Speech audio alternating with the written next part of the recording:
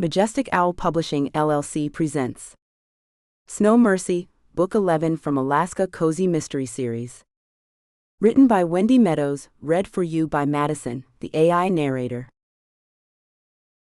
Chapter 1. Amanda nudged Sarah with her elbow on the snowy sidewalk. "Is this kid for real?" she asked in a voice that almost sounded comical. "I'm not sure," Sarah replied, staring at a very short person wearing a black ski mask over his face and what appeared to be a rusted hunting knife in his right hand. "I said give me all of your money," Manford Sappers demanded in a nervous tone that he hoped sounded fierce and intimidating. Sure, he felt lower than an earthworm holding up two beautiful women in a snowstorm, but he was desperate and hungry. In fact, he was starving. "I don't want to hurt you." Sarah stared at Manford with curious eyes, realizing it wasn't a child at all. It was an adult man, just very, very short. Was the man a little person? The poor little guy was shaking all over, and it wasn't the cold or the snow making him shake. "I never thought I would get mugged standing outside of O'Malley's department store," she said in a calm voice, and slowly folded her arms over a light pink coat that Conrad had bought her a few days back.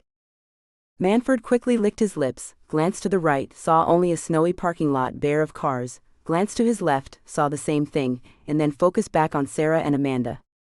The woman wearing the pink coat sure was pretty, but Manford saw the woman had a hardened toughness in her eyes, kind of like a cop, which spooked him. The woman wearing the white coat was pretty too, but had the eyes of a person who wasn't going to give over her purse without a fight. "Come on, ladies," Manford growled, a growl that sounded more like a plea, "hand over your money." Amanda fought back a grin. The little man was very pitiful standing in the snow, shivering from top to bottom, terrified even as he attempted to mug two innocent women. "How about we go inside and buy you a proper coat?" she asked and nodded at the raggedy coat Manford wore. Manford dropped his eyes, studied the black coat he had bought at a thrift store, counted the holes in the coat and then sighed. "Your pants aren't much better than your coat, I'm afraid," Sarah pointed out. "And those tennis shoes on your feet look like they're about to fall apart. You're freezing." "Please give me your money, huh?" Manford begged. "I'm cold hungry, I ain't even got socks. My feet feel like ice. So enough with the pity party talk, hand over the cash." Sarah glanced at Amanda. Amanda shrugged her shoulders and then slowly adjusted her warm blue snow hat down over her ears. "Wind is picking up," she said and tossed a thumb at the glass door leading into O'Malley's. "Temperature is dropping too. I think I'll go inside to the snack bar and get a hot coffee." "Yeah, that's a good idea," Sarah agreed. "But first, maybe I should give this poor fella my wallet." Sarah moved to pull out her wallet and then dropped it. "Oops." She slowly bent down and pointed at it. "Nice and easy, okay, fella? Just going to get it." "Yeah, easy," Manford warned Sarah. No funny stuff." "No funny stuff," Sarah assured Manford, watching his scared eyes following her hands like a hungry bear following a raw steak. It was clear to Sarah that the poor man was starving, which is why she hated to pull her gun on him. But what choice did she have? "Hey, what is this?" Manford cried in shock as Sarah grabbed her wallet and then also yanked a gun out from the holster hidden at her ankle. "You said no funny stuff." "Drop the knife," Sarah said in an easy voice and nodded at the hunting knife Manford was holding in his right hand. Manford shook his head. "Trust me to pick the exact wrong women to try to hold up," he said in a miserable voice, and then threw the hunting knife down into the snow. "You're a cop, right?" he asked Sarah. "Yeah, sure you are, seen eyes like yours in big cities." "I'm a retired cop," Sarah told Manford.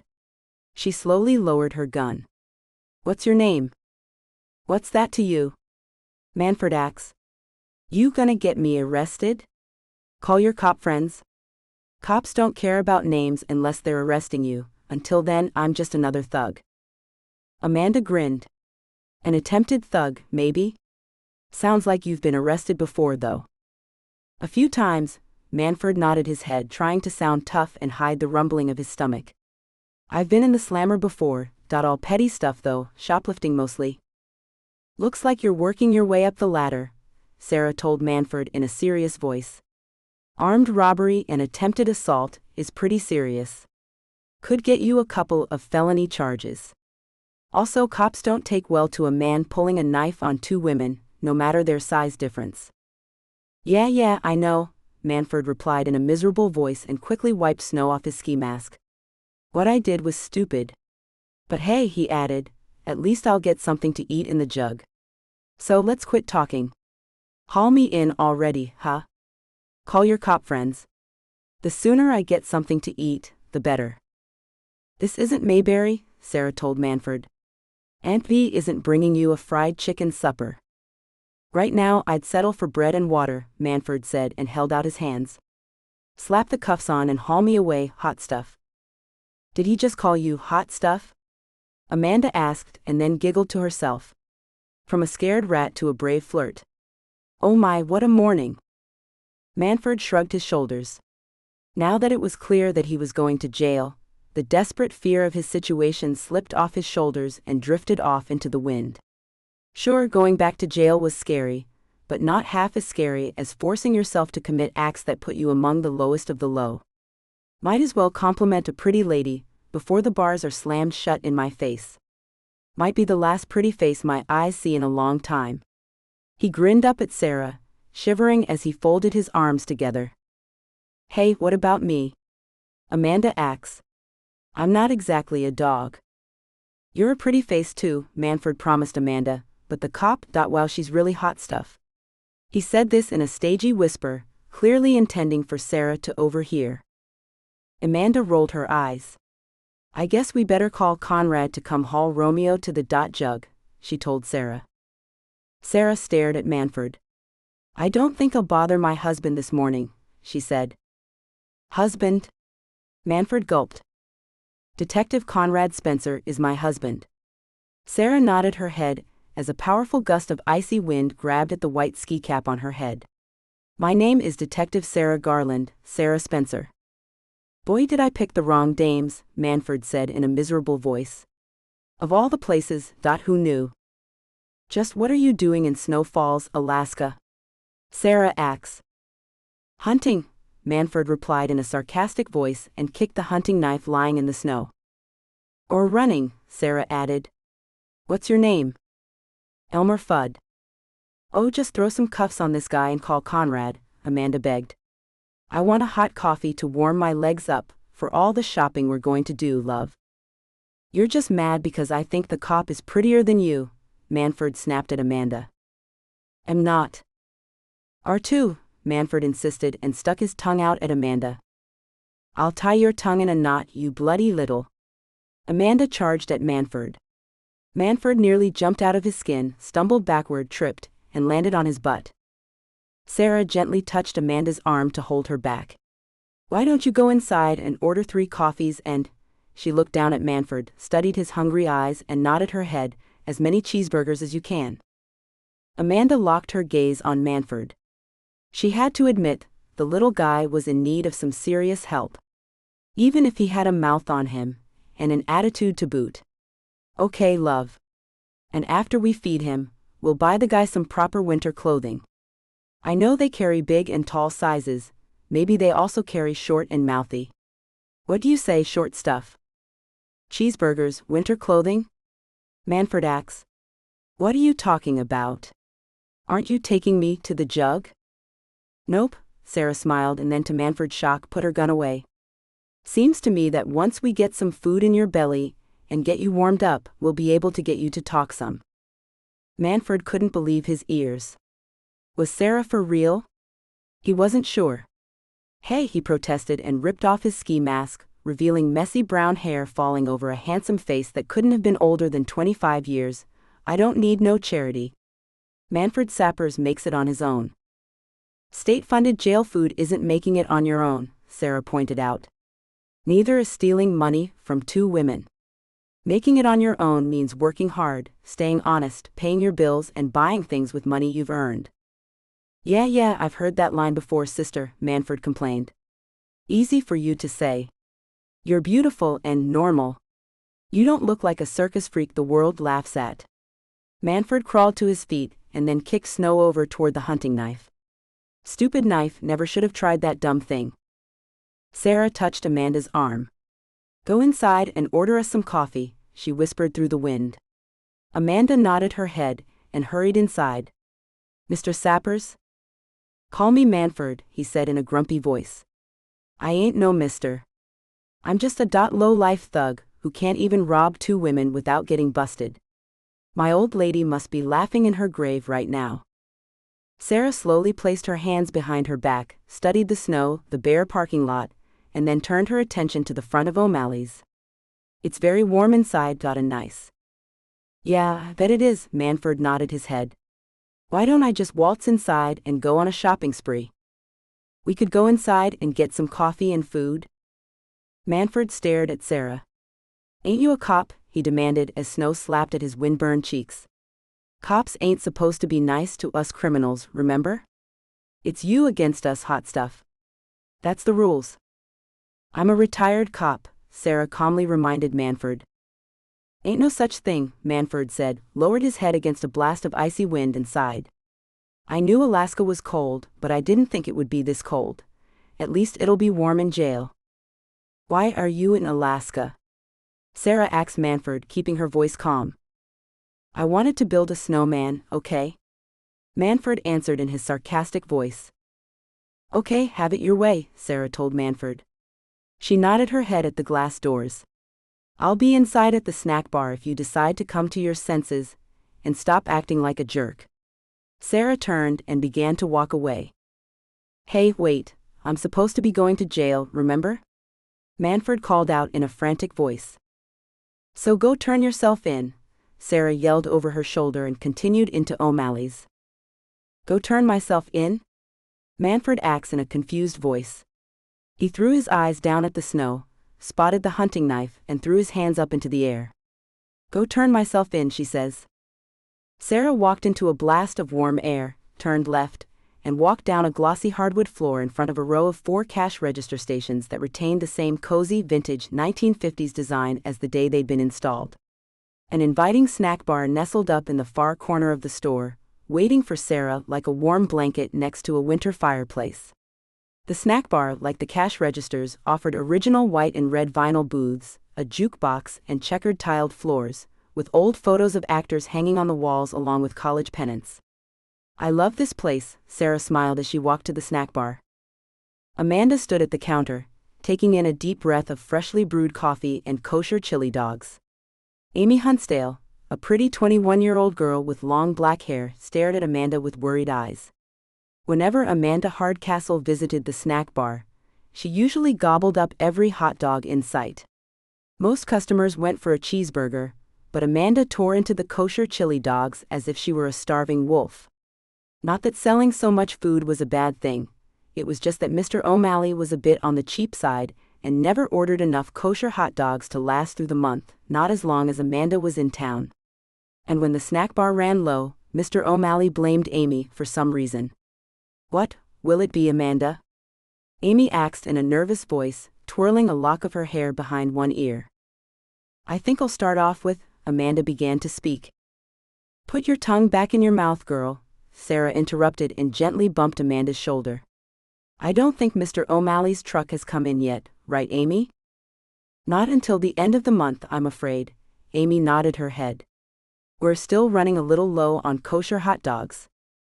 Sarah smiled at Amy. Amy was such a pretty young woman, such lovely blue eyes and a smile that could melt an iceberg. When Amy smiled, that was. She could be a somber girl, a gray cloud on a sunny day, it seemed. Even the black and white waitress dress Mr. O'Malley required all snack bar employees to wear fit well with Amy's complexion. It broke Sarah's heart to see the young woman so nervous and beaten down by life. How are you adapting to snowfalls? She asked. Better. I like it more than the town I came from in Maryland, Amy answered Sarah, then quickly dropped her eyes down to the red and chrome counter. I like it here, she confessed. It's very peaceful. I don't want to ever leave. I'm sure your mother is glad to have you living with her, Sarah assured Amy with a warm smile. You bet, Amanda beamed. Mrs. Huntsdale has been crowing with joy all over town now that her baby girl is living here with her. Now about those kosher chili dogs. Not now, Sarah whispered and nudged Amanda with her elbow. Look over there, she said and nodded toward the front entrance with her eyes. Amanda turned toward the front entrance and spotted Manford looking around, lost and confused. I thought you ran the little guy off, she whispered. He needs our help, Sarah whispered back. Amy, honey, we need 3 large coffees and as many cheeseburgers as you can cook, and don't forget the fries. Amy spotted Manford's messy hair and the threadbare clothing barely keeping him warm. Her heart broke. Oh, he looks so pitiful, she said in a sad voice. He's very hungry, Sarah whispered and quickly patted Amy's hand. Get to work, honey, she pleaded. And don't worry, I'm going to leave you a very nice tip. Oh, I don't need a tip. Amy began to object. A nice tip, honey. Sarah smiled at Amy with caring eyes and then pulled Amanda over to a far booth and sat down. Please don't give him a hard time, she begged.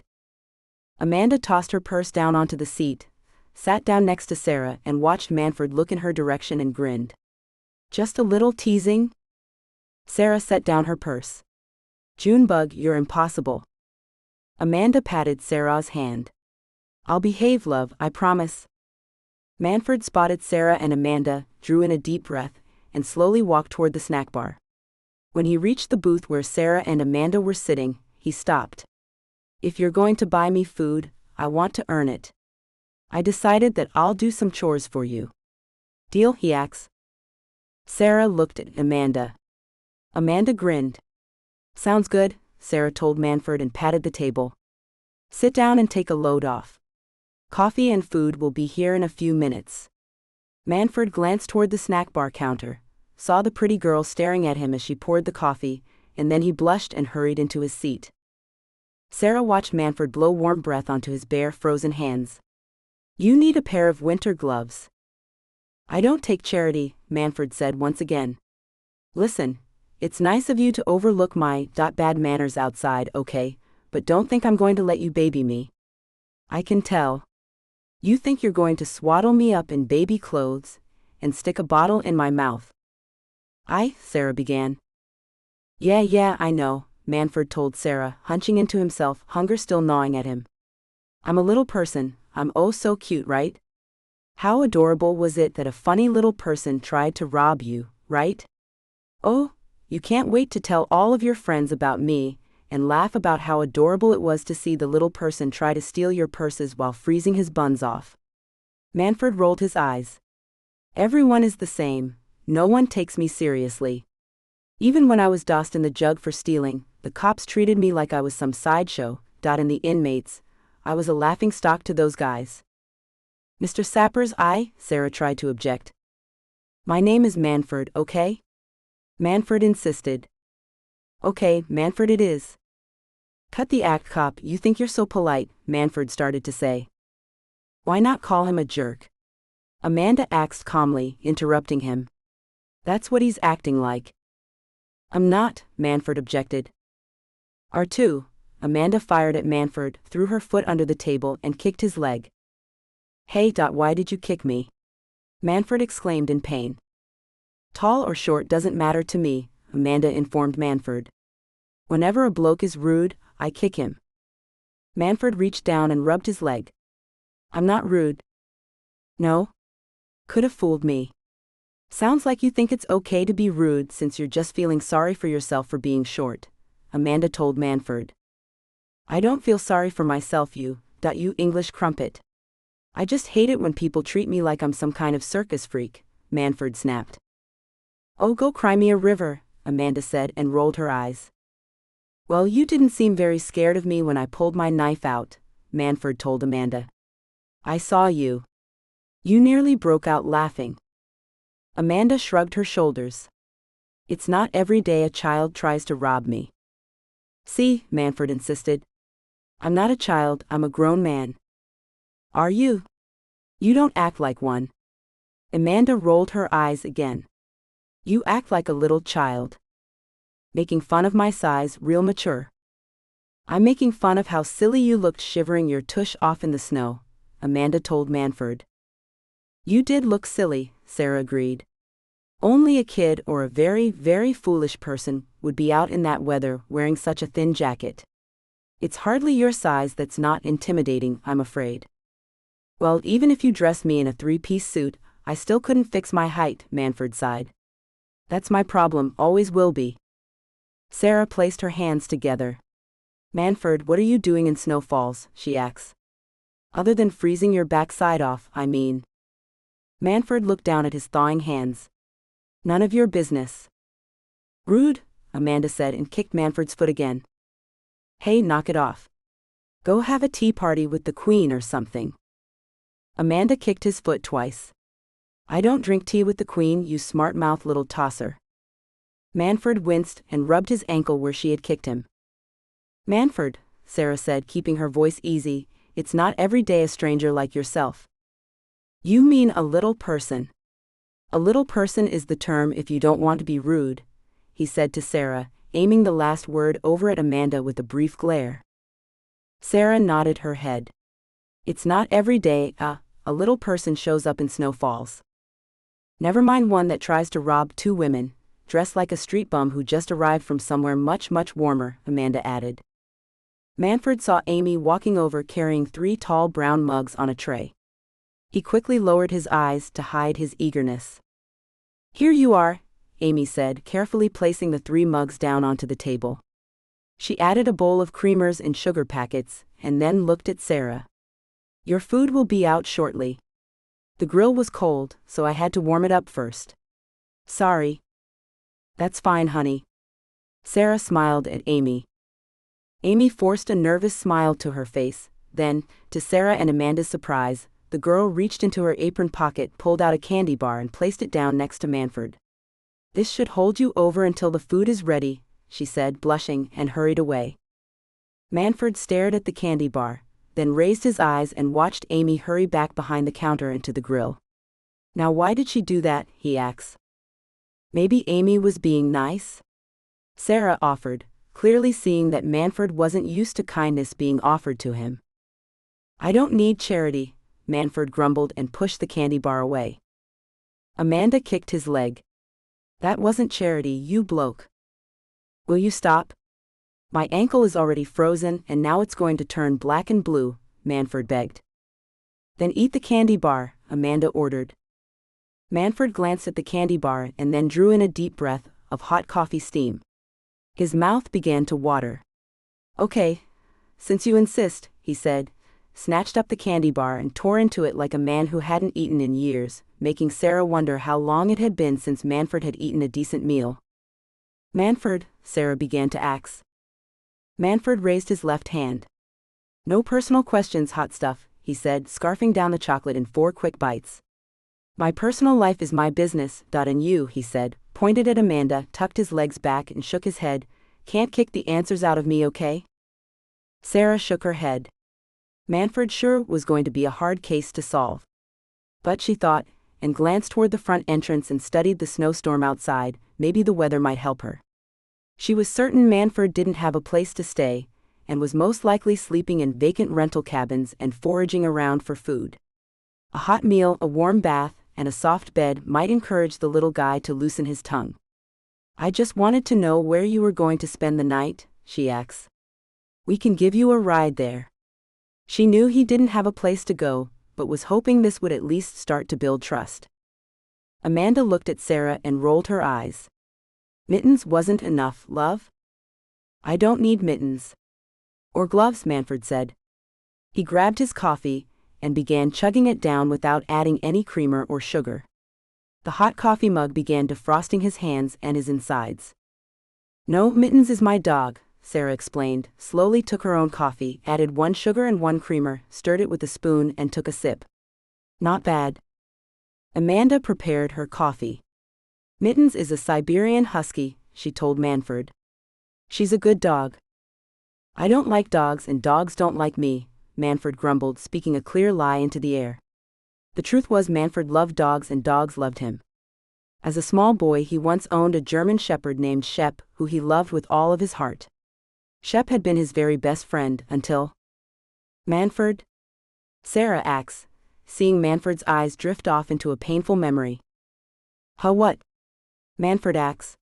He shook his head, looked down at his coffee, and took a sip. I have a place to sleep, he said, answering Sarah's question. I don't need a ride. Amanda glanced at Sarah. Sure, she said in a doubtful voice.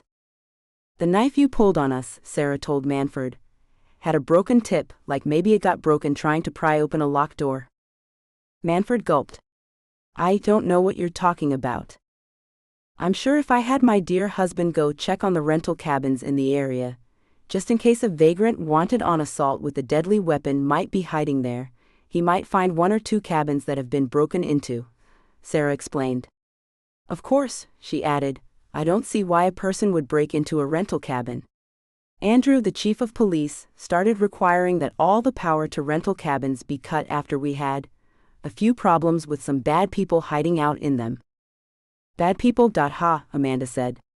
Deadly killers is more like it. Drink your coffee, honey, Sarah begged Amanda. Deadly killers? Manford asked.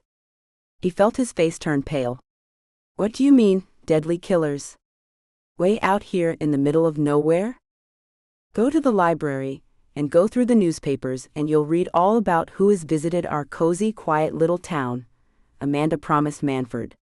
She took a sip of her coffee, looked around, and continued. I would stay out of those rental cabins if I were you, she said, deliberately setting a trap for Manford. I ain't afraid of no one. I've been perfectly safe in mine, so. Manford stopped talking and realized he had let his pride cause him to fall into a hole. In your cabin? Sarah asked. Manford dropped his eyes, stared at his coffee, and gave up. Okay. So I broke into an empty cabin. What do you expect a guy to do, freeze to death? It ain't like someone was using the cabin anyway. Breaking and entering is against the law, Sarah pointed out. The owner of the cabin you're staying at might not appreciate you breaking the law. Listen, hot stuff, it's either break the law or freeze to death. Sarah took a sip of her coffee. How about we compromise, she asked. Compromise? I won't turn you in for breaking and entering, or the armed robbery attempt for that matter, if you stay at my cabin, Sarah explained. Manford stared at Sarah. Are you for real? He asked. Why, I could rob you blind in no time. And go where with your armful of loot? Sarah called Manford's bluff. Manford, there's a snowstorm kicking around outside that's growing worse by the hour. I don't want your death on my conscience, but I also can't just let you walk out of here and break into someone's cabin. The snowstorm isn't too bad right now. Plows are keeping the streets clear, Amanda explained. To an outsider, the storm might seem bad already, but for us northerners, the weather is simply being fussy right now. But by tonight, everyone with good sense will be indoors cuddled up around a hot fire. Manford studied his coffee.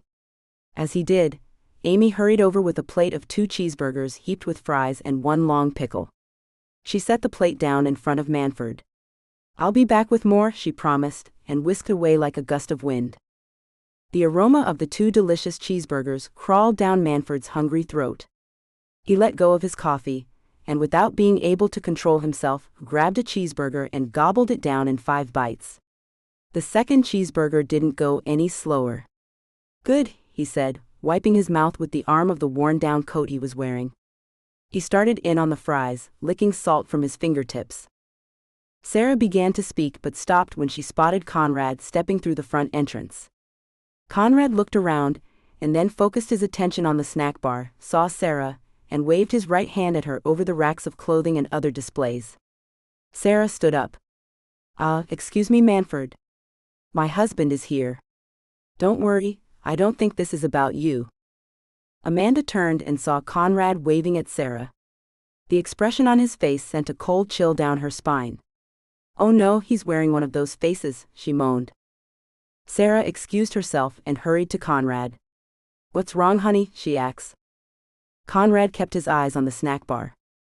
Who is that sitting with Amanda? He asked, shaking snow off his leather jacket.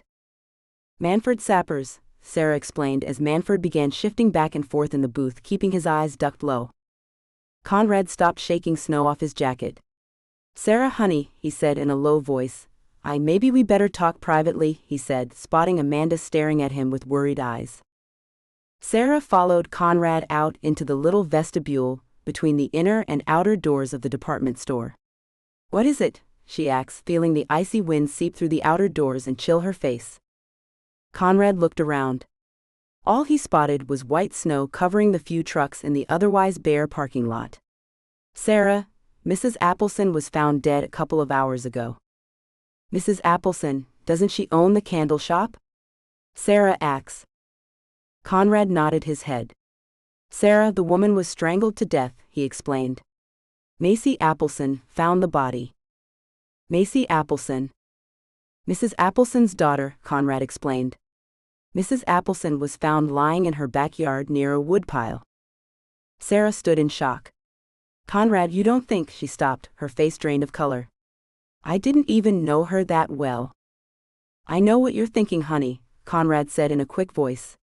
You're wondering if Mrs. Appleson's murder is connected to your old life, somehow. That's why I found you, as soon as I was able to get away from the station. Conrad studied the snow. Sarah, how well did you know Mrs. Appleson? Sarah stared into her husband's eyes. I didn't know her well at all, she confessed. Mrs. Appleson was never a friendly lady. I visited her candle shop maybe 2 times at the most. I only remember her name because Amanda made a joke about her one time. Something about how Mrs. Appleson would make a sour pie, something along that line. At the time, Amanda's joke struck me as funny, so I always remembered it whenever I heard her name. Conrad bit down on his lip. Macy Appleson swears that her mother didn't have any enemies, he told Sarah, allowing a gust of icy wind to rush over his face. The cold helped him focus. I'm not so sure about Macy Appleson, though. I've never met Macy Appleson. Not a lot of people have, Conrad explained.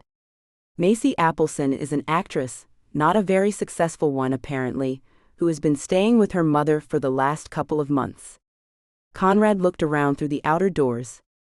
The snow, as beautiful as it was tainted with ugly murder once again. Macy claims she needed time away from Los Angeles, time to find herself. I'm sure we'll find out more about her when you run her background. I can't, Conrad complained. The entire system at the station house is still down. Still? Sarah asks. I thought Andrew said the system would be up and running today? Conrad shook his head. System is down all over the state, he explained. Whoever hacked into the system and shut it down sure knew what they were doing. All priority emergency cases are being coordinated with outside agencies by phone until the system is up and running again. Small-time stuff. Mrs. Appleson isn't small-time stuff, honey. You said she was strangled to death. Yeah, she was. But you know the deal, Sarah.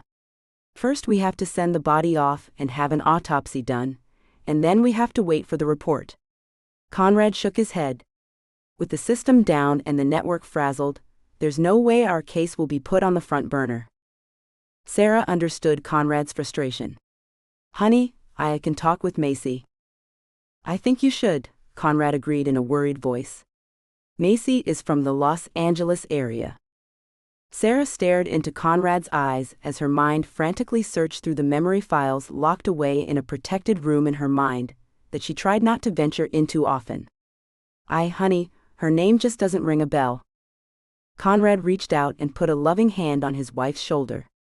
Sarah, someone murdered Mrs. Appleson, and that someone is still loose. Conrad looked at the inner doors. Speaking of someone being on the loose, who is this guy you found? Sarah sighed. Manford Sappers. He tried to rob me earlier, she told Conrad, and then explained all about Manford as the wind and snow listened with curious ears. When Sarah finished speaking, Conrad slowly pulled out a pair of handcuffs. I know what you have to do. I wish I didn't, Conrad promised and walked Sarah back inside the warm department store. Far away, the real killer sat next to a warm fire, sipping a hot cup of tea.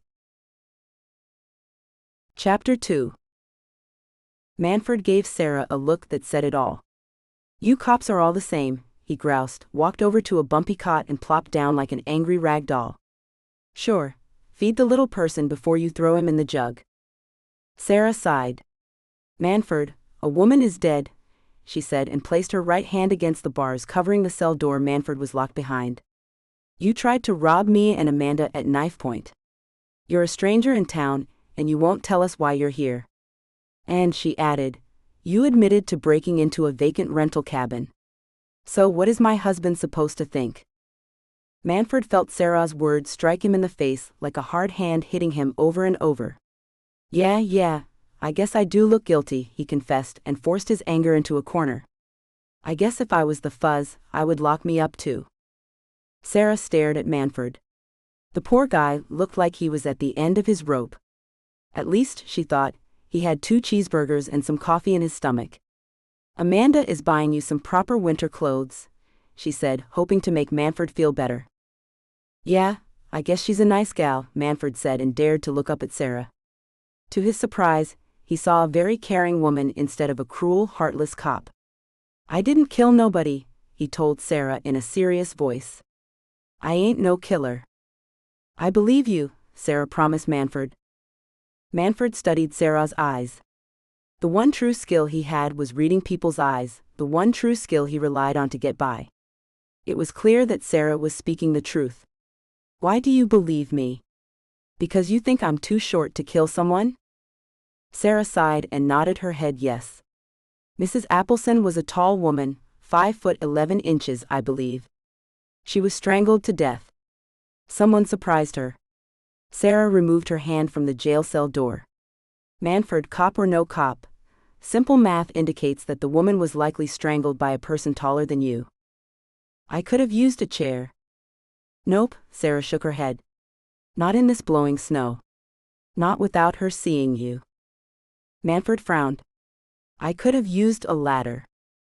Nope, Sarah shook her head again. I could have jumped up on her back, knocked her over, Manford insisted, defending his height. Being told that he couldn't be a killer because of his height made him feel defensive. Sure, he wasn't a killer, but being told it was because of his height rather than his morals was painful. Manford, my husband showed me photos of the crime scene. Whoever killed Mrs. Appleson swept away all the tracks in the snow, so we don't know the killer's shoe size. However, according to the trail the killer left. With the branch? Sarah nodded her head. The killer swept a clean trail all the way to the northeast side of the property, where the tracks were lost. The rental cabin you broke into, yes, we did find it, is located at the southwest end of the county. Besides that, Sarah added, Mrs. Appleson's cabin is at least a half-hour's walk from O'Malley's. I could have killed the woman and hightailed it to the store, Manford insisted. Not through the woods, Sarah continued in a patient voice. Mrs. Appleson's cabin is located on a road by several other cabins. So the plows are running, Sarah explained patiently. Plus, people are out and about. Someone would have seen you, Manford, if you walked to O'Malley's using the streets or hightailed it or whatever. I could have gone through the woods. Sarah shook her head. You're not an outdoors person, Manford. Not in those clothes, anyway. There's no way you could have navigated these woods and found your way to O'Malley's. I could. You could have showed up at Mrs. Appleson's on foot before dawn, hidden yourself behind the woodpile and jumped on her back. You could have walked to Mrs. Appleson's without being seen. You could have dodged the plows. You could have done a lot of things, Manford, but what you didn't do was kill Mrs. Appleson, Sarah said in a voice that told Manford to stop playing tough. You don't know this area, Manford. You're a stranger in a rural Alaskan town who can barely find his way from point A to point B. Manford didn't like Sarah throwing the truth in his face, but he admitted the truth was, well, the truth. Okay, yeah, I can find my way around a big city a lot better than I can the woods. Good enough? Satisfied. Manford is a useless city boy, okay? Sarah sighed. Manford, I didn't say that. You're not a useless city boy. Sure I am, Manford insisted. I tried to make it seem like I could be the killer, and you used my inexperience to knock me down into the snow. All I did was throw a lot of assumptions in the air and let you take the bait, Sarah explained. Manford, I know you didn't kill Mrs. Appleson. Your husband doesn't seem to agree.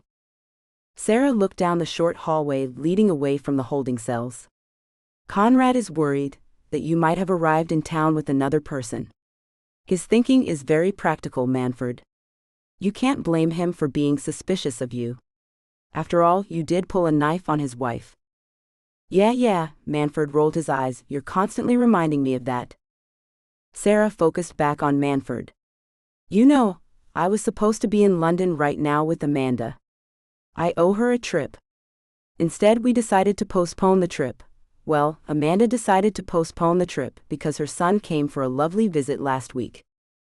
How nice, Manford rolled his eyes.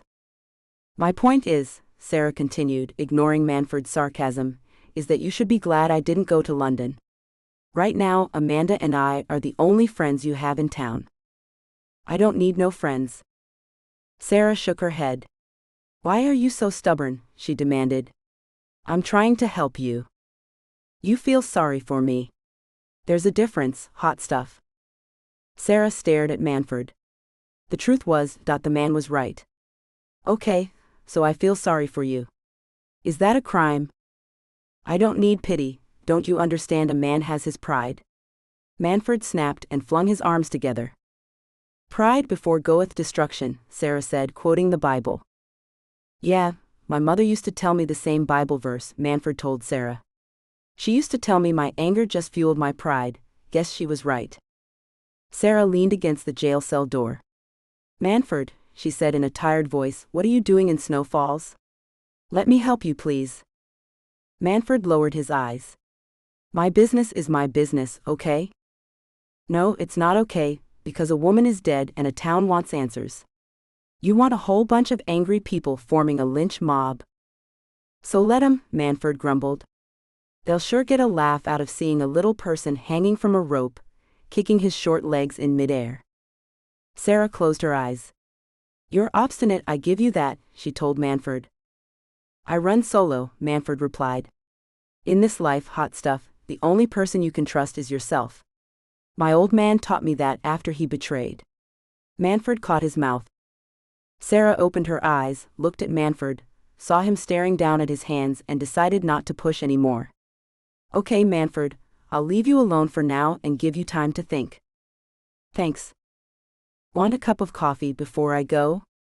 Sarah asked. Manford shrugged his shoulders. I don't care. Sarah felt like rushing into the cell, grabbing Manford into her arms and hugging the spite right out of him. He was like a stubborn little brother. I'll go get you a cup of coffee, she said in a caring voice and walked to the coffee station. Conrad and Andrew were standing at the coffee station talking. Any news? She asked. Conrad shook his head. System is still down, he said and nodded his head back toward the holding area. Anything? Sarah shook her head.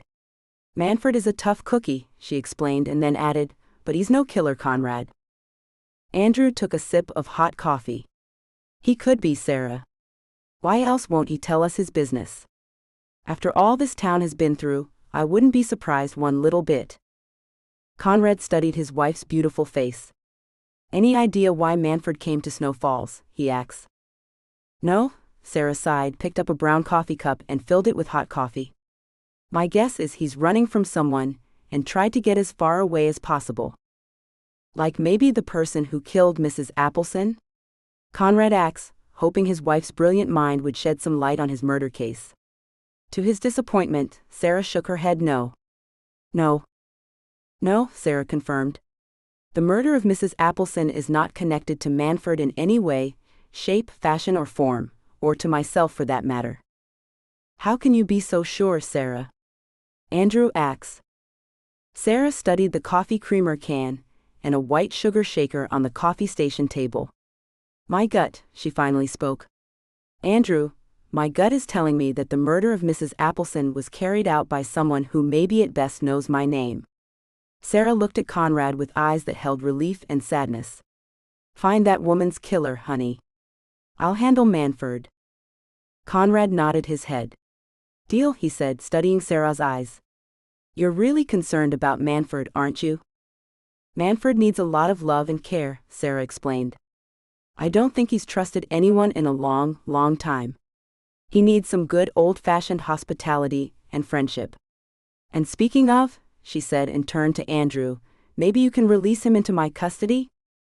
Hey, wait a minute, Andrew objected. I'm wearing my chief of police uniform, Sarah. I can't go breaking the law. No ma'am, no way, sorry. I understand, Sarah assured Andrew, and then to Conrad's shock, she let a tear fall from her eye. It's just that Manford isn't safe here. He needs love, someone to care for him, to steer him onto the right path. Oh, it's all so sad. Hey Sarah, oh no, she's crying, Andrew moaned. He quickly set down his coffee and waved a shaky hand in the air. Now don't cry, don't cry. Conrad turned his head and grinned, watching his friend attempt to get out of this situation. Well, it's just that you see Manford is a suspect in a certain case. A murder case? Sarah whispered, and then broke out into a miserable sob. Oh, not that, please, anything but that. Andrew looked to Conrad for help. Conrad shrugged his shoulders. It's just that, Sarah, you even told us Manford sappers pulled a knife on you and Amanda. But he's so sorry, Sarah cried and flung her face into Conrad's shoulder. He didn't mean it. He was just starving and freezing to death. Oh, the poor man. Andrew shook a nervous hand at Sarah. I didn't mean to make you cry. I'm a cop, Sarah, we're all cops, we know the rules and… Andrew stopped babbling and listened to Sarah cry. His face twisted into a painful knot. Oh, well, how far could a little man like that get in this weather, he muttered to himself. I suppose it wouldn't harm anybody if he was released. Sarah lifted her head and looked at Andrew with tear-filled eyes. I promise to watch him like a hawk and take full responsibility for him. I'll place him under house arrest in my cabin and keep him there. I promise. Andrew sighed. Well, the system is down, and I haven't taken an official report from you or Amanda yet, and there isn't no proof that Manford sappers killed Mrs. Appleson. Andrew ran his hands through his red hair. Okay, Sarah, I'm going to release Manford sappers into your custody just for the time being though, until we find out who really killed Mrs. Appleson and clear sappers of any suspicion. Sarah wiped her tears away. Her smile came back quickly. Thank you, Chief, she smiled, knowing that being called by his official title always made Andrew feel good inside his heart.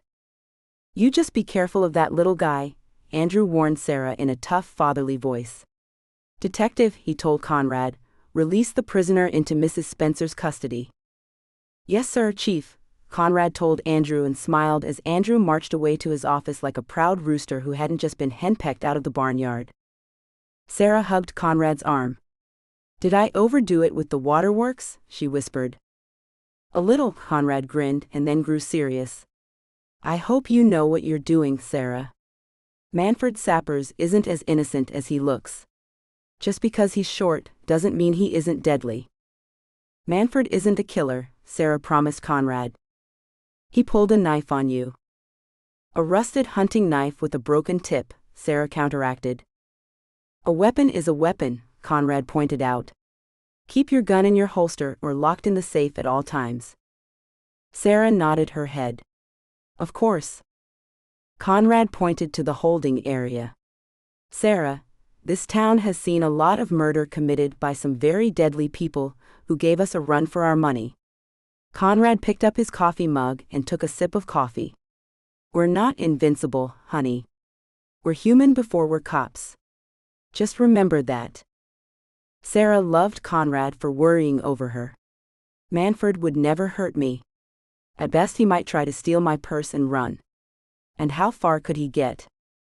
Now, why doesn't that make me feel any better? Conrad asked Sarah in a miserable voice. Sarah understood her husband's concern. I need to find out who Manford is, why he's in town, and who he's running from. This is the only way.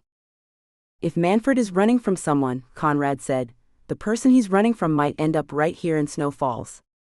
That person might follow him right to our cabin. I've thought of that, Sarah assured Conrad. Conrad bit down on his lower lip. Sarah, honey, are you sure Manford isn't involved with the murder of Mrs. Appleson? I'm sure, Sarah replied and patted Conrad's arm. Manford isn't connected to the murder. How can you be so sure? Conrad asks. Because I've studied his eyes, Sarah explained. Conrad, Manford is running from danger, he's not looking for trouble. Conrad looked into Sarah's eyes for a long time. I've learned to trust you with my life, he smiled. If you think Manford is connected to some other trouble, well then, I believe you, he said and gently kissed Sarah. If a husband can't trust his wife, he's not much good. Now let's go get your new house guest out of his holding cell. Sarah smiled into Conrad's eyes. I promise to be very careful, and if anything starts to go wrong, I will let you know immediately. I know you will, honey, Conrad told Sarah, softly kissed her again, and then made his way toward the holding cell where a very depressed Manford was waiting. Manford climbed out of the front seat of Sarah's Jeep, looked up into a dark, gray sky dripping with heavy snow, and then focused on the warm cabin in front of him. The sight of the warm cabin created images of raging fireplaces, hot mugs of cocoa, toasty blankets, cozy beds, and yes, hot showers. The cabin he had broken into had not only lacked power, but also hot water. Nice place, he told Sarah. Sarah walked around the front of her Jeep. It's small but cozy, she said as a large wet snowflake landed on her nose. She wiped the snowflake away and glanced toward the front yard. In her mind, she saw a creepy snowman gnawing a candy cane and wearing a leather jacket, the same old sinister vision that haunted her every time a deadly crime came to town. The snowman grinned at her but said nothing. Let's get inside, okay? I need to check on Mittens. Manford hesitated. He looked up at Sarah with uneasy eyes. I don't need charity, he insisted. I can run any second I want. Sure you can, Sarah said and looked up at the sky. But it'll be dark soon, and you wouldn't get far. But if you want to freeze to death, I suppose that's your choice. Sarah lowered her hand and made her way through the snow toward the back door. I'm going inside to make a pot of coffee and cook us something to eat, she called out. Manford stood still for a few seconds and watched Sarah walk away through snow and icy winds, feeling his feet quickly turning into blocks of ice. He had only just recently warmed up sitting in the holding cell, and the idea of staying outside any longer ripped at his will and instinct to run. I'll play this game for what it's worth and split. Yeah, that's what I'll do, he said in an uneasy voice and quickly hurried after Sarah. Sarah unlocked the back door to the cabin, walked into the kitchen, and spotted Mittens lying in her doggy bed. Hello girl, how are you? Mittens let out a happy little whine, and thumped her tail against the bed eagerly. She raised her right front leg. The leg was wrapped in a sterile bandage. When Manford appeared in the doorway, she lowered her front leg and to Sarah's surprise began wagging her tail even faster. Manford saw Mittens and almost smiled. Instead, he bit down hard on his lip and forced himself to look away. That dog better not bite me. Sarah glanced at Manford. Mittens never bites, she said and closed the back door. Amanda will be over soon with your clothes. She'll be spending the night with us. Hey, you didn't mention that, Manford objected.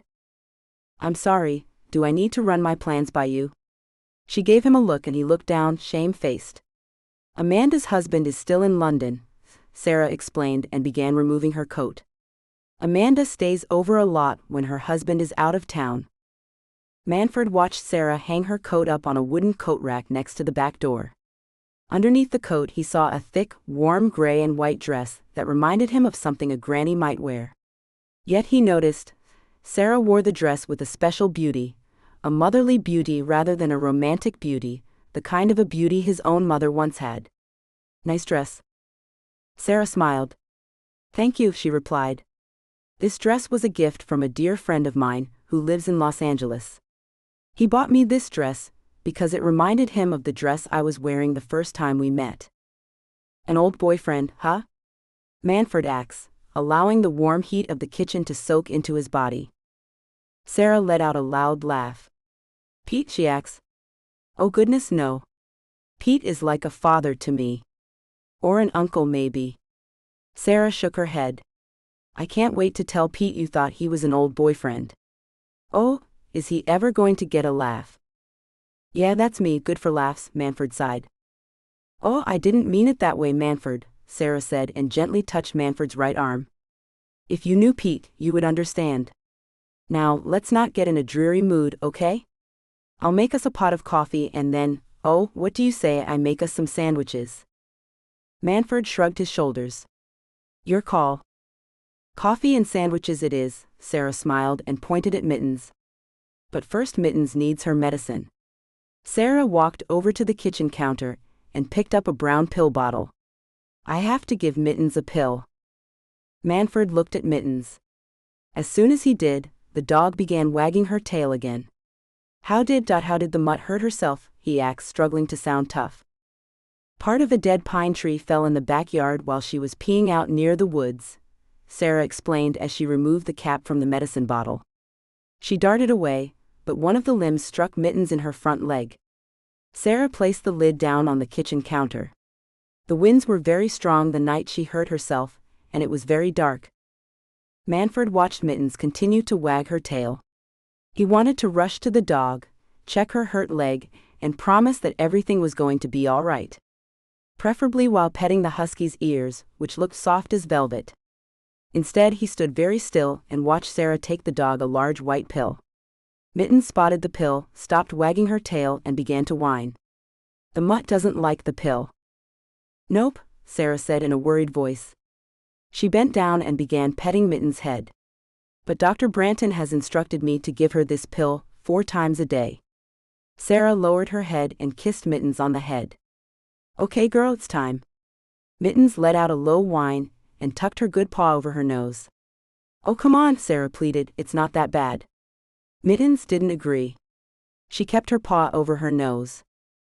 Manford shook his head. You're never going to get that mutt to take her pill that way, he warned Sarah. Tell me about it, Sarah said. Each time I have to force it down her throat. That's no good, Manford objected. He quickly ripped off the worn-down coat he was wearing, slapped it onto the coat rack and hurried over to Sarah. Got any peanut butter? Why yes I do. Why? Sarah asked. Manford brushed at a dirty green sweater covering his body, pulling up his sleeves. Go get me some, huh? Okay. Sarah hurried away to the refrigerator, opened it, brought out a jar of peanut butter, and walked back to Manford. Manford took the pill and the peanut butter. What now? Watch, Manford told Sarah. He opened the peanut butter jar, handed the lid to Sarah, and then dipped the pill in the peanut butter. Now listen, he told Mittens, his voice going softer despite himself. This here is some good stuff. It'll take away the nasty taste of the pill, so you stop fussing and be good. Mittens looked up into Manford's eyes, saw a sweetheart staring down at her and decided to mind. She lowered her paw. Good girl. Manford actually smiled, and with a tender hand full of love and concern, slid the pill into the dog's mouth. Mittens quickly tasted the peanut butter, found it to be good, and then began chewing. When her taste buds encountered the sourness of the pill, she quickly swallowed and then turned her head to a silver water dish and began gulping down water. The peanut butter will make her lick the inside of her mouth and pick up any residue left by the pill, Manford explained. Smart. My mom taught me that trick, Manford told Sarah. He reached out his hand and patted Mittens' head. You're a pretty mutt, a dog. Sarah smiled. I'll make us a pot of coffee. Manford glanced over his shoulder, saw Sarah walking away and returned his attention back to Mittens. Mittens stopped drinking her water, looked up at Manford and wagged her tail. Yeah, you're okay too, he smiled and then hurried to the kitchen table and sat down on a chair. Nice kitchen.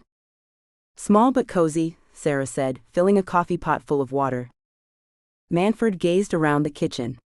The kitchen was cozy, warm and safe, blessedly safe. But even though the kitchen felt safe, his heart did not. Oh, what do you do for a living, he asked. Besides being a retired cop.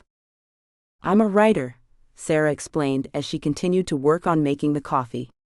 A minute later, the smell of fresh coffee began to fill the air. What do you write? Manford asked, not really caring, but wanting to make conversation. Crime books, Sarah told Manford in a voice that wandered through the air on troubled legs.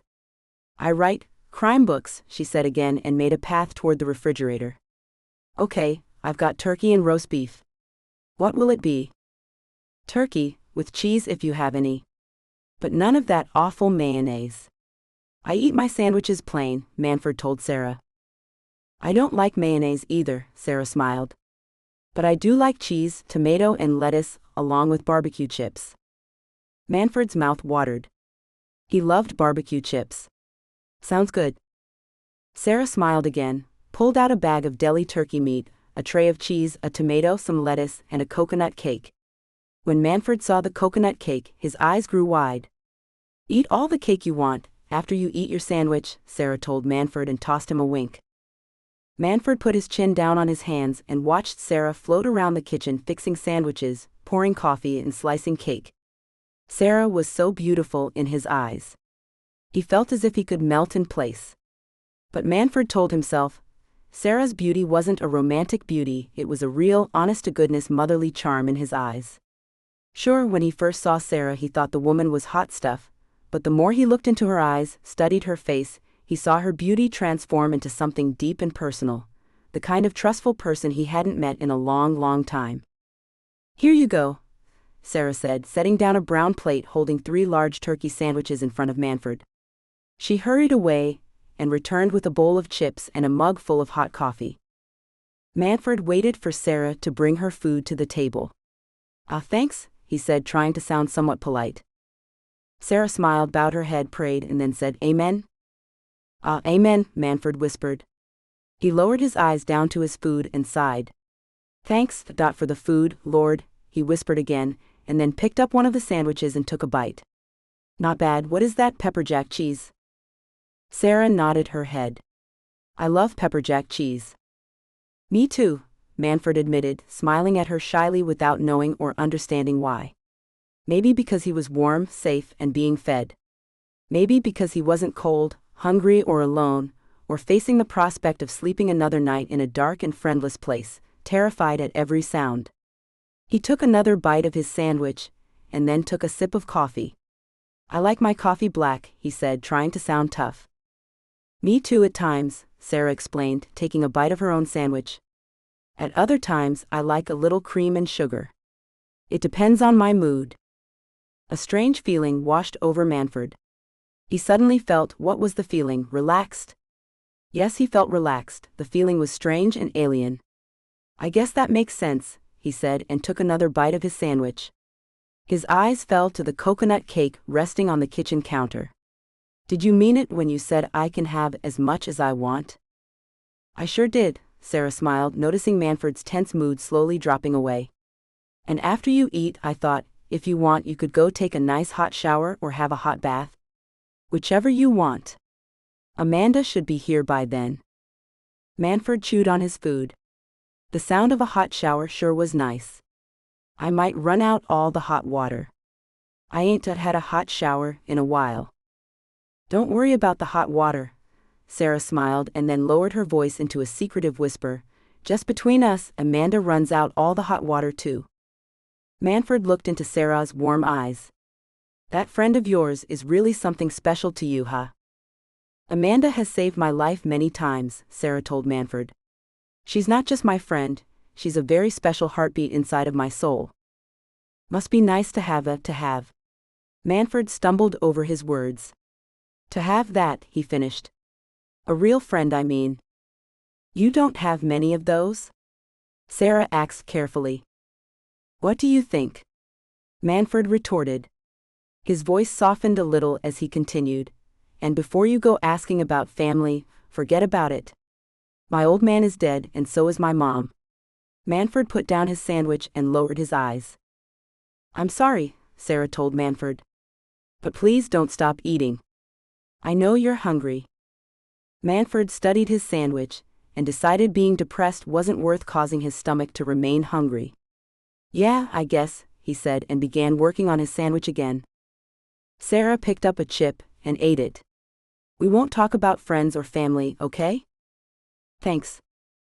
Sarah wiped her fingers and looked over at him, gauging. The clothes Amanda bought you might not be a perfect fit, she said, changing the subject. You might have to make do with a size too big. I hope that's okay. Does this sweater I'm wearing look like it fits me? Manford asked. This thing is like a dress on me. He cracked a half smile, gesturing to the unraveling ends of the sweater that trailed at the hem and the cuffs. It looked as if part of it had been cut off to make it shorter. Sarah wondered again how he had managed to get all the way to Snow Falls. No bus stopped nearby, and there were very few roads that passed through going anywhere. It was clear that his journey had been very difficult and tiring. "Do you want me to throw those clothes away or wash them for you?"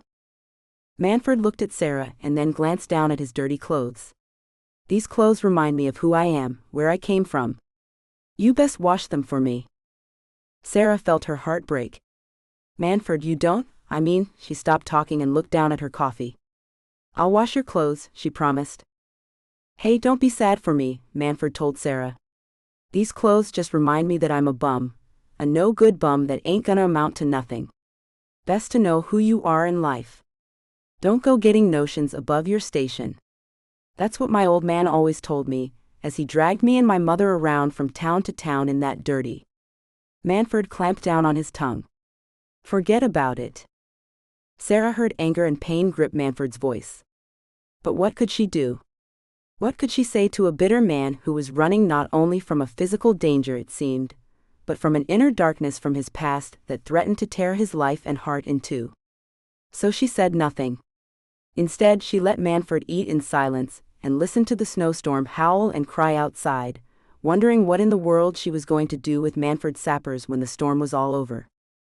Manford Sappers was wondering the very same thing as he finished his sandwich, cursing his talkative tongue.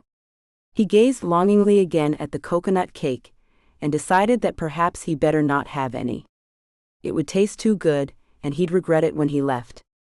It would just make him hungrier later, when he had no food once again. Far away, the killer who was chasing Manford was wondering just where his little friend was hiding. "I'll find you, Manford," a voice filled with greed and anger hissed, "and when I do, you're dead." Chapter 3. Manford slipped on a very warm white robe that almost swallowed his body whole. "Who cares?" Manford said, standing in a steam-filled bathroom that smelled of fresh soap mixed with a fruity shampoo. "I'm warm, full, and safe, for now," he finished, and wiped steam off of an oval bathroom mirror that was unbearably girly to his mind. He saw his reflection appear before the steam charged forward, and recaptured the mirror. "I may be cleaned up, but I'm still the same old Manford," he sighed, lowered his eyes, and shook his head. "Manford?" Sarah called out from the hallway, holding a bag full of newly bought clothes. Manford sighed. "Yeah," he called out. "Amanda is here. She brought your clothes. I'm going to leave them outside the bathroom door, okay?" Sarah explained, feeling like a mother rather than a friend. "She bought you some socks and underwear." Sarah felt her cheeks turn red. "There's a pair of brand new boots waiting for you in the kitchen," she added in a quick voice. Yeah, okay," Manford called back. Thanks. Just leave the bag outside the door, okay?" Sarah set down a red and white striped bag that reminded her of a candy cane, and hearing nothing more from behind the door, walked back to the kitchen. "Well?" Amanda asked, placing a slice of coconut cake onto a brown plate. Sarah poured Amanda a cup of coffee, and walked it over to the kitchen table. "I'm not sure," she confessed.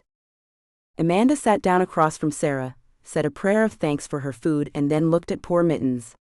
Mittens was snoring away. "You gave the poor dear her medicine, didn't you?"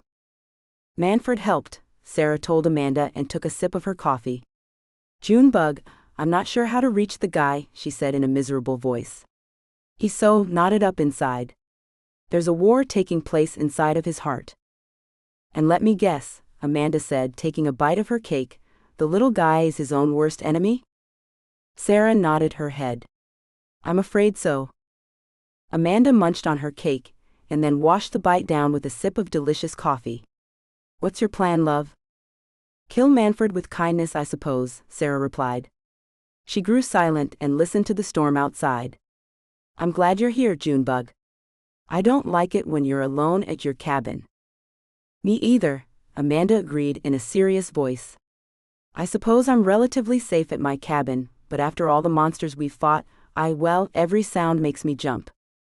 At times I imagine someone is at my bedroom window, scratching on the glass with dead fingers. "Oh, Junebug." I know," Amanda moaned. "I can't help it, Los Angeles. Every little sound makes my imagination drink 10 cups of coffee at once." Amanda took another sip of coffee. "I'm okay during the daylight hours, but when night falls and I'm all alone, sitting in the living room watching Jeopardy, oh my, every little sound makes me run for my gun. And when that happens," Amanda added, "I become furious with my hubby because he should be home protecting me instead of off licking the boots of his daddy." "He's taking care of family," Sarah reminded her. Sarah reached across the table and patted Amanda's hand. "We have each other, Junebug." Amanda allowed a weak smile to touch her face. "I know, love, but husbands are meant to be part of the team too. Sadly, my bloke is far, far away. But," Amanda said, trying to cheer up, "at least my son came to visit me for a quick holiday and not one single thing went wrong." "You have a lovely son, honey," Sarah smiled. "Your son has a good head on his shoulders and will do well in his life." "My son has my smarts," Amanda told Sarah and then rolled her eyes. "My son has to have my smarts, because if he had the brains of my dear hubby, he would be too dumb to know it's tea time when the kettle's steaming in his face." Sarah grinned. She got a kick out of Amanda fussing about her husband. "I'm sure your husband will be home soon." "Next week, hopefully," Amanda told Sarah. "He's supposedly getting sick of being his dear old daddy's butler. Of course, I've heard that routine from his mouth before." "Honey," Sarah asks, "how sick, I mean really sick, is your father-in-law?" Amanda threw her hands up in the air and rolled her eyes. "Love, your guess is as good as mine. According to my hubby, the mean old goat has one foot in the grave." "But according to your son?" Sarah asked as she worked on her coffee. Amanda shook her head in disgust. "According to my son, the mean old goat has years left in him." "I have to agree with my son, love. But my dear old hubby, he may be brave when facing a bear, but he's sure spineless when it comes to facing down his daddy." "Well, you still have me," Sarah said, trying to make her best friend feel better. "And short stuff, your newest project," Amanda attempted to joke, nodding at the hallway leading to the closed bathroom door. She took a bite of her cake. "I suppose we all have our problems in life, don't we, love?" Sarah watched a few crumbs fall from Amanda's mouth and smiled. "We sure do, like getting crumbs on a pretty new pink blouse and gray dress." Amanda glanced down, spotted the crumbs that had fallen on her blouse and brushed them away. "Crumbs are the least of my worries, love," she said and nodded toward the door leading out of the kitchen. "That little man has me worried." "You're worried Manford is connected to Mrs. Appleson's murder?" Amanda nodded her head. "I'm afraid so. I mean, let's face it, love, the chips sure aren't falling in the little guy's favor." "No, they sure aren't," Sarah agreed, but then quickly assured Amanda that she didn't believe Manford had any involvement in the murder of Mrs. Appleson. "I don't think the murder is connected to me either," she continued. "I'm sure in time we might find out that Mrs. Appleson had a few skeletons in her closet, maybe some that are still tied to some people she tried to escape from." Amanda stared at Sarah with curious eyes. "Do you really think that's the answer, love?" she asked in an anxious voice. "Do you really think that cranky old bat had enemies?" "One enemy in particular," Sarah nodded her head. "Who?" Amanda begged, sitting on the edge of her seat. "Macy Appleson." "The daughter?" Amanda gasped. Sarah nodded her head. "Conrad told me Macy Appleson was a failed actress who came up here from Los Angeles to find herself, whatever that means. I think there's more to it than that." "Money?" "Yep," Sarah said and finished off her coffee. "I think I'll get a refill." As Sarah stood up, Manford appeared in the kitchen door. "Oh, hello." Amanda swung around in her seat and saw Manford wearing a dark gray sweater and pair of brown pants she had chosen to buy him. To her relief, the clothes she pulled from the boys' clothing section in O'Malley's seemed to fit Manford somewhat. He had cuffed the bottoms of the pants, which were a few inches too long, and the sweater was a tad too big, but nothing too disastrous. "You look very nice." Manford looked down at himself and wiggled his toes inside the thick, warm gray winter socks. I like the socks the most, he said, and then in his own uneasy way, thanked Amanda for his gifts. It's better to be warm than cold. Thanks, you know. You're welcome, cutie, Amanda told Manford and tipped him a wink. Manford blushed. Your boots are parked at the back door. I took the initiative and laced them for you. Manford spotted a pair of sturdy, insulated brown boots beside the back door. Go try on your boots, Sarah urged Manford. I'll pour you a cup of coffee. Manford bit down on his lip. And try on your new coat too, Amanda told Manford. She pointed to a green winter coat hanging on the coat rack that looked warm enough to keep a grizzly bear nice and toasty. He hesitated again, at the embarrassment of riches. Go ahead, Sarah smiled. Manford shook his head. I ain't used to people being nice to me. There's always strings attached. You bet there is, Sarah promised Manford. You can wash dishes and bring in wood from the woodpile for me. Also, she added, Mittens has to be walked when she goes outside to use the bathroom. At least for now, anyway. So that will be your chore. Manford stared at the warm coat waiting for him. Yeah, okay, I guess that's fair, he said and carefully retrieved his boots, sat down next to the kitchen door and tried them on. A size too big but they'll do, he told Amanda. I can exchange them for a smaller size. No. Manford objected. My mother said it's always good to let your toes have breathing room. Manford stood up, tested out the boots, and then retrieved his new coat and put it on over his new clothes. Hey, warmed out and there's room to move in here. Sarah tossed Amanda a loving look. Thank you, she whispered. Any time, love, Amanda whispered back. Manford pulled the hood over his head. This is nice. Look in the pockets, Amanda smiled at Manford. Manford reached his hands into the pockets of his coat and pulled out a thick pair of winter gloves, a gray winter hat and a pair of black earmuffs. Now when you walk Mittens or go outside to get wood from the woodpile, you'll be nice and warm. Manford stared at the items in his hand. As he did, he felt an odd sensation grip his heart. The sensation terrified him.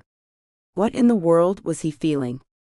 But suddenly he knew Manford Sappers was feeling gratitude. The two women he had attempted to rob honestly, sincerely cared about him. But why? He was a nobody. A nothing. A first-class street bum. Why would two lovely women care about him? His mind tried to argue the reason two strange women were caring about him was because he was a freak in their eyes. But somehow Manford knew there was more to it than what his mind was trying to press down on him. Thanks for everything. You're welcome. Hot stuff, Amanda teased Manford. Manford felt his cheeks turn red. Okay, cut it out. Sarah laughed, poured Manford a cup of coffee and walked over to the table. Want another slice of cake? I already ate half of the cake, Manford told Sarah and patted his tummy. I ate 3 of those turkey sandwiches with chips too. I'm good for now. Sarah smiled. Come have some coffee. Manford took off his coat, hung it up and then looked around. Where are my street clothes? In the wash as promised, Sarah assured Manford. We can throw them away any time you want. Not a chance, Manford said. He walked over to the table, climbed into a chair and sat down. I ain't staying in the snow forever, you know. Manford Sappers has places to go, people to see. I'm just resting my feet for a bit, that's all. Amanda tossed Sarah a worried look. Sarah shrugged her shoulders, refilled her coffee mug and sat down. Where are you planning to go next? She asked Manford. You're not exactly near a jumping metropolis. Yeah, you're way out in the Alaskan wilderness, Amanda added. There's no taxi service or bus service in Snow Falls. The closest town you're going to find that has life in it is far, far away. Fairbanks, Sarah explained. There's nothing between Snow Falls and Fairbanks except small communities like the one we live in. Sarah stared at Manford and began wondering how the little man had arrived in Snow Falls to begin with. Did he have a car? Did someone drop him off? Surely he didn't walk, or did he? Maybe he hitchhiked. She had to know. But not yet. It wasn't time to push at Manford. First, She had to earn Manford's trust, if that was possible, and prove to him that it was all right to trust in other people. Clothing and food and a hot shower were only the start. I guess what we're saying is, Fairbanks isn't exactly a hop, skip, and a jump from here. Manford knew as much. He had stuck out his thumb all the way from Fairbanks to Snow Falls. Of course, he didn't know the first thing about Snow Falls, but came to rest in the town after a kind man who was driving to some remote hunting lodge located in a faraway northern corner of the state, dropped Manford off at an abandoned gas station near the county line. "Have to stop and see my sister for a few hours," the hunter told Manford. "Sure you don't want to ride into Snow Falls?" Manford shook his head. "Suit yourself. Someone should be along shortly. I'm sure you'll get a ride." Manford thanked the hunter for the ride, and watched him drive away in his truck, leaving tire tracks on a snow-covered road. "Now what?" Manford asked, throwing his eyes right and left and only seeing snow-caked woods. "I don't even know where I am." With no money in his pocket, and a hard, icy wind blowing in his face, Manford started walking, cursing himself for not accepting the hunter's ride into town. Then he came up on an empty rental cabin, a few miles down the road, and decided to break inside. "I'll hide out here," he said, shivering from top to bottom, "at least it's safe." But soon hunger overcame Manford, and he knew it was either find food or die, so he dared go into town and came upon O'Malley's department store. That's when he saw Sarah and Amanda get out of a jeep and start walking toward the front entrance. "Got to do it, now or never," he said, hiding behind a truck. Then he took out his hunting knife and allowed himself to become the lowest of lows. "Manford?" Sarah asks. "Are you okay?" "Huh?" Manford asks. He shook his head. "Sure, I'm good. I was just, thinking." "About what?" Sarah asks. "About how I can get myself some wheels," Manford lied. The truth was that he didn't know how to drive, but he didn't want Sarah or Amanda to discover that fact. He had to be tough, hard as rock, and mean as a grizzly bear. Being soft was no good. "I need a motorcycle." "Yeah, that's the ticket." "And do what?" "Join a biker gang?" Amanda asks. "Maybe," Manford snapped, grabbed his coffee and took a drink. He burned his tongue but didn't care. Sometimes being tough meant working through the pain. "I'll go outside and get some wood." "Woodpile is in the backyard," Sarah told Manford and offered him a warm smile. "The wood holder is in the living room next to the fireplace." "Yeah, I kind of figured that," Manford told Sarah. He took another drink of coffee, burned his tongue for a second time, climbed down from his chair and went outside. "Gotta be tough, can't be soft, gotta be tough," he told himself, though he felt shaky at the thought of running further. "Can't let Henry find me, can't let these two dames get to me, gotta be tough, gotta be tough." Only, Manford was tired of being tough.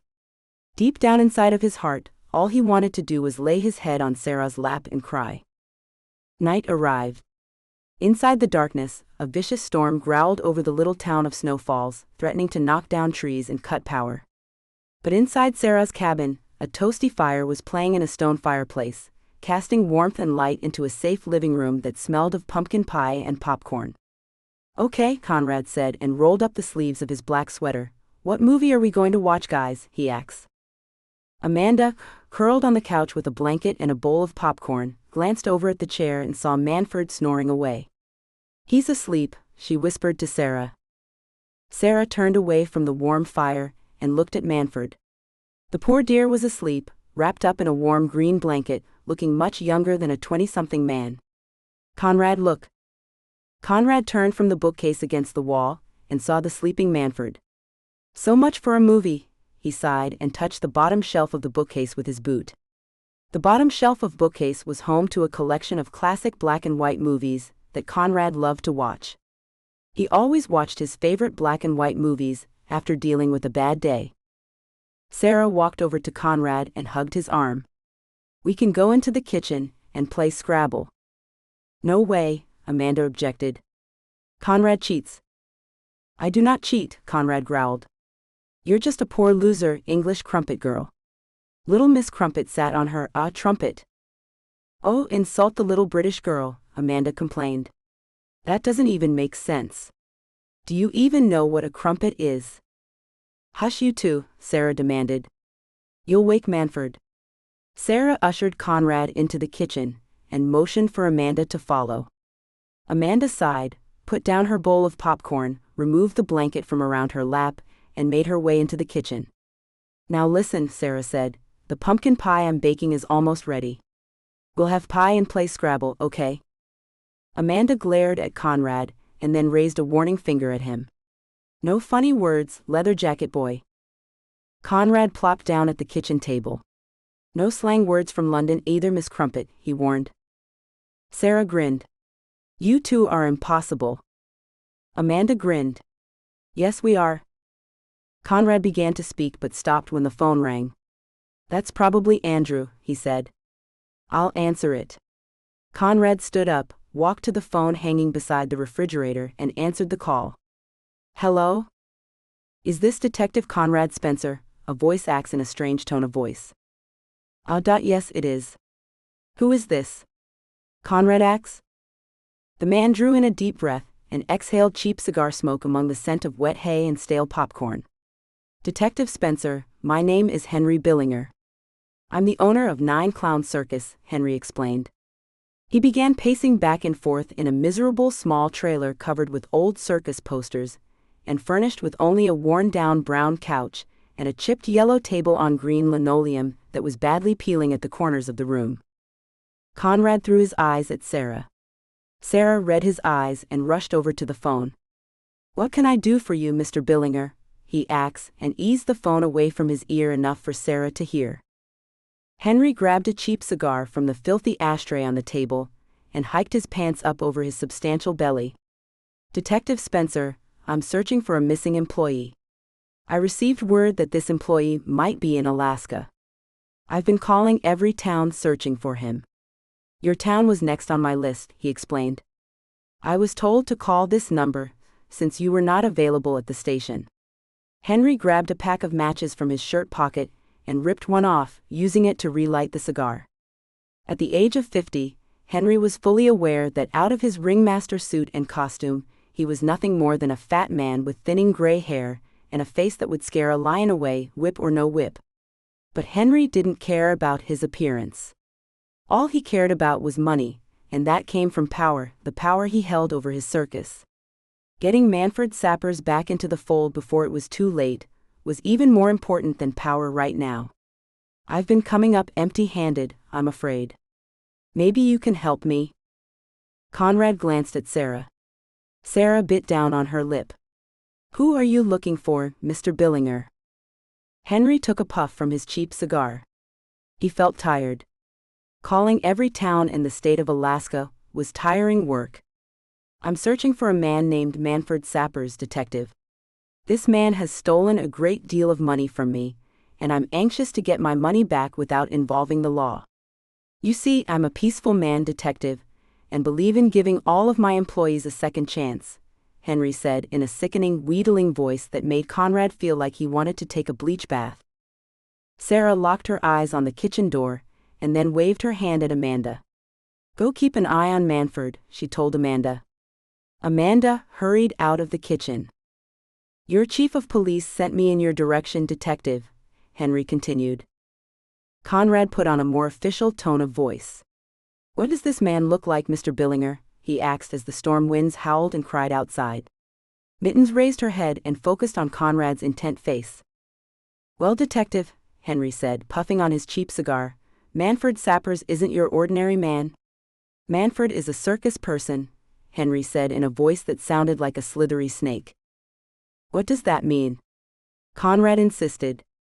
Mr. Billinger, I've had a busy day and I don't have time to play Guess Who. Just give me the description of this Manford Sappers person, and I'll keep an eye out. Henry frowned. He didn't like being spoken to like this, especially not by some two-bit backwoods sheriff type. All right, I'll speak plain. Manford Sappers is a little person, he snapped. A little person thief that stole my money. I want it back. A little person. Conrad asked. Don't get many of that description in Snow Falls. I'll keep an eye out, Mr. Billinger. You do that, Henry snapped again and slammed the phone down onto the scarred table on its last legs.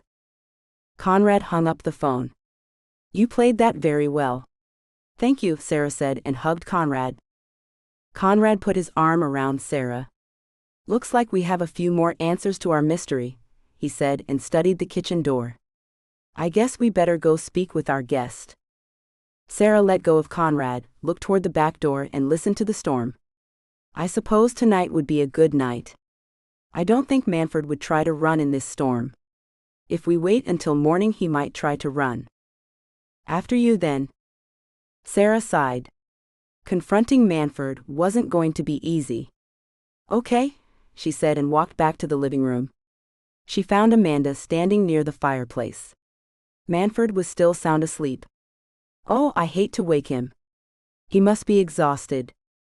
"Then let me," Conrad said. He walked to the sitting chair and bumped it with his right thigh.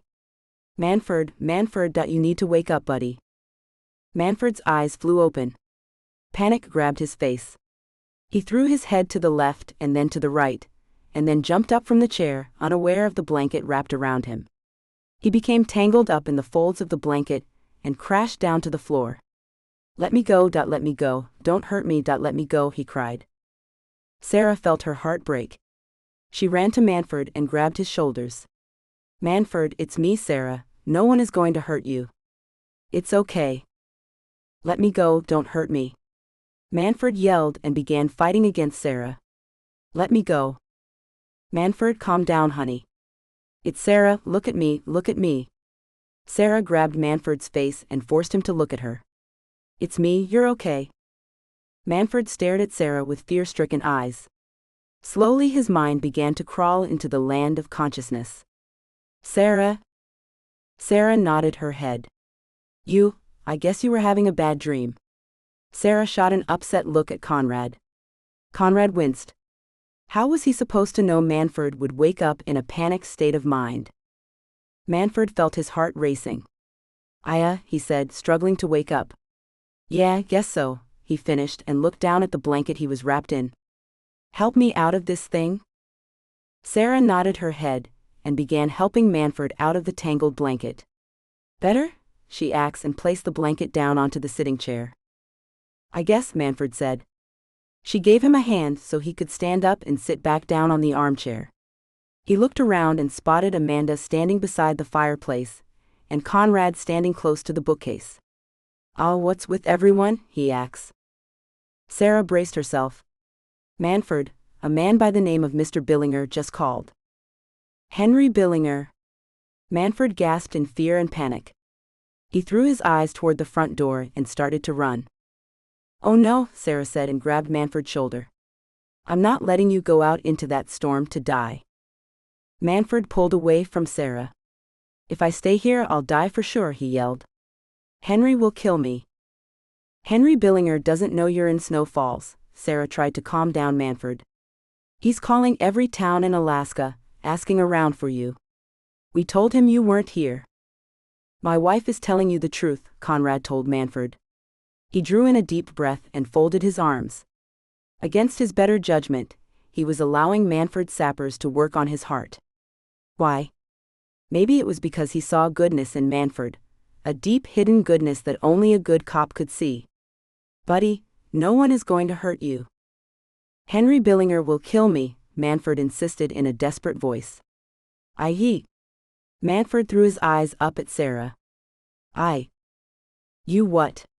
Sarah asked. "Talk to me. Why are you so afraid of him? Tell us and maybe we can help you." Manford saw a tear fall from Sarah's eyes. The woman was genuinely worried for him. No one besides his own mother had ever really worried for him before. Manford said, feeling Sarah's tear melt his tough heart. Manford tried to speak, but instead, to his own shock, he collapsed down into himself on the chair and sobbed. "I'm scared," he cried and began shaking all over. Sarah threw her arms around Manford as tears began flooding from her eyes. I know," she said in a loving voice. She pulled Manford close and held him. "No one is going to hurt you. I promise." "Henry will kill me," Manford cried. Henry vowed to hunt me down and kill me. That's why I ran. I had to get away from him. I came here all the way from New York. Manford kept his head tucked into Sarah's tummy. I used all the money I had and jumped a flight to Anchorage. It's been rough travel ever since. Sarah smoothed Manford's rumpled hair out of his eyes. I know it has. But now you have friends here who want to help you. Manford raised his eyes. I don't have anyone, he said as tears dripped from his scared eyes. You do now, Sarah promised and kissed Manford's forehead. You bet you do, Amanda said, wiping away her own tears. She ran to Manford and hugged him from the other side. I'll kill the first person who ever tries to lay a hand on you. Conrad walked up to Manford and looked right into his eyes. Look at me, he said. Manford dared to raise his eyes. If my wife trusts you, then I trust you. My life before yours, Conrad promised Manford. You have family now. Is that clear? Manford stared into Conrad's eyes and saw that the cop, a cop who usually would have dismissed him as a deadbeat loser, meant his words. He tried to speak but couldn't find the words. Instead, he threw his face back into Sarah's shoulder and cried. After a moment, Sarah looked up at her husband and her best friend. Leave us alone for a moment, please, Sarah begged. Amanda wiped at her tears. Come on, we'll go play Scrabble. I'll even let you cheat. I'll make the coffee, Conrad told Amanda and walked her away. Sarah took Manford's hand and sat him down on the couch. Okay, we need to talk, she said and wiped her tears away. This Henry Billinger person claimed you stole money from him. Is that true? Manford glanced down at his lap. I didn't steal anything.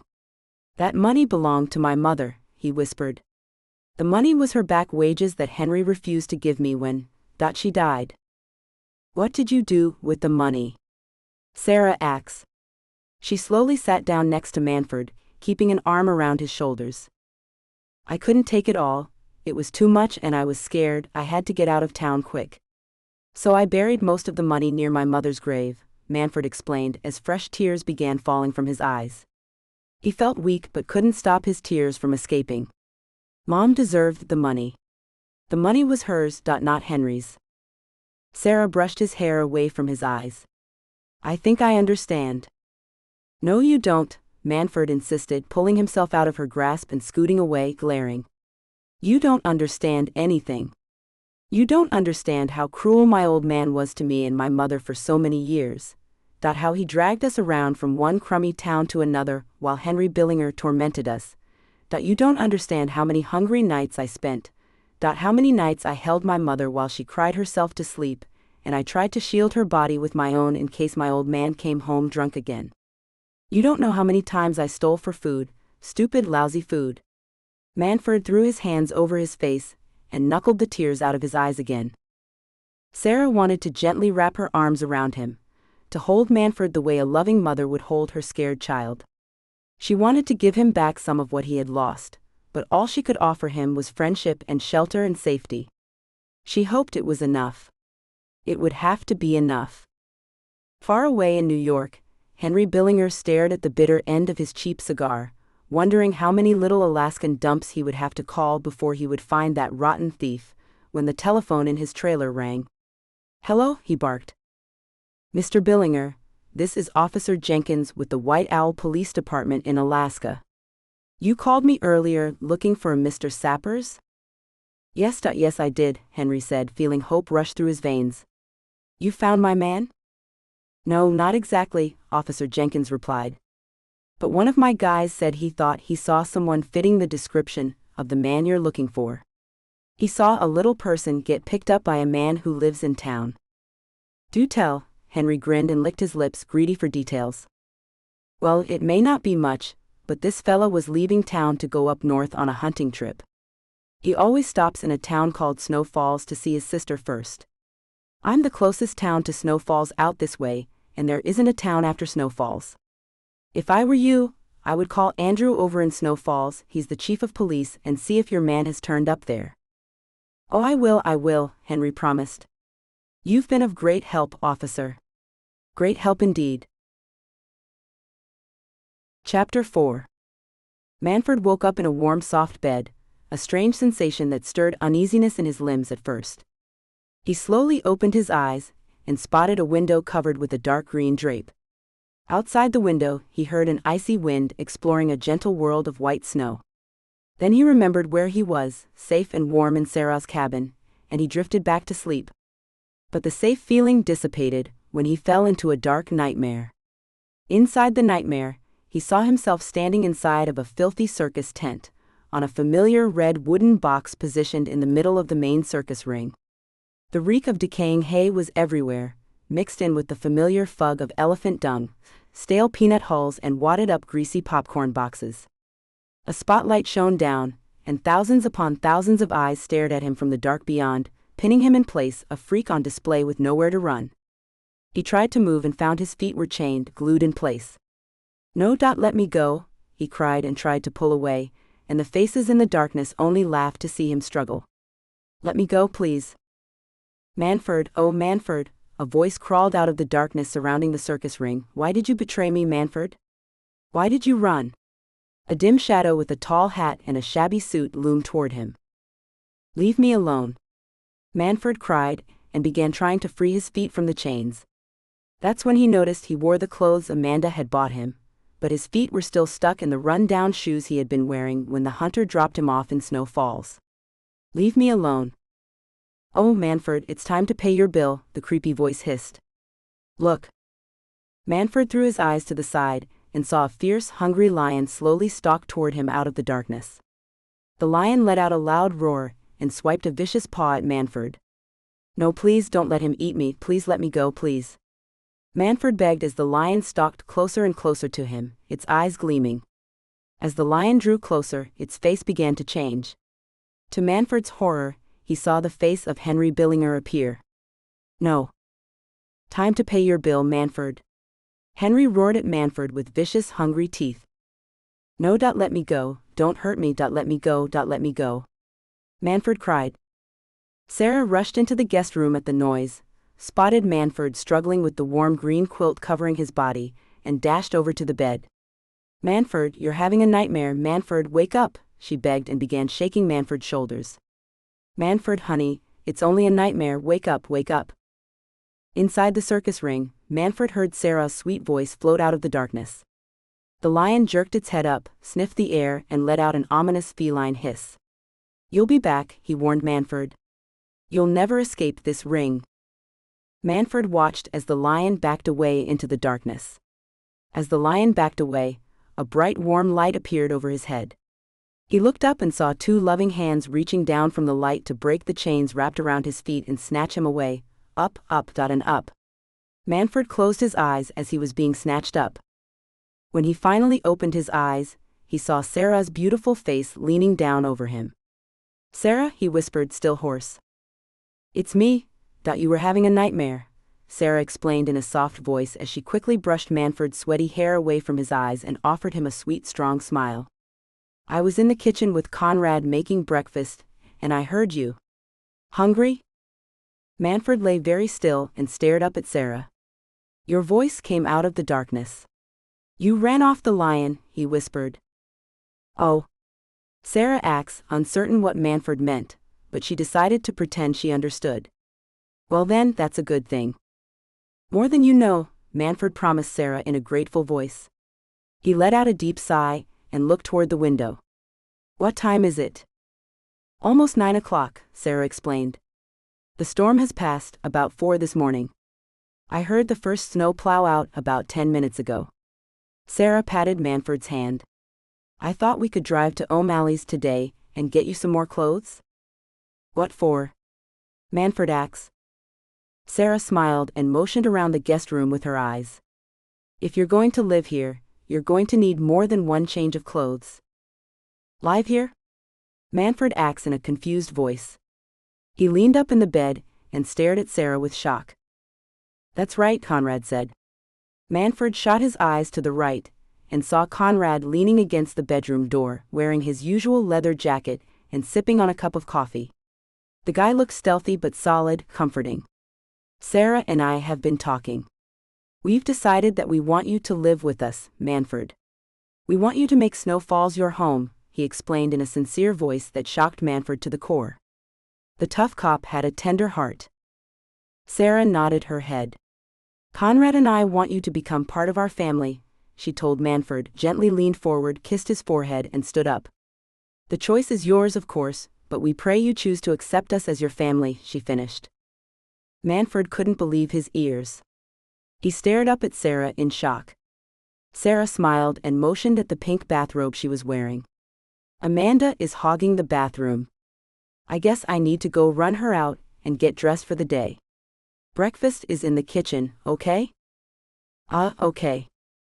Sarah walked out of the guest room, leaving Conrad alone with Manford. Conrad studied Manford with concerned eyes.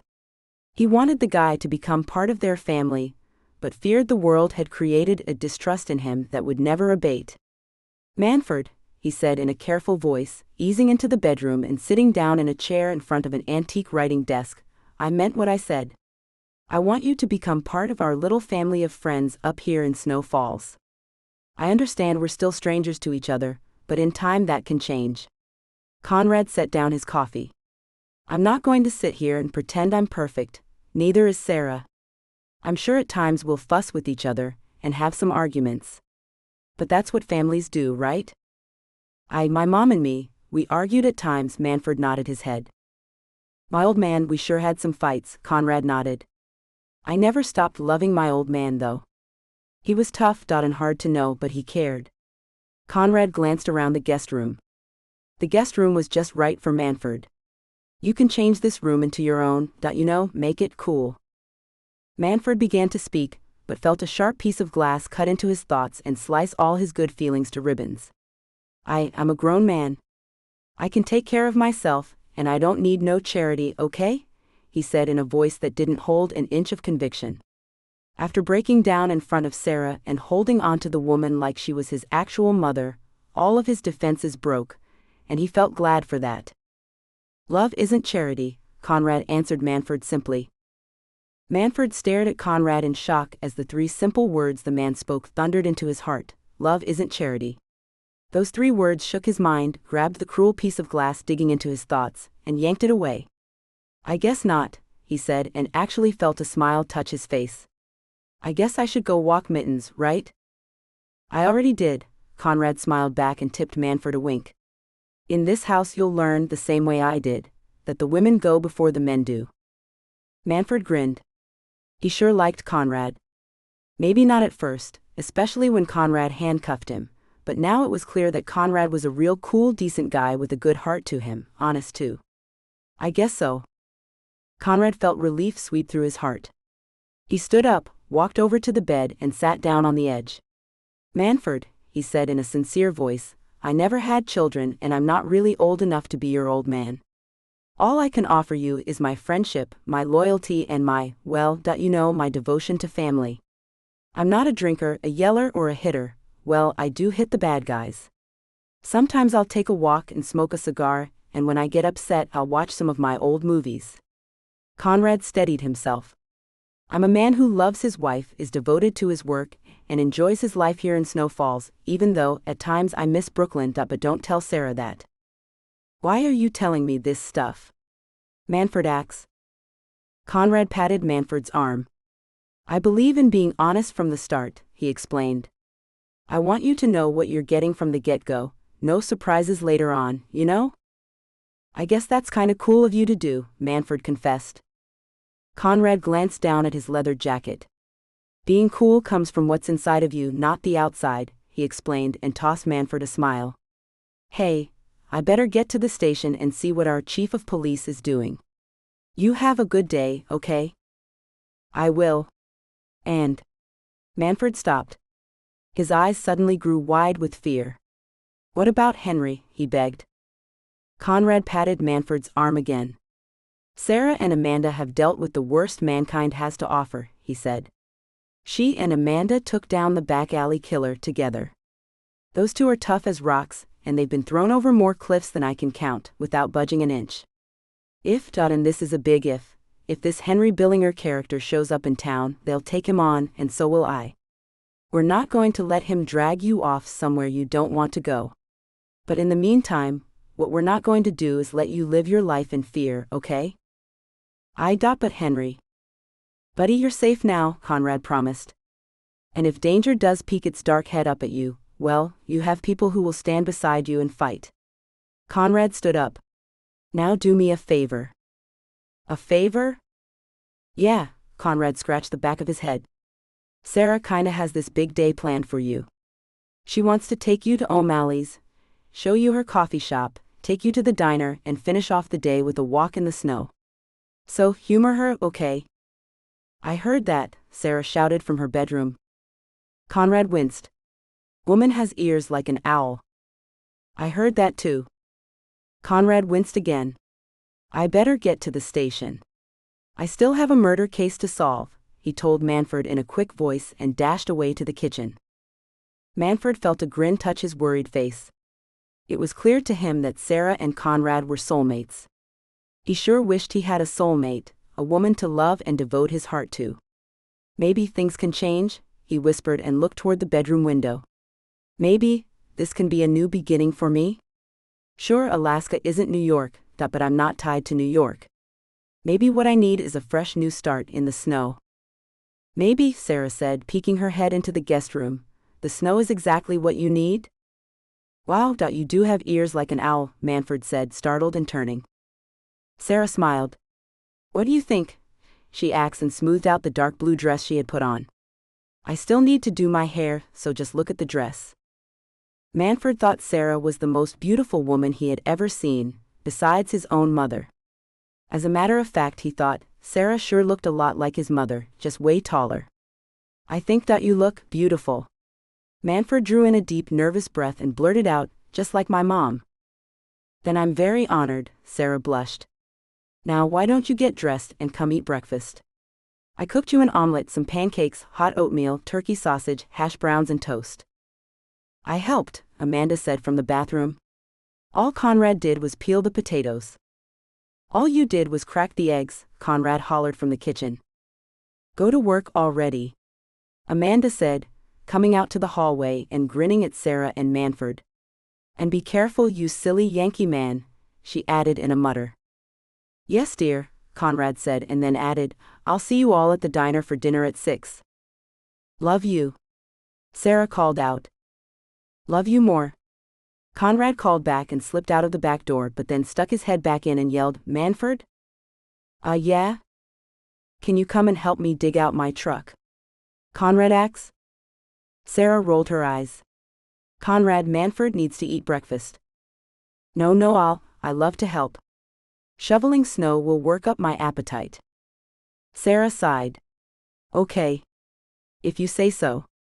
I'll keep it warm for you. Manford actually smiled. I kinda need to get dressed. Oh yeah. Sarah rushed away and closed the door. Manford jumped out of bed, got dressed, ran his fingers through his messy hair, hurried to the back door, slapped on his coat, gloves and earmuffs, and stepped outside into snowdrifts almost up to his waist. Conrad, he said, closing the back door. Over here, Conrad yelled, stepping out of a wooden work shed carrying 2 snow shovels. He trudged through the snow and made his way to Manford. Here you go. Thanks, Manford said, taking a green snow shovel from Conrad. He walked his eyes around the white winter landscape and let out a white trail of breath.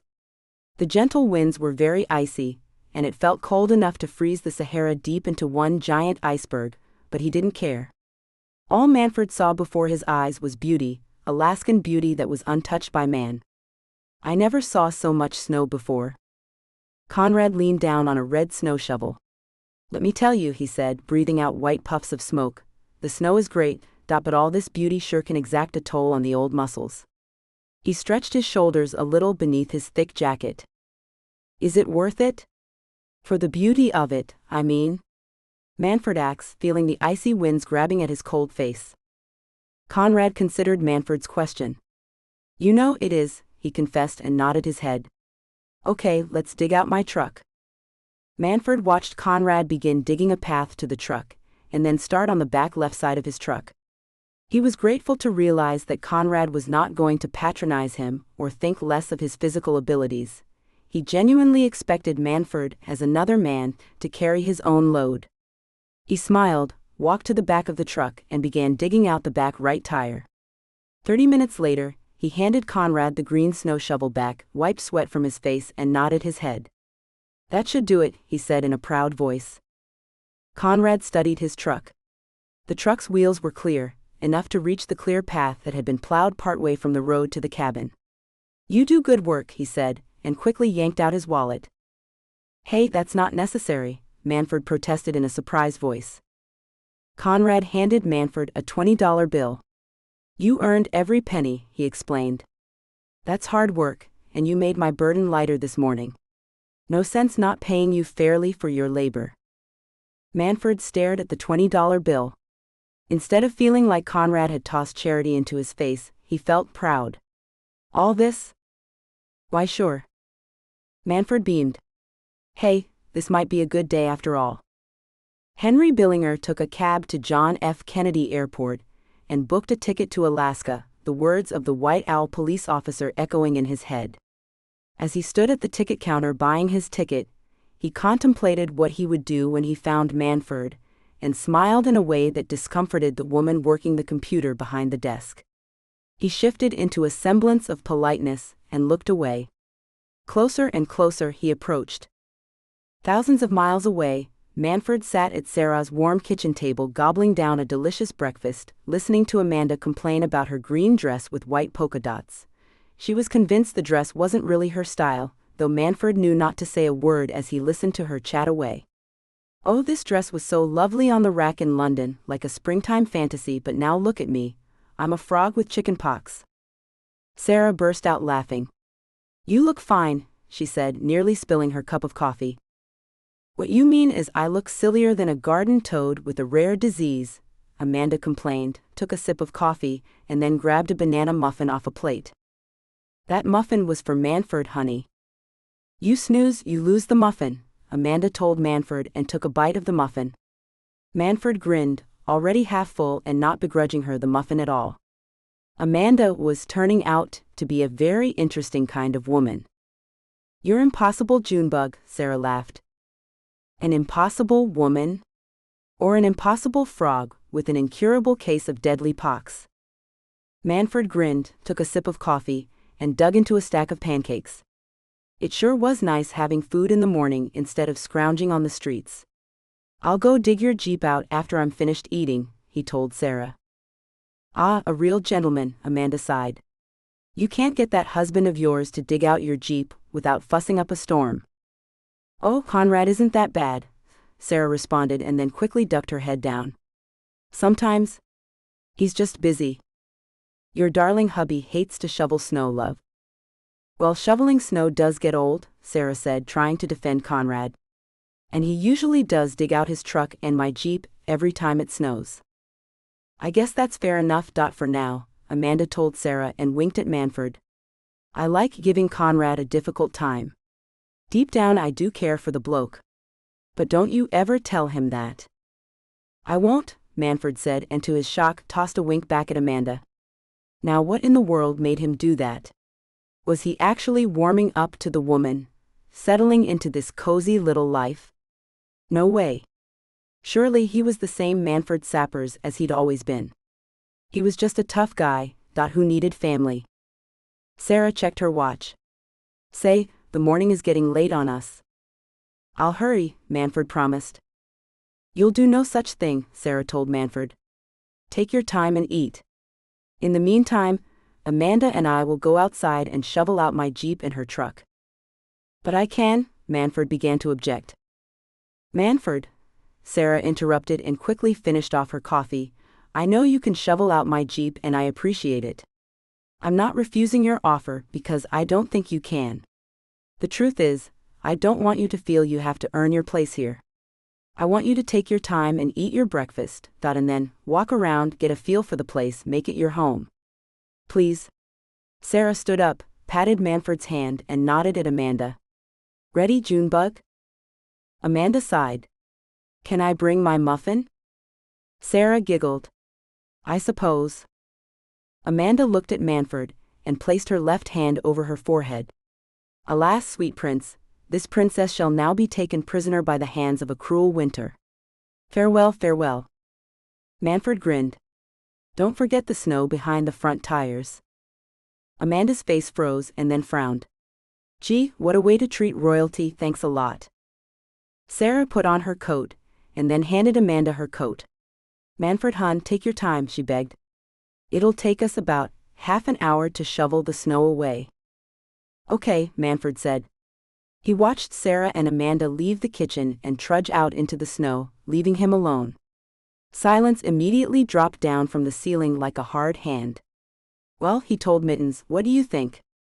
Mittens wagged her tail.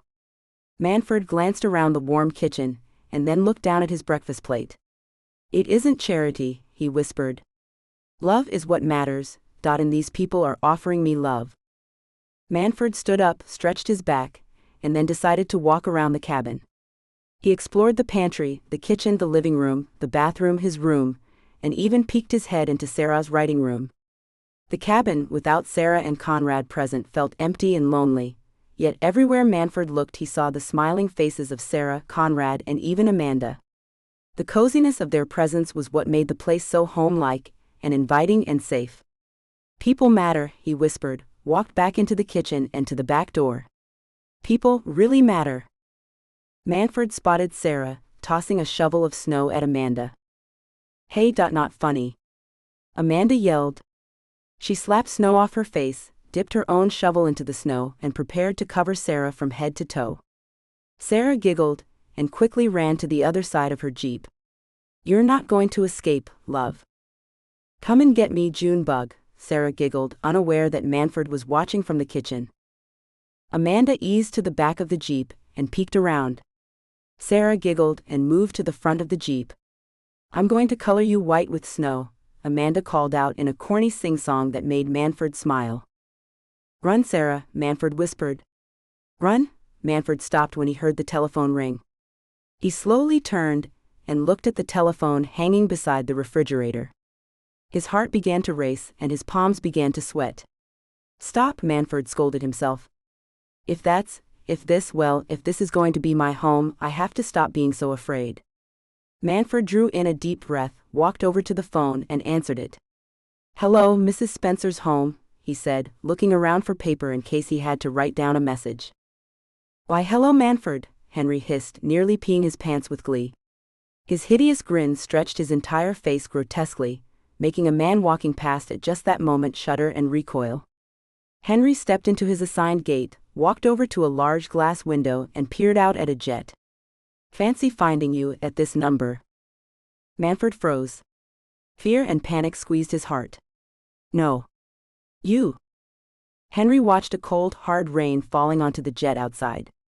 The rain was threatening to turn icy, but the ticket agent had assured him that his flight would be well in the air before any weather cancellations began to take place.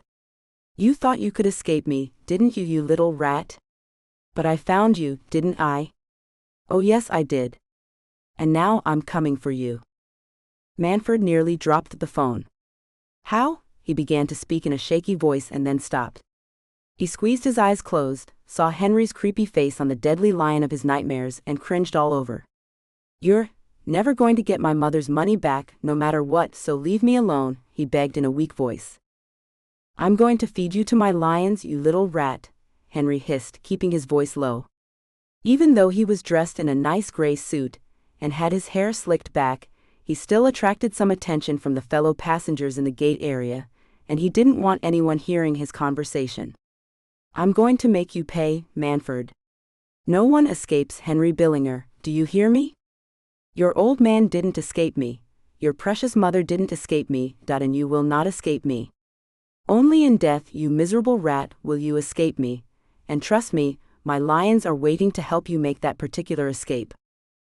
Manford began to tremble all over. You'll never find me. You. I'm on my way to Snow Falls right now, you miserable thief. And when I arrive, I'm going to find you, one way or the other, Henry threatened. You stole a great deal of money from me. The police are on my side, he lied. I've already spoken to the chief of police, and he has agreed to arrest you. You're lying, Manford said, stumbling over his own words. Detective Spencer didn't leave too long ago, and he said. Henry gritted his teeth. So Manford was chumming up with the cops, was he? Well, he had a solution for that.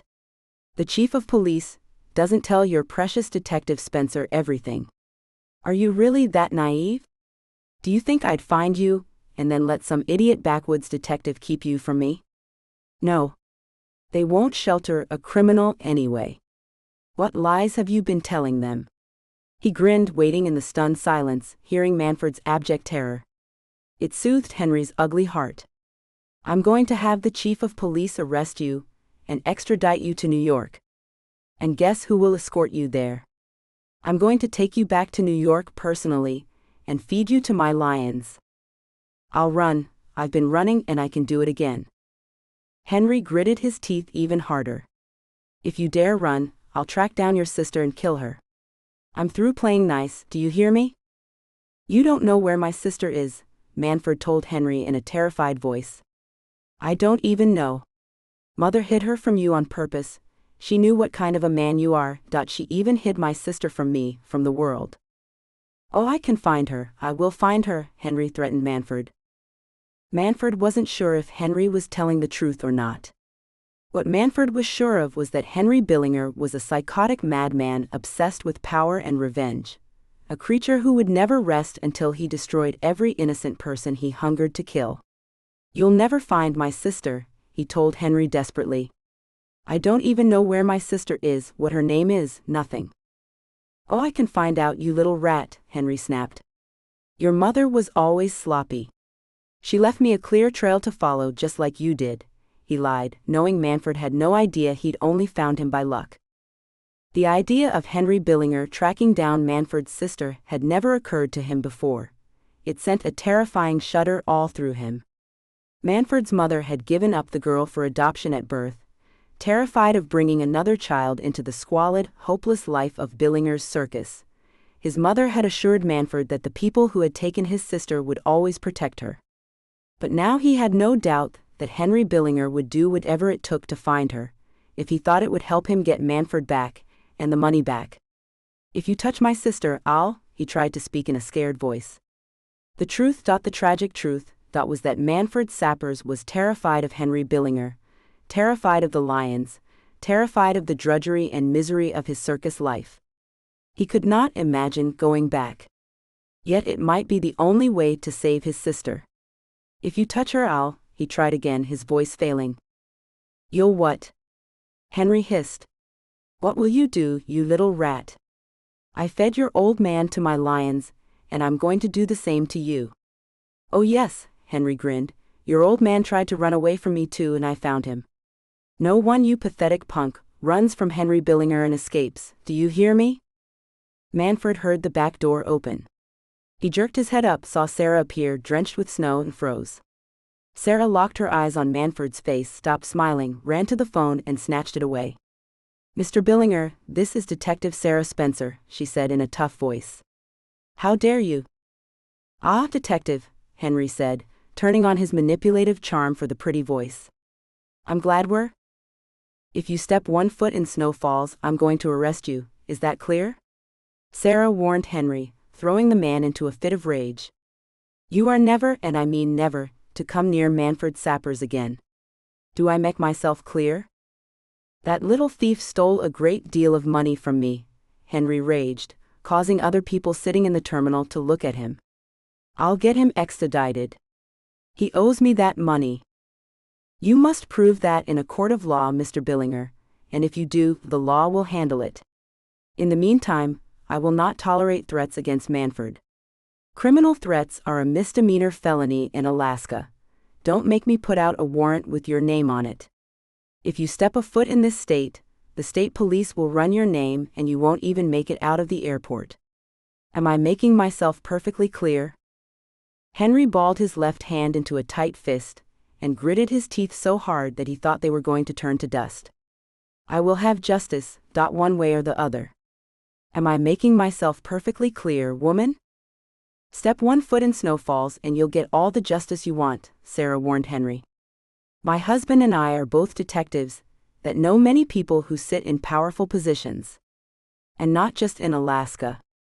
Did you know my husband used to work in New York City for many years? We'll have every ounce of the law thrown at you, Mr. Billinger, until you can't move one step in any direction.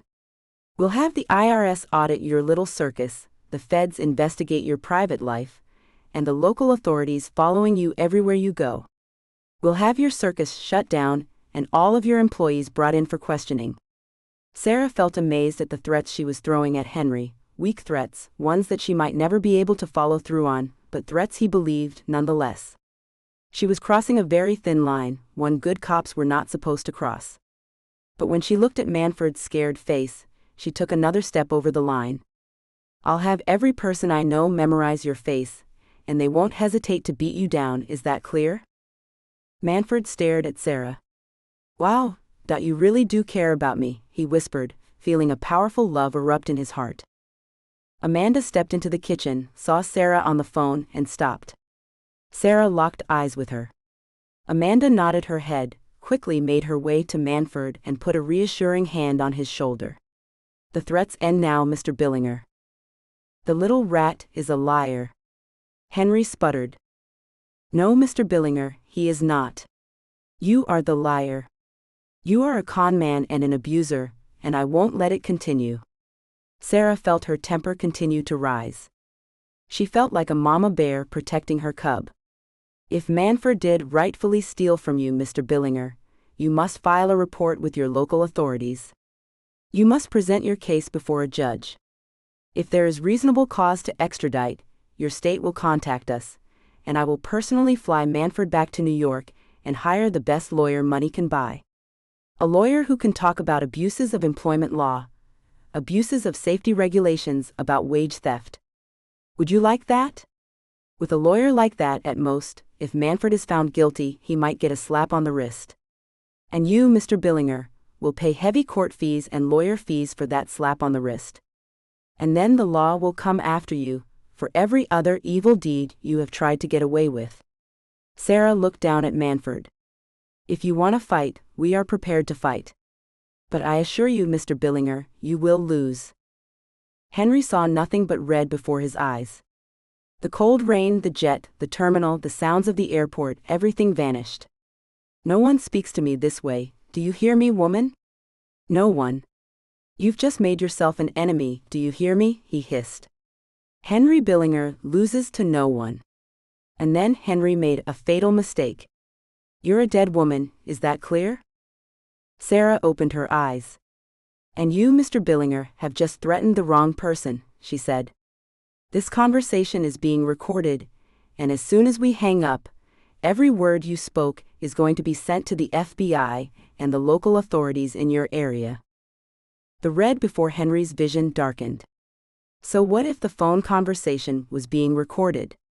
So what if he was going to lose everything? Henry Billinger would not go down without ensuring his enemies were destroyed. But he had to play smart, real smart. So be it, he said, and ended the call, licked his cracked lips, and began scheming about his next step. Sarah hung up the phone and looked down at Manford. I just bluffed a moron, she said in a tired voice. But I better turn that bluff into reality. She dialed Conrad. It was time to make sure a bully was chased out of the schoolyard, or so she hoped for Manford's sake. Chapter 5. Sarah drove Amanda's truck into Snow Falls instead of her Jeep, mostly because her Jeep was low on gas. The drive was silent. Manford was lost in his own thoughts, and Sarah and Amanda didn't want to bother him. Well, here we are, Sarah said, parking in front of the station. She spotted Conrad's truck and breathed a sigh of relief. Sure, Conrad was expecting her arrival, but deep down, Sarah always feared her husband would somehow vanish and be replaced by a horrible nightmare. Let's go inside, huh? Oh, I'm causing nothing but trouble, Manford told Sarah in a miserable voice. Please, drive me to the nearest airport and let me fly to Mexico or Australia. Buddy, you don't even have a passport, Sarah pointed out. Then, I'll fly to Los Angeles and vanish. Henry won't be able to find me there. I'll blend in with the homeless population and... No, you won't, Sarah told Manford in a stern voice. Running isn't the answer, Manford. In life you have to stand your ground and fight. Sarah nodded her head toward the front of the station. Henry found you in Alaska, and he'll find you in Los Angeles if you run there. But at least here you have people who love you, and who will stand by you. She's right, love, Amanda told Manford and gently rubbed his shoulder with a gloved hand. There's been many times that I wanted to run away from my fears. But sometimes you just have to stay and fight. And die, Manford added in a worried voice. Sometimes dying bravely is better than living as a coward, love, Amanda explained. Amanda is right, Manford. We have to fight against the darkness. All around us, darkness is spreading rapidly across the world, through people's hearts. Sarah put her arm around Manford. You know, I'm pretty sure David was scared when he went up against Goliath. I know the story. We all do, Sarah nodded her head. But do we really think about it? I mean, Goliath was this giant, and all of a sudden, here comes this little shepherd boy with a sling and a few rocks. Why, I bet Goliath had a good laugh, at least until he realized the Lord was with David. I haven't read my Bible in a while, Sarah, Manford confessed. What are you trying to say?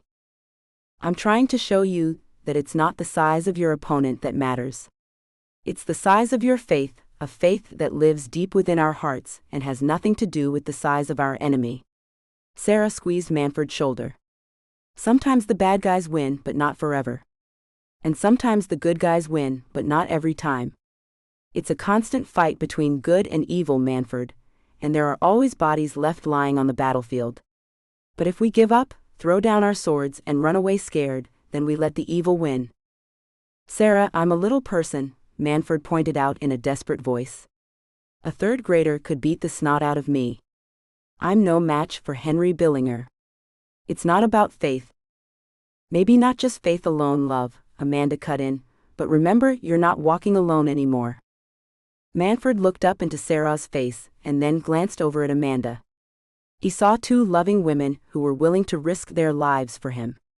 Shame and guilt quickly washed through his heart. Two women willing to fight for me, and here I sit wanting to run, he said in an ashamed voice. Yeah, my old man was right, Manford Sappers is a coward. You're not a coward, Sarah promised Manford. Sure I am, Manford sighed. I'm sitting between two women, trying to figure out where I can run to. I always ran from Henry, but he knew me too well. He always used my mom to bring me back. When my old man died, that was the last offense, Henry really tore into me. He threatened to kill my mother if I ever ran off again. Manford felt anger and bitterness fill his heart. When Mom was diagnosed with cancer, the doctors didn't give her but a few months to live. Henry fired her, wouldn't pay her the wages he owed, and forced me to keep working for him. He threatened to hurt Mom if I didn't. Manford squeezed his hands together. I didn't steal Mom's back pay from Henry, or not fully. He owed her maybe a couple $100, he never paid well. But I stole more than that, I stole a month's worth of profits. That's what I buried next to my mother's grave before I left New York. Money that monster owed my mom, money she earned through her blood, sweat, and tears, and in the end through her death. It was my final revenge. Manford looked up at Sarah. After I buried the money, I bolted, and ended up here. Sarah pulled Manford close. It's okay, she tried to soothe him. I stole money, I'm a criminal. Henry has every right to, Manford tried to tell Sarah. No. He has no right, Sarah said firmly. Sometimes a broken, angry heart can make a man do things he later regrets, Sarah told Manford. You are not a monster. Henry Billinger is the monster. But I broke the law, Manford insisted. Sarah sighed. She looked to Amanda for help. Amanda simply patted Manford's shoulder. You took money that you believe belonged to your mother. You were clearly both mistreated horribly at the hands of this Billinger fellow. I highly doubt he had detailed accounting books ready to prove anything. So until someone can prove to us that the money you took doesn't belong to your mother, well then, love, it's your word against the word of someone who sounds like a truly rotten egg. Manford couldn't believe his ears. Why were Sarah and Amanda defending him, after he openly admitted to stealing from Henry Billinger? He didn't have a clue. What he did know was that a light snow was beginning to fall, and he was feeling mighty scrunched up sitting in Amanda's truck. "I need some air." "Of course," Sarah said, and quickly climbed out of the driver's side and stepped into the lightly falling snow. As she did, Conrad stepped out of the station. He spotted Sarah and walked over to her. "Hey honey," she said. Conrad kissed Sarah on the cheek. "I called New York. Some good friends of mine are going to pay Billinger a visit. I also called a friend I know at the FBI. He's going to check into Billinger for us. Who knows, maybe we'll get a nibble." "We need to dig deep, Conrad," Sarah said and looked over at Manford, who climbed out of the truck and hurried over to Sarah and Conrad. Conrad made a few calls. "Manford, some of New York's finest are going to start pushing in toward Henry Billinger. Who knows, maybe they'll find something useful." "I'm not so sure," Manford shook his head, feeling warm in the freezing cold instead of freezing. "Henry is a clever, sneaky snake. He knows how to fix his books, bend the payroll, find tax loopholes, all sorts of stuff." Manford looked up and down the street, spotted cozy little shops blanketed in snow, unaware of the deadly killers that had tainted the street in the not-so-distant past, and sighed at its beauty. "It's sure pretty here. I really like it. Feels clean." "A lot different than New York, huh?" Conrad asked. "And London," Amanda said, stepping up next to Manford. Manford nodded his head. "I guess it is," he agreed. "The streets of New York always had a way of getting into my system. The subways, Times Square, all the cabs, the place kinda sucked me in. But it always felt dirty underneath, you know? Like there was something ugly underneath all the bright lights that could never quite get scrubbed clean, no matter how hard you tried. Mom never wanted to live in New York. Her family was from Phoenix. She missed the desert." Manford shook his head. "I'm not much of a desert person, but I understood why Mom wanted to go home." Conrad reached out and patted Manford's shoulder. "Let's go inside and get some coffee, huh?" "Nah," Manford said. "I think I want to see Sarah's coffee shop. No sense in letting Henry spoil this day. It's not like he's going to appear out of nowhere, right?" Manford walked his eyes around the snowy town. "My old man could be a real coward, a drunkard, cruel to me and my mom, but he sure stood to attention when Henry was in the room. He thought the sun rose and set in Henry's pocket.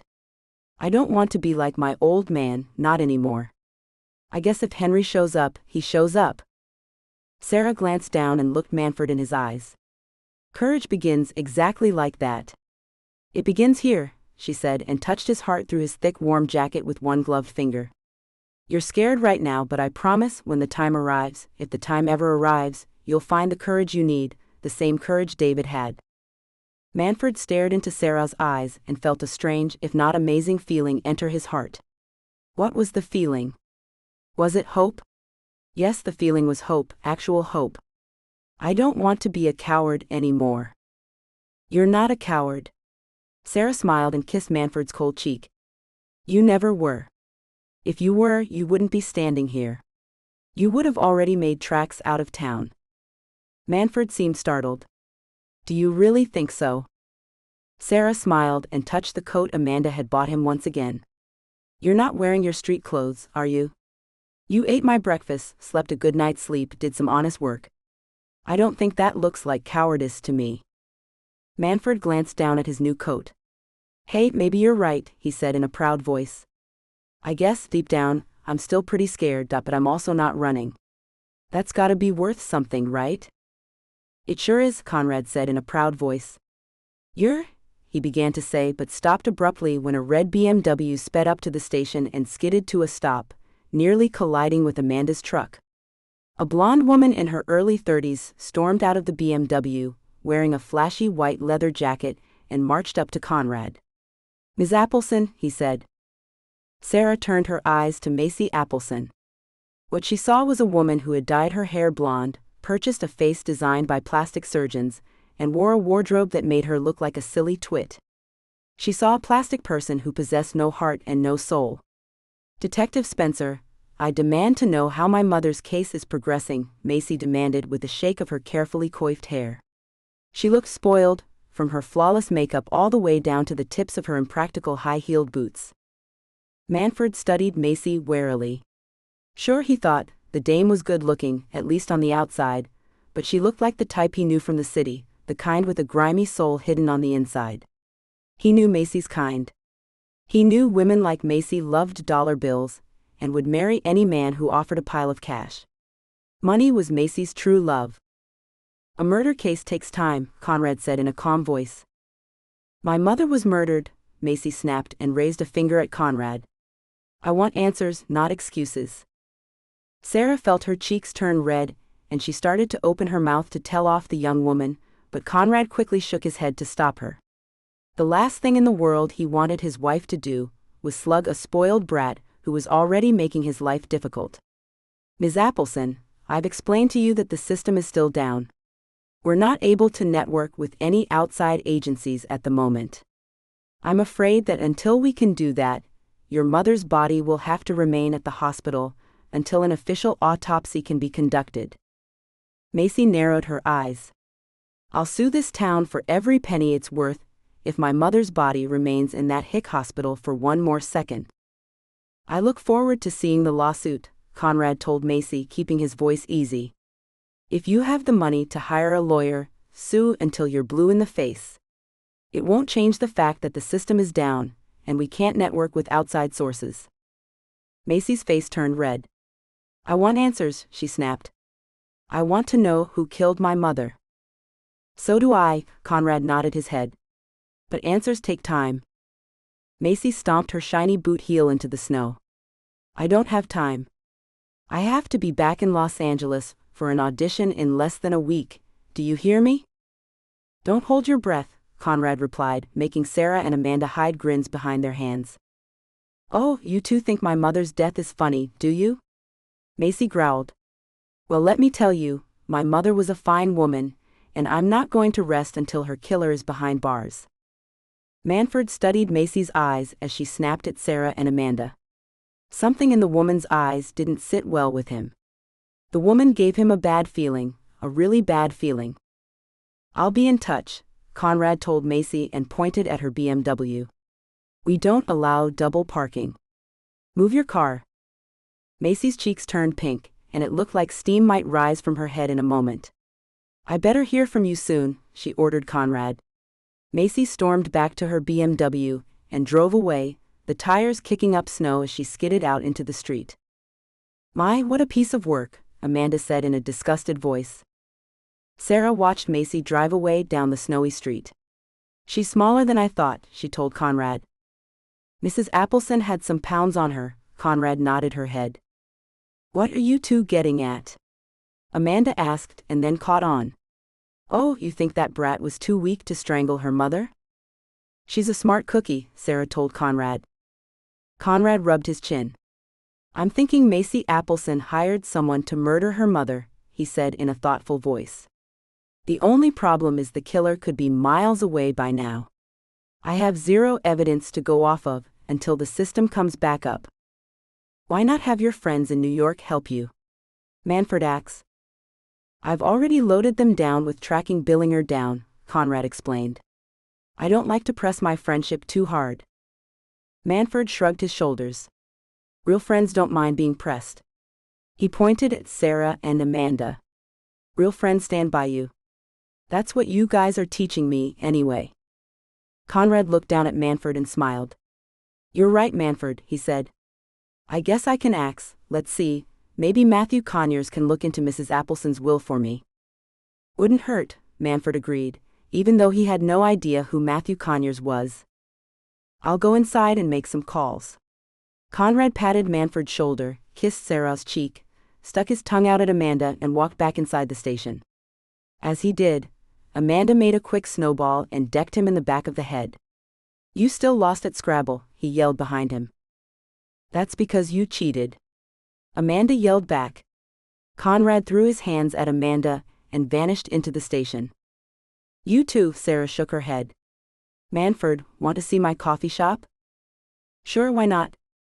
Sarah nodded her head down the street. This way, she said and began walking. Manford looked over his shoulder at Amanda. You coming? Sure am, Amanda smiled. She grabbed Manford's hand and began walking behind Sarah. I have a handsome man at my side, a lovely winter day to bask in, and a dear friend to confide all of my deepest secrets to. Oh, what beauty, she sighed in a silly, dramatic voice. Manford felt a smile touch his lips. Sure, danger was on its way to Snowfalls. He felt the danger deep inside of his heart, but so what? For the moment things were, well, cool. Why stress over a fight before the first punch is thrown? I just hope I don't prove a coward when the first punch really is thrown, he thought, as the image of a deadly lion ghosted through his worried mind. Manford sure liked Sarah's coffee shop. He liked the vintage design, too. The front room made him feel like he had walked back into the 1930s, into a time that was simple, clean, and good to live in. Nice place, he told Sarah. It would be if I could ever stay open for business, Sarah replied. I managed to open up for business 2 or 3 days a week. Lately it's been 2. How do you make money? Manford asked. Money isn't really my objective. Sarah glanced at Amanda. Amanda smiled and wandered back to the kitchen. She returned a few minutes later with a plate full of homemade cinnamon rolls. Coffee is brewing, she announced, set the plate of cinnamon rolls down on a table and looked at Manford. Sarah and I love this place, she explained. It's a labor of love, especially in a tiny town like Snow Falls. We don't worry about profits. Never heard of a person running a business just for fun, Manford said, shrugged his shoulders and wandered up to the front counter and studied a glass cake display. It was bare. No cake. Amanda baked a snow cake, Sarah told Manford. Unfortunately, she ate what was left of it. Amanda winked at Manford. I sure did. What's a snow cake? Manford asked. A chocolate cake dusted with powdered sugar and frosted with a yummy cream cheese, Amanda beamed. My own personal creation. In other words, it's a sugar cake, Sarah teased. You bet, Amanda agreed. Manford imagined Amanda's cake in his mind. The cake sounded good, with a cup of coffee that was. So what now? He asked. O'Malley's? Amanda asked in an excited voice. While I was buying some clothes, I saw this beautiful blouse that was on sale. I would have bought it, but I was in a hurry. And you know me, love, I don't like to buy and run. Shopping is an art form. With you, shopping is more than an art form, Sarah teased Amanda. She looked at Manford. You do need more clothes. I guess I do, Manford agreed. But I want to earn my clothes. I'll do chores. I'll shovel out your Jeep and Conrad's truck each morning until the snow melts, and take Mittens for her walks and carry in wood, and wash the dishes and wash the clothes and… Oh please come live at my cabin, Amanda begged Manford. Oh please love, come live at my cabin. Sarah rolled her eyes. We'll discuss your chore list, she told Manford and pointed to the front door. Come on, we better get going before Amanda drops to her knees and begins begging.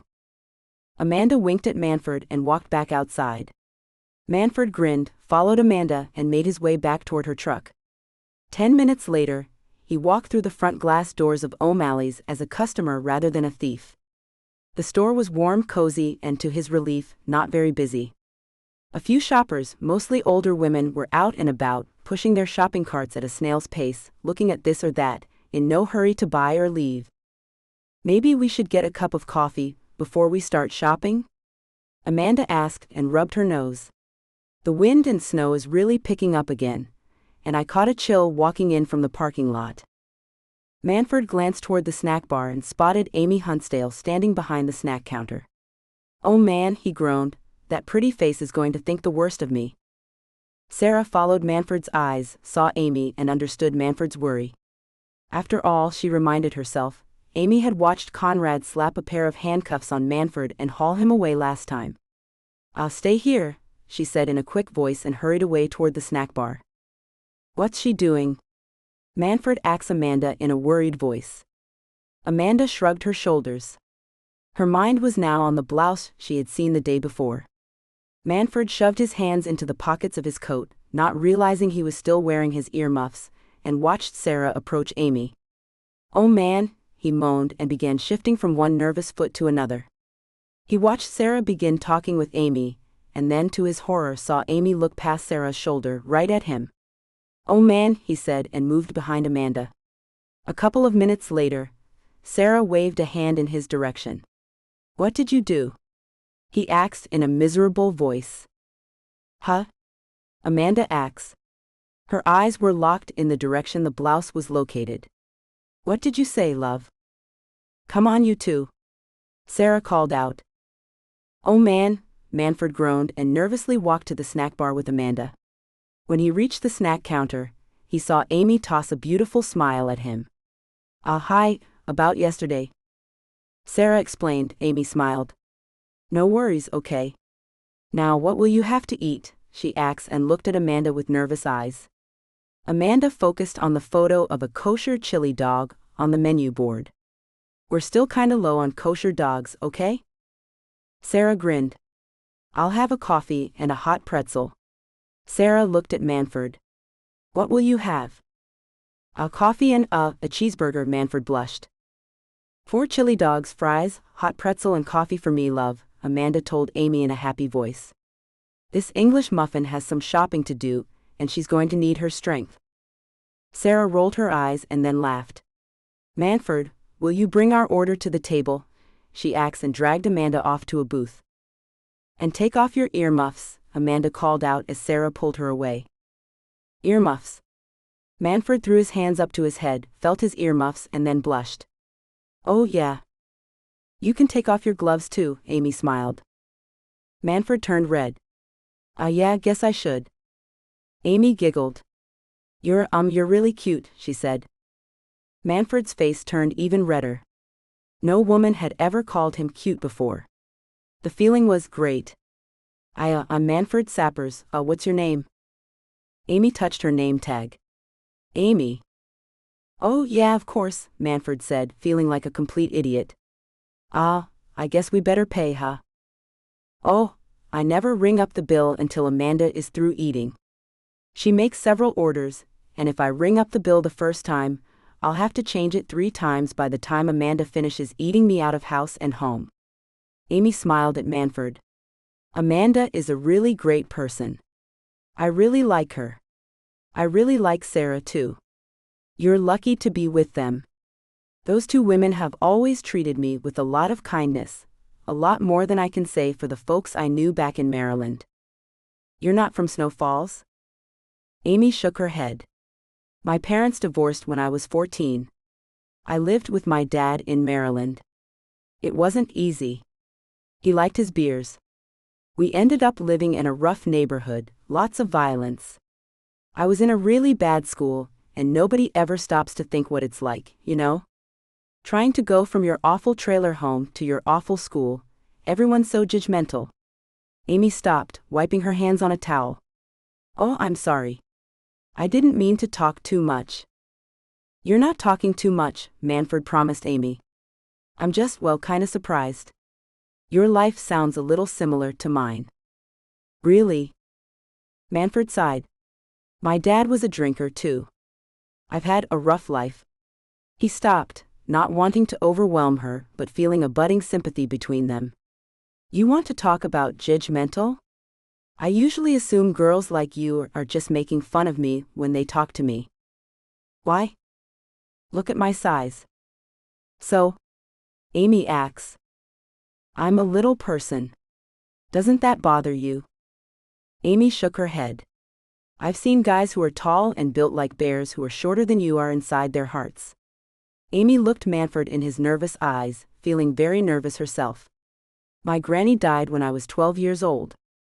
Before she died, she always taught me that a person should be seen for who they are inside of their hearts, not what they look like on the outside." Manford scuffed one boot against the floor, looking away. "You wouldn't like my heart. I haven't exactly lived an honest life." "Neither have I," Amy whispered. "Can you keep a secret?" Manford looked up into Amy's sweet eyes. "A secret?" Amy nodded her head. "I have an arrest record." "You do?" Manford asked in a shocked voice. "Back in Maryland, when I was in high school, I hung out with the wrong group of girls girls who like to steal things a lot. Amy glanced at Sarah.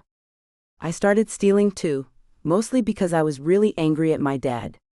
I wasn't very good at it, though. I was arrested a couple times. Juvenile stuff.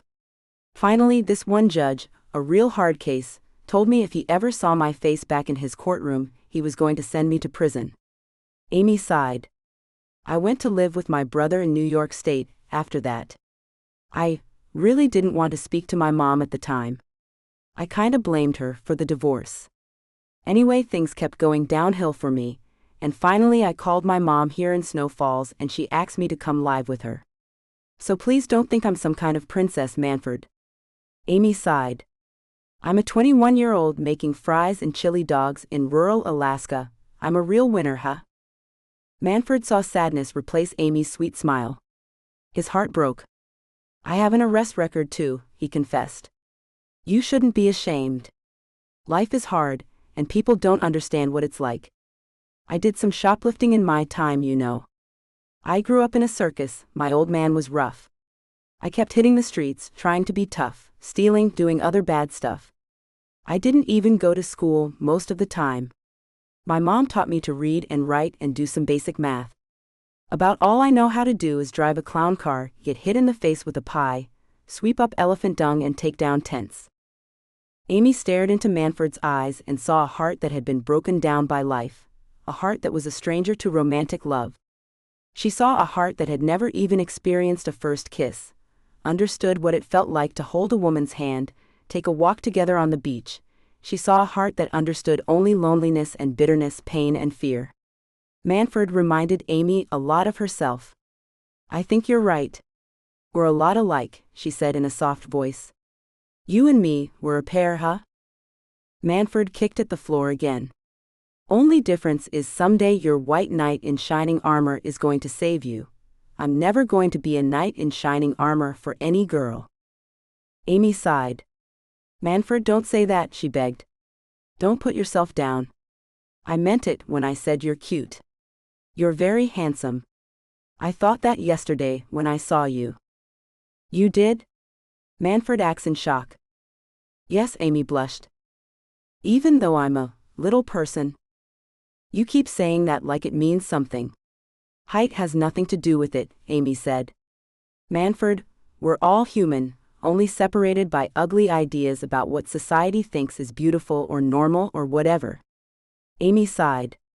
Luckily, my granny raised me on the Bible and lately I've been reading the Bible again. What is the Bible teaching you? That the Lord will show us what's right and what's wrong, Amy replied, and her sweet smile came back to her face. And what's right is looking at a person's heart, not their height.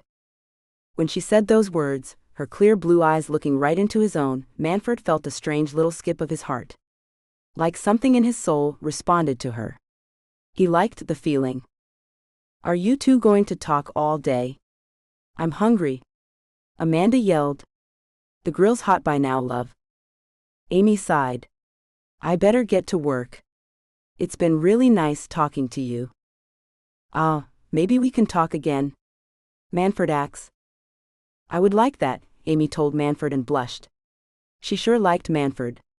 Not only was he handsome, he made her feel, what was the word, safe. Yes, safe. Why? Amy had no idea. I'll be right back, Manford told Amy and rushed off to the booth Sarah and Amanda were sitting in. He tossed down his gloves and earmuffs and nervously looked over his shoulder. Sarah? The answer is yes, Sarah beamed. You can invite Amy over for dinner tonight. How in the world did you know what I was going to ask? Manford said, flabbergasted. Sarah and Amanda both giggled. All a woman has to do is read your face, love, Amanda told Manford. Now get back over there, you little stud, and ask that sweet young lady to dinner. Manford stuttered. I've never asked a girl out on a date before. What do I say? What do I do? What if I? Sarah reached out and took Manford's hand. Treat Amy with love and care and everything will be fine, she promised. But? Manford hesitated. Suddenly his mind saw Henry Billinger's creepy, deadly face appear. But Henry Billinger, I know he's going to show up here sooner or later. Maybe I shouldn't, huh? I mean, what if something happens? Stop letting fear control you, honey, Sarah whispered and nodded her head at Amy. Draw your sword and fight. A little person with a sword. That's a laugh. Sarah touched Manford's hand. A man with a sword. Height doesn't define a man, his heart does. That's what Amy was kinda telling me, Manford told Sarah. That's because Amy is a very smart young lady, love, Amanda smiled. Now go ask her to dinner before some other bloke does, okay? Manford looked into Sarah's and Amanda's eyes, saw complete love staring back at him and smiled. Okay, he said, drew in a shaky breath, and walked back to the snack counter on nervous legs only a woman could give a man. Amy? Yes? Amy asked, feeling her stomach tighten. I was thinking, maybe you might like to, come over for a dinner tonight? You see, I'm living with Sarah now and, she said it would be cool, Manford asked in a voice that trembled on almost every word. Oh, that would be great, Amy smiled, hiding her elation. What time? What time? Manford asked. Oh, I didn't ask that. 6 o'clock, Sarah called out. We're having pizza. Amy giggled. 6 o'clock and pizza it is. Really? Manford asked, unable to believe that a beautiful woman like Amy was agreeing to have dinner with him. You mean it? You'll really come for dinner? Aha, Amy nodded her head and blushed all over. I would love to have dinner with you, Manford. I really do think you're very handsome, and very sweet. I think we have a lot to talk about. Manford stood in shock, and then he did what any guy would do, he smiled, blushed, and hurried away. She said yes, he called out to Sarah and Amanda in a voice filled with absolute happiness. But what Manford didn't know was that as he ran back to the booth Sarah and Amanda were sitting in, Henry Billinger was boarding his flight. Time to die, you little rat, Henry hissed under his breath. And I'll be sure to make Detective Sarah Spencer suffer too. Oh yes, she'll suffer. No one talks to Henry Billinger the way she did and lives. Chapter 6. Manford looked up at Sarah with nervous eyes. I don't look too goofy, do I? He asked, as Sarah folded down the collar on his white shirt over the crew neck of a gray sweater. You look handsome, Sarah smiled. And that cologne, Amy is going to melt in your arms. Manford blushed, glanced down at the fancy black loafers on his feet, and then looked up into Sarah's warm face. Thanks, you know. This life is all new to me, Sarah, but you gotta know that I'm grateful. Honest, I am.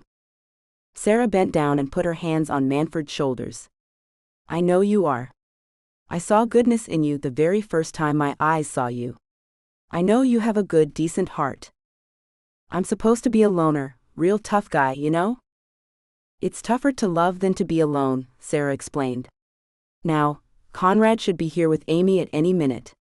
So why don't you and I go out to the kitchen and make sure Amanda hasn't eaten up all the pizza? I guess we better, Manford smiled. But before we do... Manford hurried away to his bed, reached under the mattress and pulled out a small box. What is that? Sarah asked. Manford stared down at the small red and white box in his hands. It's not much. You see, Conrad gave me $20 for helping him shovel out his truck, and I kinda wanted to get you something for being so kind to me. Oh, Manford, you didn't have to. I know I didn't have to, Manford politely interrupted, but well, the $20 Conrad gave me was honest money, clean money. I wanted to buy you a present with the first clean money I earned. Sarah almost started to cry. I'm very honored. Manford drew in a deep breath, walked back to Sarah on nervous legs and handed her the present. The present is really for Amanda too, but I wanted you to open it first. Okay? Sarah smiled and with happy hands opened the small box. A simple silver key sat in the box. I'm afraid I don't understand. What is it for? The key, Manford explained, is to me. Because I don't ever want to lock you out. Manford ran back to his bed, picked up his pillow and pulled out an old silver key and held it up. My mother gave me this key when I was a little boy. She said as long as I had this key, I had her heart. Manford felt a tear leave his eye. As long as you have that key, you, Amanda and Conrad, you guys will be in my heart. Sarah couldn't stand it. She felt tears begin falling from her eyes. I'm very honored, she told Manford, walked over to him and hugged him in a way only a mother could. You have my heart too. I know, Manford said, hugging Sarah back. He wiped at his tears. I guess we need to go check on Amanda, huh? I guess we should, Sarah laughed and wiped at her own tears. Manford nodded his head, put his key back under the pillow on his bed, and walked to the kitchen with Sarah at his side. He spotted Amanda trying to steal a slice of cheese pizza. Junebug! Sarah yelled. Amanda nearly jumped out of her skin. What? I was just sampling a piece. Sarah grinned. Sure you were. Amanda touched her heart and fanned her face. You nearly scared 10 years out of me, and I'm only 20, she said and winked at Manford. Manford winked back. If you're 20, I'm 21, Sarah told Amanda and hurried to check the 3 pizza boxes sitting on the kitchen counter. 3 2-liter bottles of root beer were sitting next to the pizza boxes along with a plate of homemade brownies. Well, everything looks good, she said and glanced at the back door. Conrad should be here at any minute. Before Sarah could finish her sentence, she heard Conrad's truck arrive. Ah, there he is now. Manford felt his hands turn sweaty. Amanda smiled, handed him a brown napkin and told him to put the napkin in his pocket. When my son went on his first date, he sweated enough to fill an ocean, she said. Anytime you need to, just reach down into your pocket and wipe your palms off, okay? Thanks, Amanda, Manford replied in a grateful voice. You sure are great. Did you hear that? Amanda asked Sarah. I'm great. And you have a little pizza sauce on the side of your mouth, Sarah told her best friend and winked at her. Oh, you, Amanda laughed and wiped at the pizza sauce with her hand. Sarah giggled. What are sisters for? She asked and hurried to the back door, opened it and looked out into a dark night filled with icy winds whipping up at a sky glittering with stars. The snow had passed, for the time being, allowing snowfalls a chance to breathe before the next storm arrived. Here they come, she called out, spotting Conrad helping a lovely young woman wearing a black coat walk through the snow. Oh man, Manford groaned quietly. You'll be fine, handsome, Amanda promised and then clapped her hands. Oh, this is going to be so great. I bet they're going to end up getting married, she told Sarah. Married? Manford gulped. Sarah grinned. Maybe, she agreed and moved away from the back door. Hurry inside and get warm, she called out. It's freezing out there. Conrad burst through the back door with Amy, closed the back door, stomped snow off his boots, and then kissed Sarah on her cheek. Smells like a pizza parlor in here. Amy saw Manford, smiled, and then said hello to Sarah and Amanda. It's nice of you to have me over for dinner. A pizza party, Amanda explained in an excited voice. She rushed over to Amy and removed the black coat she was wearing. Oh, what a lovely blue dress. Where did you get it? She gasped. I want one. O'Malley's, Amy blushed. It was on clearance. Amanda hung up Amy's coat.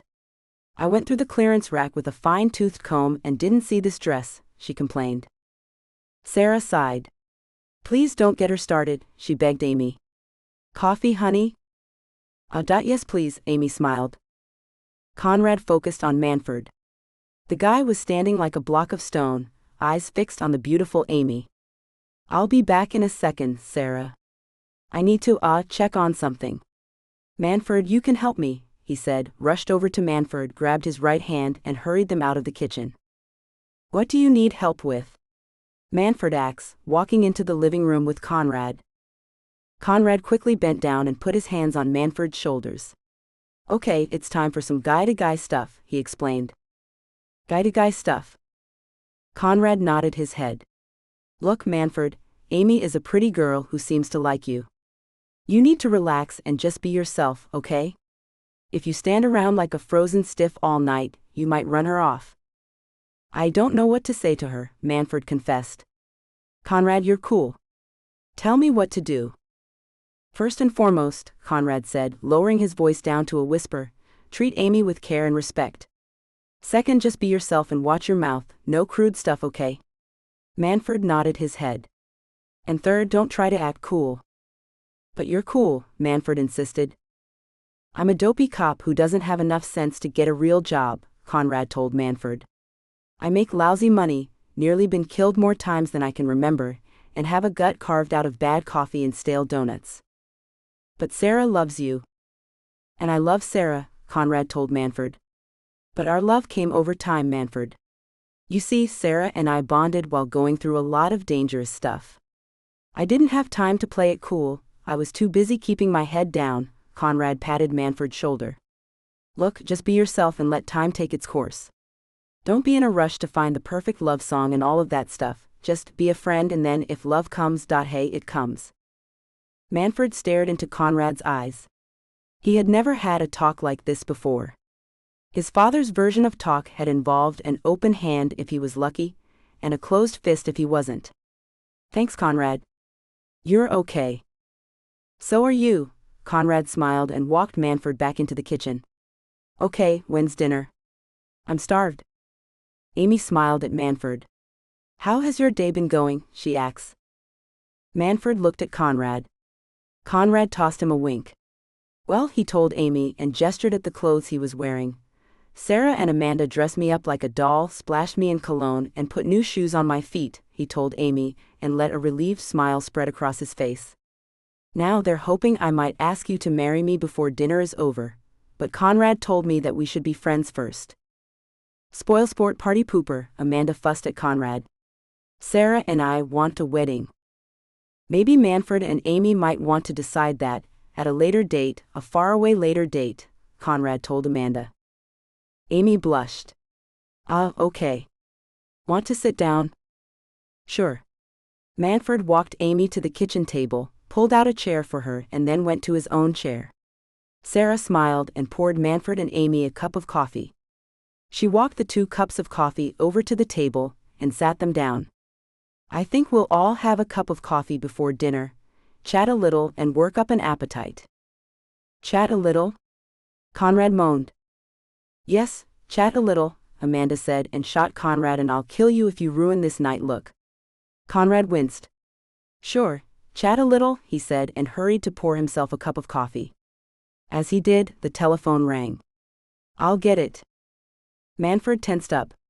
He watched Conrad answer the phone, expecting Henry Billinger to be on the other end. When Conrad began speaking to one of his friends from New York, he tried to relax. But when Conrad's face grew serious, his stomach tightened up again. Oh, he whispered. What flight did he get on, Matthew? I see. What about the circus? I see, he said, giving Sarah a significant look across the room. The feds were already looking in his direction for smuggling illegal aliens in to work for him. No, you've been a great help. Yeah, Sarah is fine. She's standing right here. No golf courses and snowfalls yet, sorry. Yeah, okay, Matt, thanks for all your help. Get up this way and pay me a visit, okay? Sure, okay, bye. Conrad hung up the phone and looked at Sarah with worried eyes. Let's go talk in the living room, okay? Is anything the matter? Amy asks. What's this all about? Before Conrad could give a polite answer, Manford began speaking. Something is most definitely the matter, he told Amy, and it's a little more than petty thievery, I'm afraid. To everyone's surprise, he began telling her all about Henry Billinger. When he finished speaking, he saw anger grip Amy's cheeks. Why, that awful man, Amy fumed. Who does he think he is, bullying you around? Amy looked at Conrad. Detective Spencer, you have to do something. Conrad leaned against the back door. Not much I can do until the guy arrives in town, he told Amy in a regretful voice. My friend Matt told me Henry Billinger hopped a flight to Anchorage this afternoon. Conrad looked at Sarah. The feds were giving him a good eye. I guess it was just a matter of time before they moved in on him. The feds, you mean the FBI, was really peeking into the circus tent? Manford asked in a shocked voice.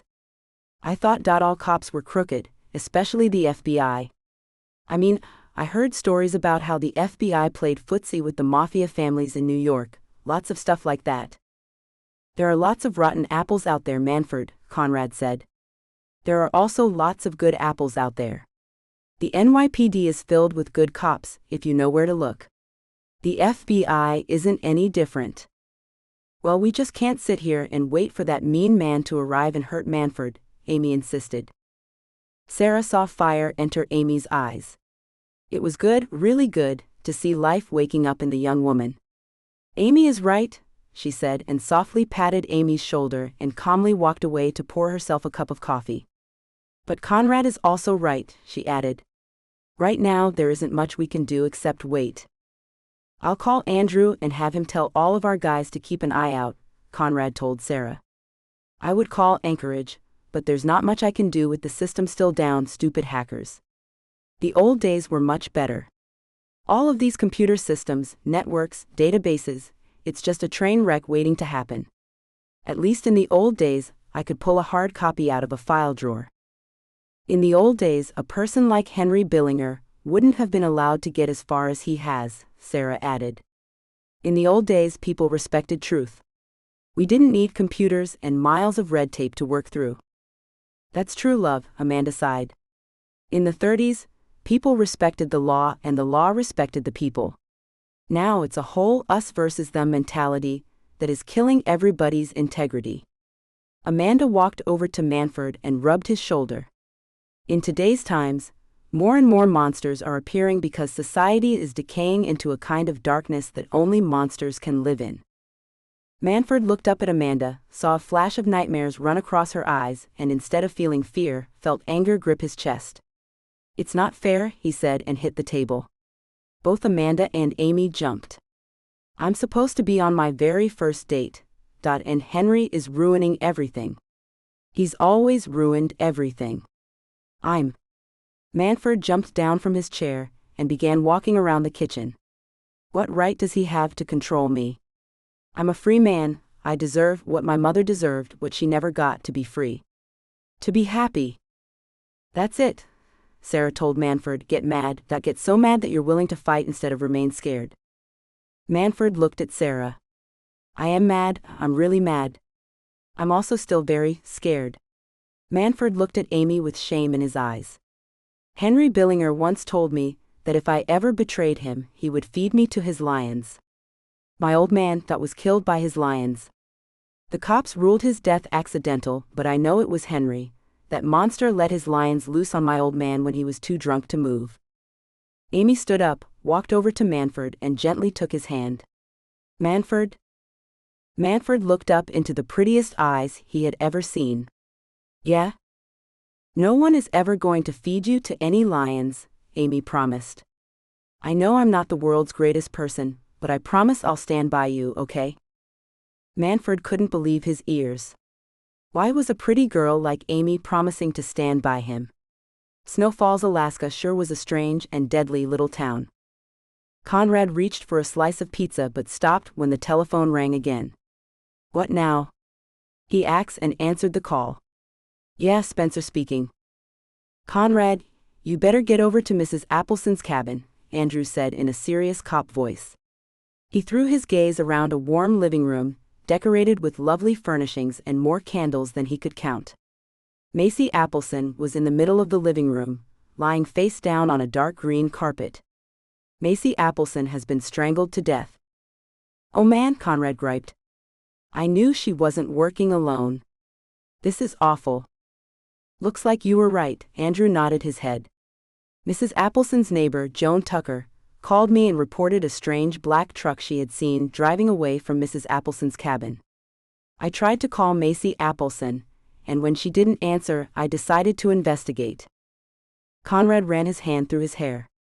I'm on my way, Andrew, he said and then quickly added, did the killer make it seem like there was a burglary? Not as far as I can see. Everything in the cabin looks in order. Okay, give me 20 minutes. Conrad hung up the phone. I have to go. What's the matter? Amy asks. What killer? Does this have to do with Mrs. Appleson?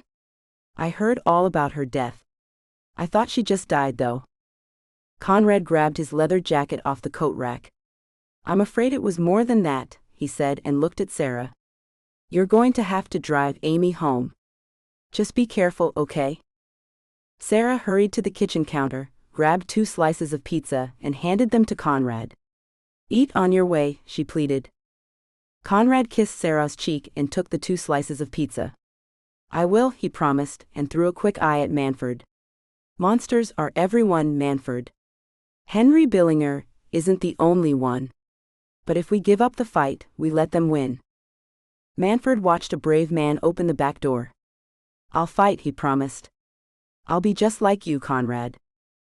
Not like me, Conrad corrected Manford as a gust of icy wind struck his face. Like yourself. Every hero is different, and every battle is different. Conrad quickly kissed Sarah's cheeks again, and hurried out into the freezing night. Sarah watched her husband vanish into the darkness, sighed and closed the back door. Pizza, anyone? She asked, feeling the festive mood dive down into a dark hole. Not really hungry, Manford said. Me neither, Amy agreed.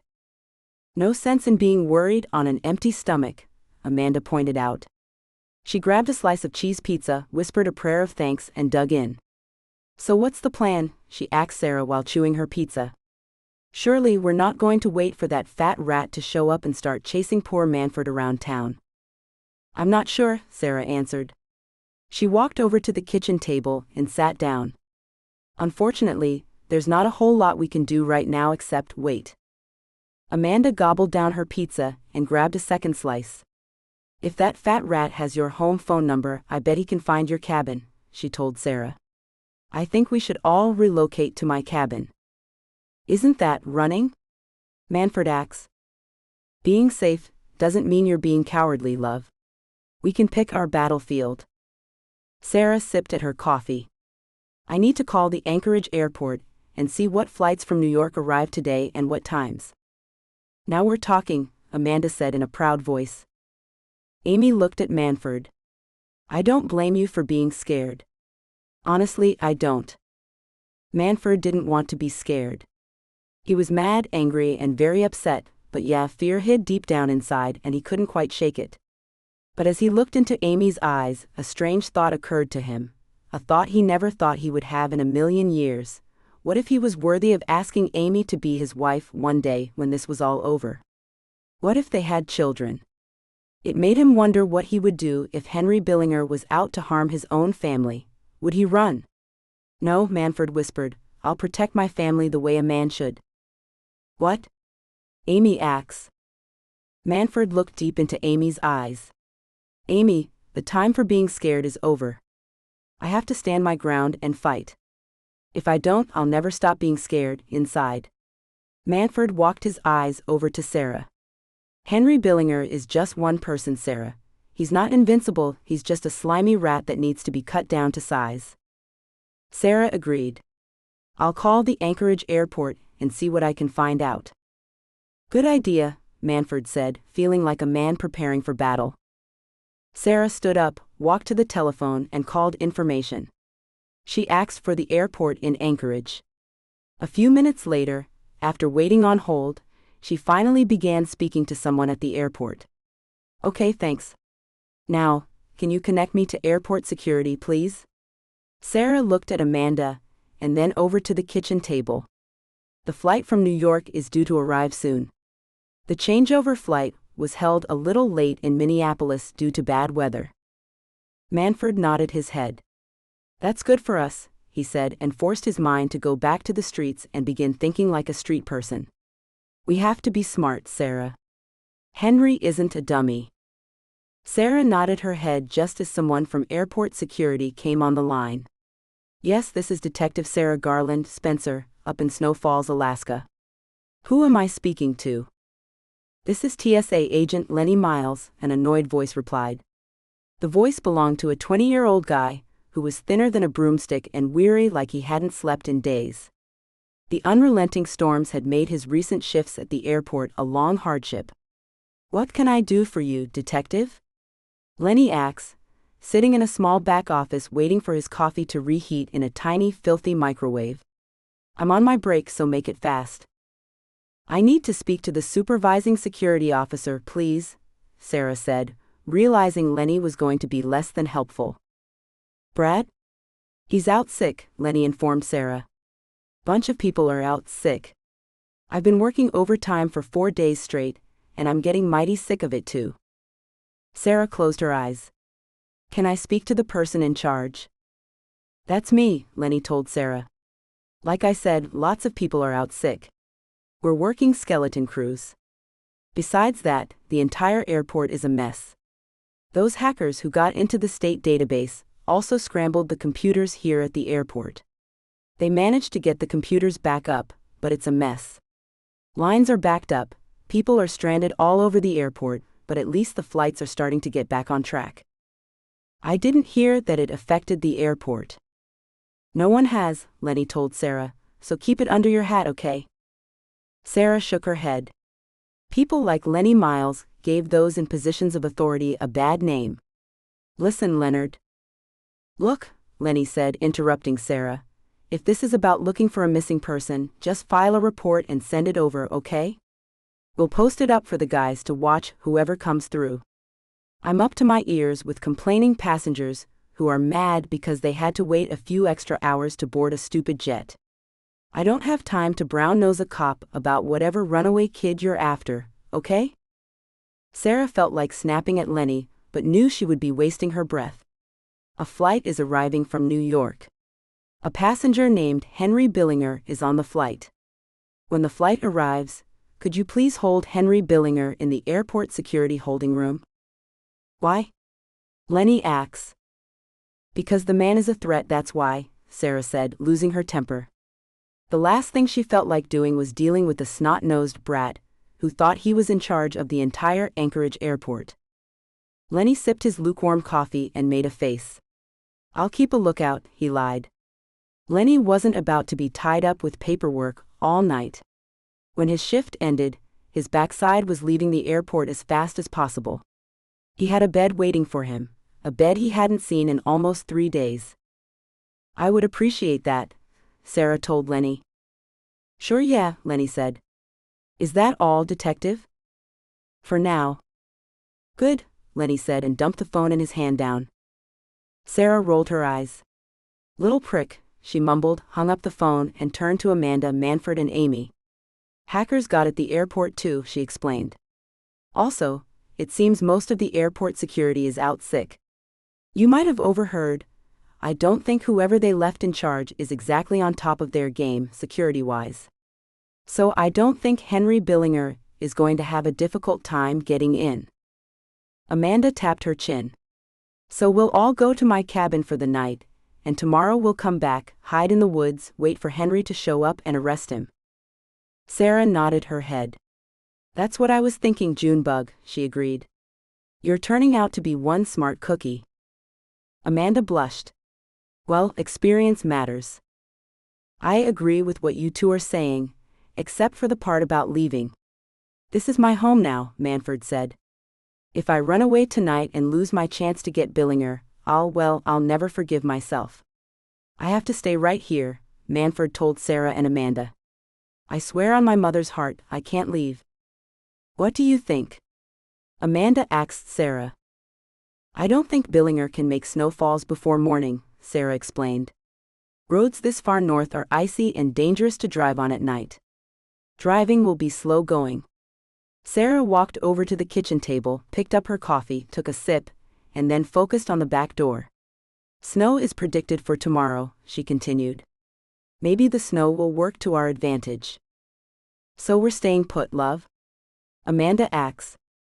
I think we're safe for tonight. Sarah nodded her head, even though she felt spending the night at Amanda's cabin would be much safer. However, she knew that if Manford was forced to run, the fight stirring in his heart would be ripped out of him. Besides, she reminded herself, Macy Appleson was dead, and the killer was still on the loose. Conrad might object to everyone relocating to Amanda's cabin in the dark. I better drive Amy home. We'll all drive Amy home, Amanda told Sarah. Amy sighed. I guess our night has come to an end, she told Manford. I'm sorry it turned out this way. Maybe we can have dinner again. Manford asks. I mean, when all the trouble is over. I would love that, Amy beamed. She reached across the table and touched Manford's hand. You're really sweet, Manford. I like you. I don't know why, Manford confessed, staring at Amy's soft hand. I invite you to dinner, and instead get you involved in a takedown of a violent man from my past. He began to put himself down, and then stopped when he looked up into Amy's pretty eyes. I like you too, Amy, he smiled. I think you're beautiful. Amy blushed. No one has ever called me beautiful before. The guys back in Maryland and New York treated me like I was a little kid, or a juvenile delinquent. My brother always told me I was a face on a billboard, pretty but untouchable. You're more than a face on a billboard to me, Manford promised. He held Amy's hand tentatively. I don't know how things are going to go with Henry, but if I survive the lion's attack, I sure would like to see you again, as friends first. Conrad told me being friends is more important than romance. Maybe romance can come later. It sure does seem to be in the air, Amy blushed again. But yeah, being friends first sure would be great. Amanda smiled at Sarah. The little stud, she whispered. Indeed, Sarah agreed, feeling very proud of him. Well, we better get you home, Amy. Amy smiled at Manford, stood up, and walked to the back door. I guess spending the night with my mom watching reruns of the Andy Griffith Show won't be too bad. Manford hurried to help Amy put her coat on. His shorter arms barely reached up high enough to help, but he stood on his tiptoes to help her get settled. All set, he asked. All set, Amy smiled at Manford, and then to everyone's surprise she bent down and gently kissed Manford. That's for being a perfect gentleman. Manford nearly melted down to the floor. His eyes became fuzzy and his voice goofy. Thanks? Amanda rolled her eyes.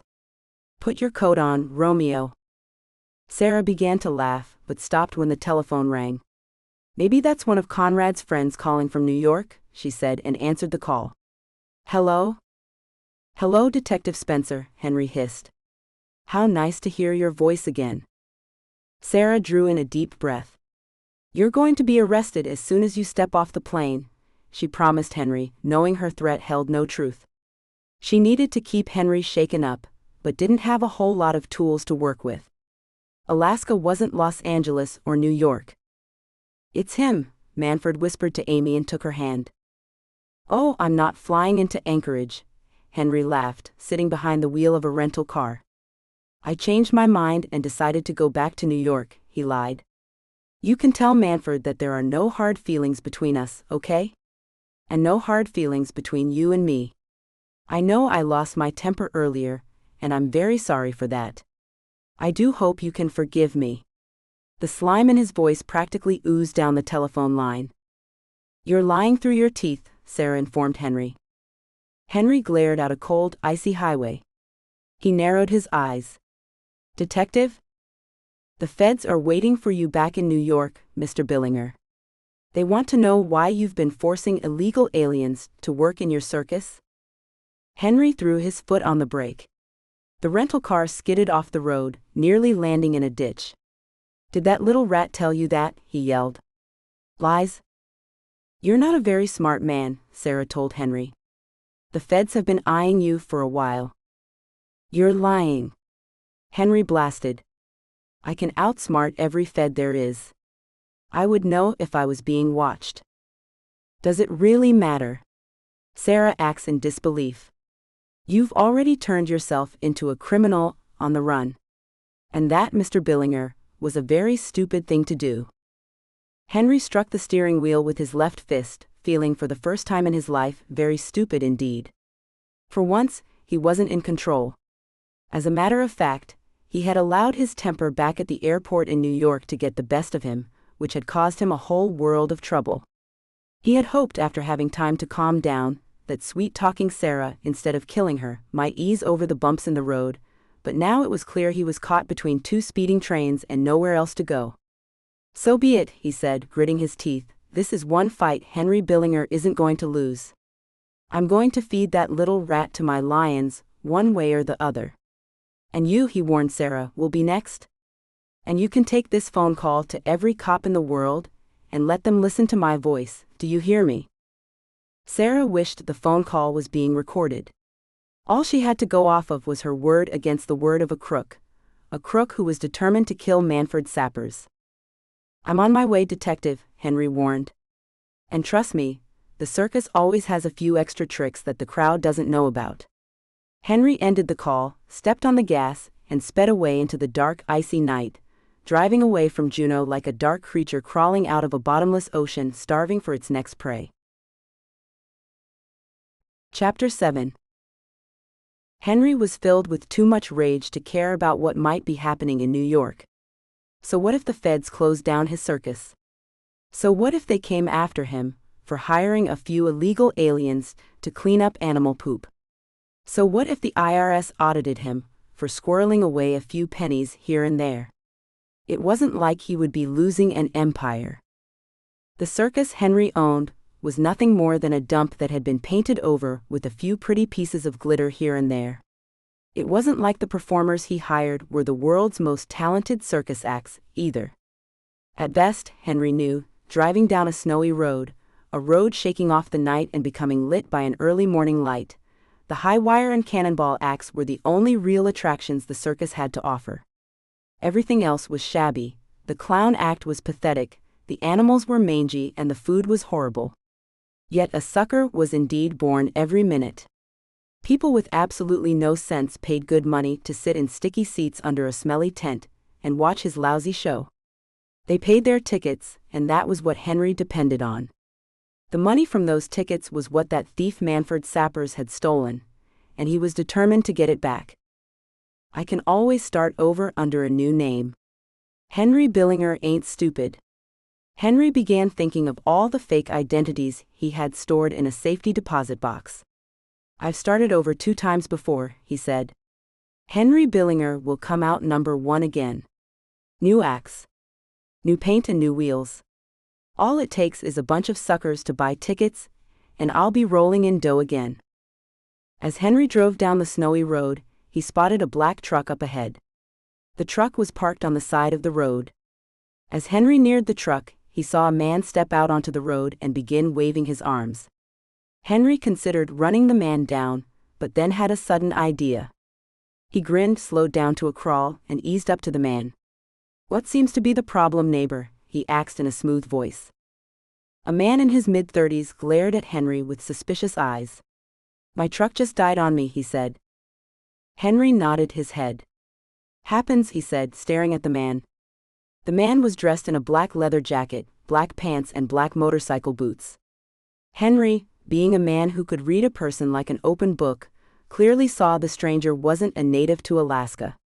Sure, it happens, he said, lifting his eyes up to the man's scarred face fringed with a mangy mullet haircut. I'm not much good with engines, the man lied. Maybe you can take a look? Henry saw the man keeping his right hand in the front pocket of his jacket. He knew the man was holding a gun and preparing to rob him, take the car, maybe even kill him. Sure, stranger. Let me back up a little and pull my car behind your truck, he said, and then flashed a dark grin. You're in luck because I just so happen to be a mechanic, he prattled away, making easy conversation to distract the man. The man nodded his head and stepped over to the driver's side door of the truck. Henry rolled up the car window, put his car in reverse, eased back a few feet, put the car in drive, and then slammed on the gas. The man preparing to kill Henry, the man who had killed Mrs. Appleson and her daughter, didn't stand a chance. Before he could run even 2 steps from the charging vehicle, Henry plowed him down. Well now, Henry chuckled, I just did the world a favor now, didn't I? I might have just killed a dangerous criminal. Henry stepped out of the car, looked around, saw only white woods, a low dark gray sky, and air filled with wet snowflakes being tossed about by an icy wind. No witnesses. Perfect, he grinned, hurried over to the black truck and began investigating the interior. To his relief, the keys to the truck were still in the ignition. Let's see, Henry said, crawling into the driver's seat and turned the key in the ignition. The truck roared to life. Ah, Henry grinned. He checked the gas gauge, found the needle pointing to half full, and grinned again. You did a no-no, didn't you? He asked the dead man. You needed to ditch this truck and get you a new vehicle. Oldest trick in the book. Takes one to know one, my friend. Henry turned off the truck and continued to investigate the interior. He located a small black bag holding a second gun, a few $1,000s in cash, and some fake identification papers. Who did I kill? Henry pondered. No matter, seems like luck is on my side. Henry was unaware that he had run down the professional killer that Macy Appleson had hired to kill her mother. Henry was also unaware that the killer had turned on Macy, ended her life, and fled Snow Falls after Macy had refused to pay up the full promised amount, threatening to turn the hitman over to the cops instead. But what did Henry care? He had a gun, a new vehicle, and some extra cash to work with, along with some fake identification papers. If I had known Alaska was the land of easy money, I would have moved here a long time ago, he chuckled. Henry climbed out of the truck, grabbed the arms of the dead body, pulled it as deep into the woods as he could manage in the drifts of snow, then drove his car off the road and hurried back to the truck. He grabbed a lug wrench out of the bed of the truck, ran back to his rental car, and broke out all of the windows and headlights. Satisfied, he threw the wrench into the woods, gathered his personal belongings from the car, hurried back to the truck, crawled into the driver's seat, and sped away. Now the cops will think that poor old Henry has become the victim of a horrible crime, he laughed. Snow Falls, here I come. As Henry sped away in a stolen truck, Manford walked into Sarah's kitchen half asleep. I didn't sleep very well, he confessed, still wearing the same clothes from the night before. Every time I dozed off, I dreamed of Henry. I'll fix you a cup of coffee, Sarah told Henry. Manford pointed at Mittens. I need to walk her first. Manford retrieved Mittens' leash. Is Conrad home? He asked, attaching the leash to Mittens. Mittens wagged her tail and licked Manford's hand. No, Sarah explained. The system came back online late last night. He's at the station getting caught up on his work. Manford carefully walked Mittens to the back door and put on his coat. Poor Mittens still had a bad limp. I hope he finds out something, he said. I'm sure Conrad is making his keyboard smoke as we speak, Sarah assured Manford, glanced at the kitchen clock and bit down on her lip. It's nearly 9 o'clock, she said. I want to get into town soon, okay? Amanda already left. Left? Manford asked in a worried voice. Amanda's husband called her about 2 hours ago. He needed Amanda to go back to their cabin and locate a legal document he needed. Sarah took a sip of coffee. Amanda wasn't too happy, but love makes a person drive home even in freezing snow. Manford stared at Sarah and locked his eyes on the gray wool dress she was wearing. You look like you've been up for a while too, he said, and nodded down at the brown boots on Sarah's feet. It was clear that Sarah was dressed for action. You're worried, aren't you? Let's just say I think it's best if we stay in town today, Sarah explained. Andrew already has 2 of his guys watching my cabin as we speak. If Henry shows up here, they'll nab him. 2 cops are outside? Manford asked, checking the window. Sarah nodded his head. Andy and Hank, she said. They are good men, honey. They know this land like the back of their hands. Sarah put down her coffee.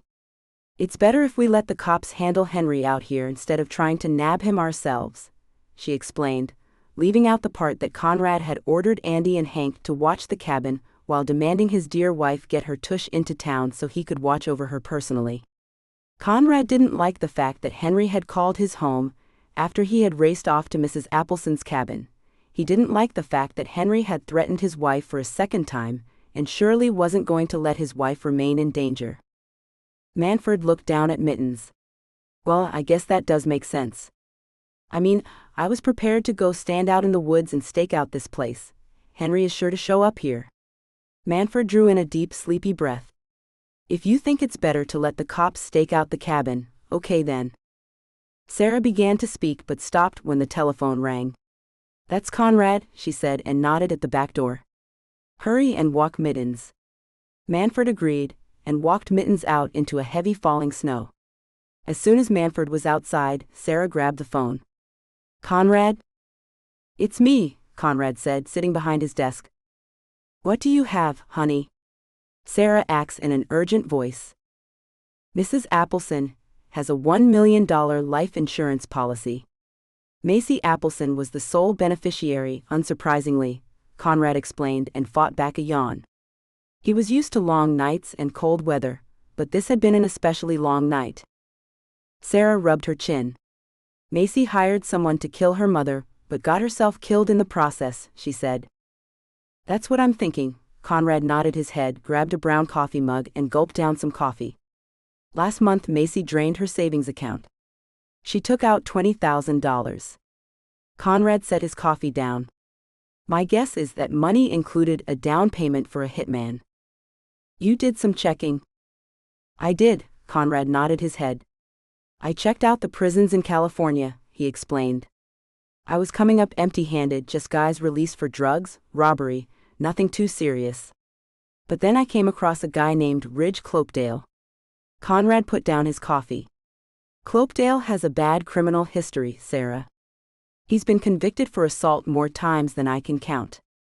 The guy was finally sent to prison for being hired out as a hitman, hired to kill some woman's ex-husband. Sarah shook her head. The world is a very ugly place. You're telling me, Conrad agreed. And what makes this world an even uglier place is the prison system. Ridge Clopedale didn't even serve half of his prison sentence. He was released early for good behavior. Conrad shook his head. Sarah, this guy served barely a quarter of his time. It's enough to make you sick.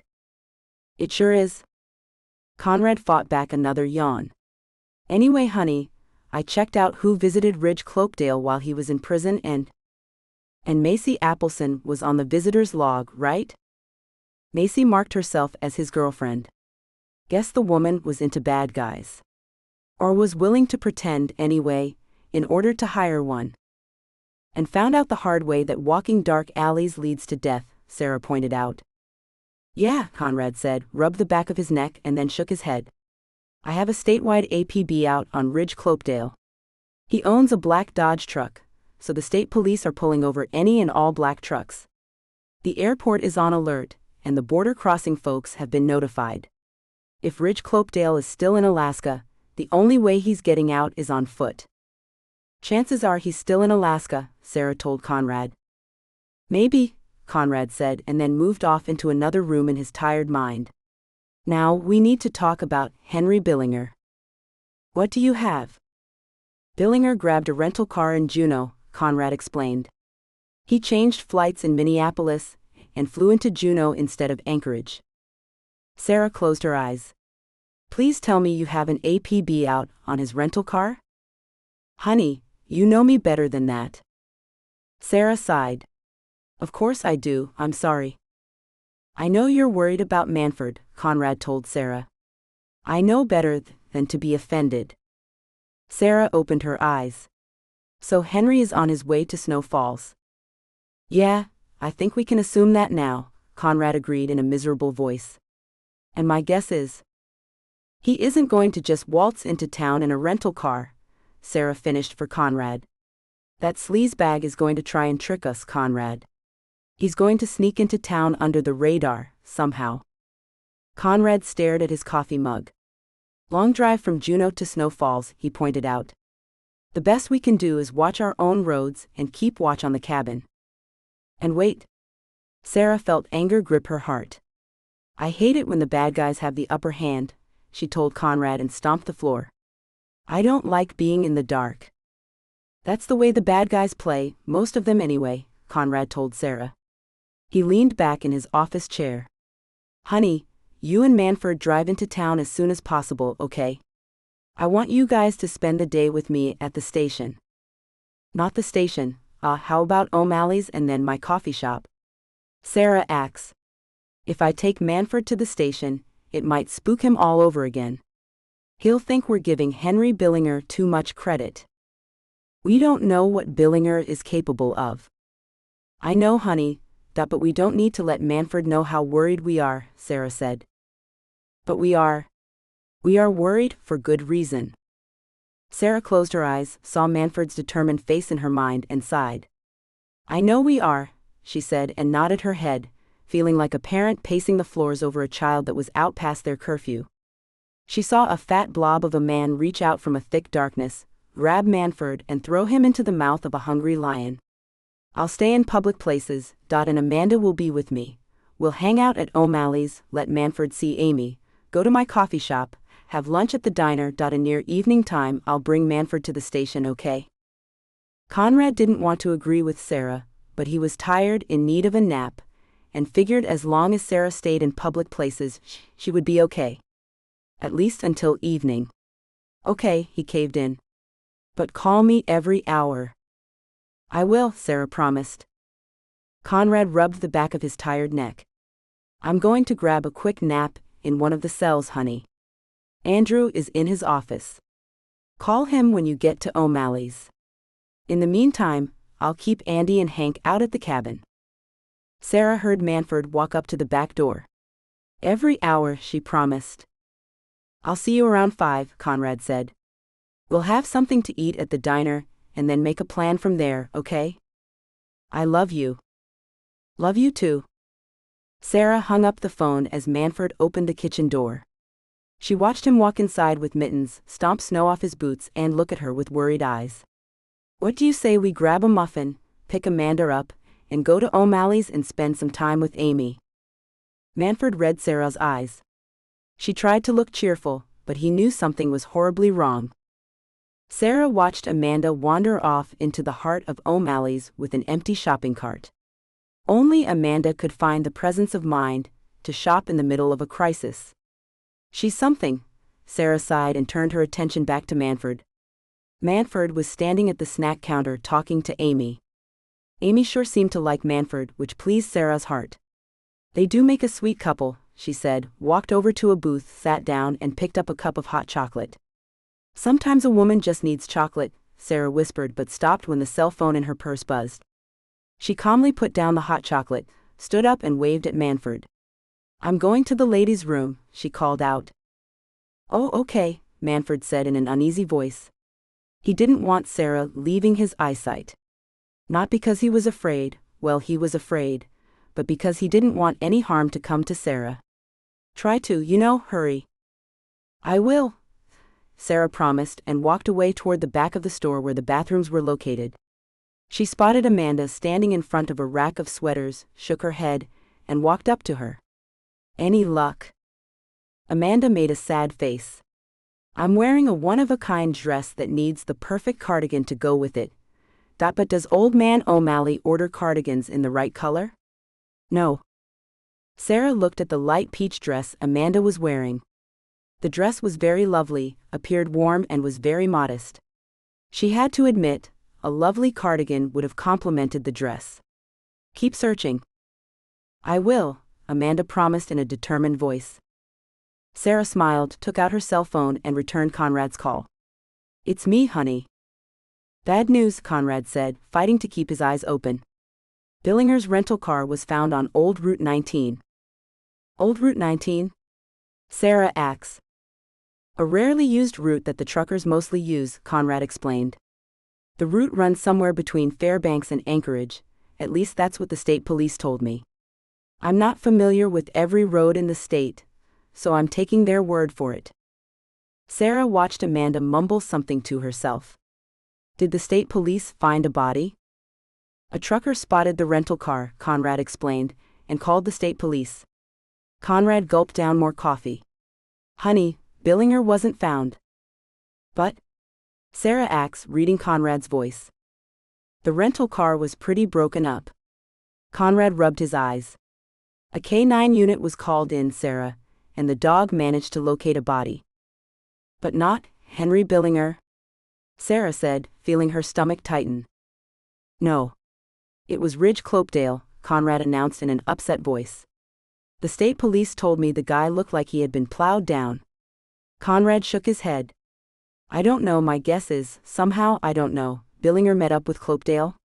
It seems like an awful coincidence. It makes no sense. I don't know how Billinger knew him.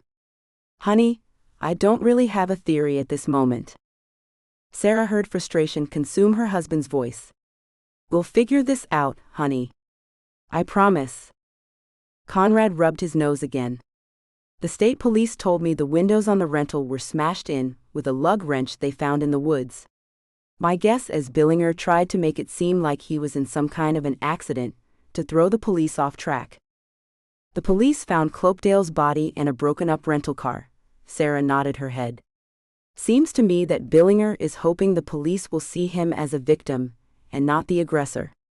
Sarah grew silent for a second. Or, she said, feeling a new thought enter her mind, maybe he attempted to fake his own death? I'm all ears, Conrad said, leaned forward in his office chair and waited. Sarah bit down on her lip and walked over to a wooden rack holding winter dresses. Conrad, Billinger knows he's in trouble, right? I would assume. So what if he killed Clopedale and smashed up the rental car to make it appear like he had been kidnapped or even killed himself? Right now the state police have no other choice but to believe Billinger's life is in danger, Conrad said in a regretful voice. The snow in that area is pretty heavy, and every tire track has been covered over. They don't have much to go on. And that's what Billinger wants. Sarah pushed a dark green dress to the side and studied a lighter-colored green dress with white stripes. For a second, she imagined herself standing in the warm department store, surrounded by dresses, smelling the cozy scent of peppermint, and simply shopping without a worry in the world. Honey, did the state police find any other vehicle at the scene? No, Conrad replied.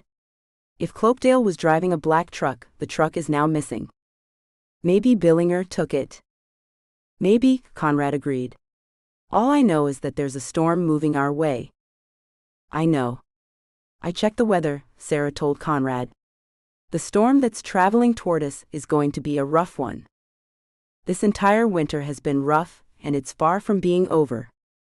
Sarah bit down on her lip. Any suggestions? Stay in town, Conrad told Sarah in a firm voice. We'll stay at the station and keep the cabin under surveillance. Billinger is bound to show up sooner or later, and when he does, we'll snatch him. How about if we stay at Amanda's cabin? Sarah asks. I really don't want Manford to feel like we're backing down, Conrad.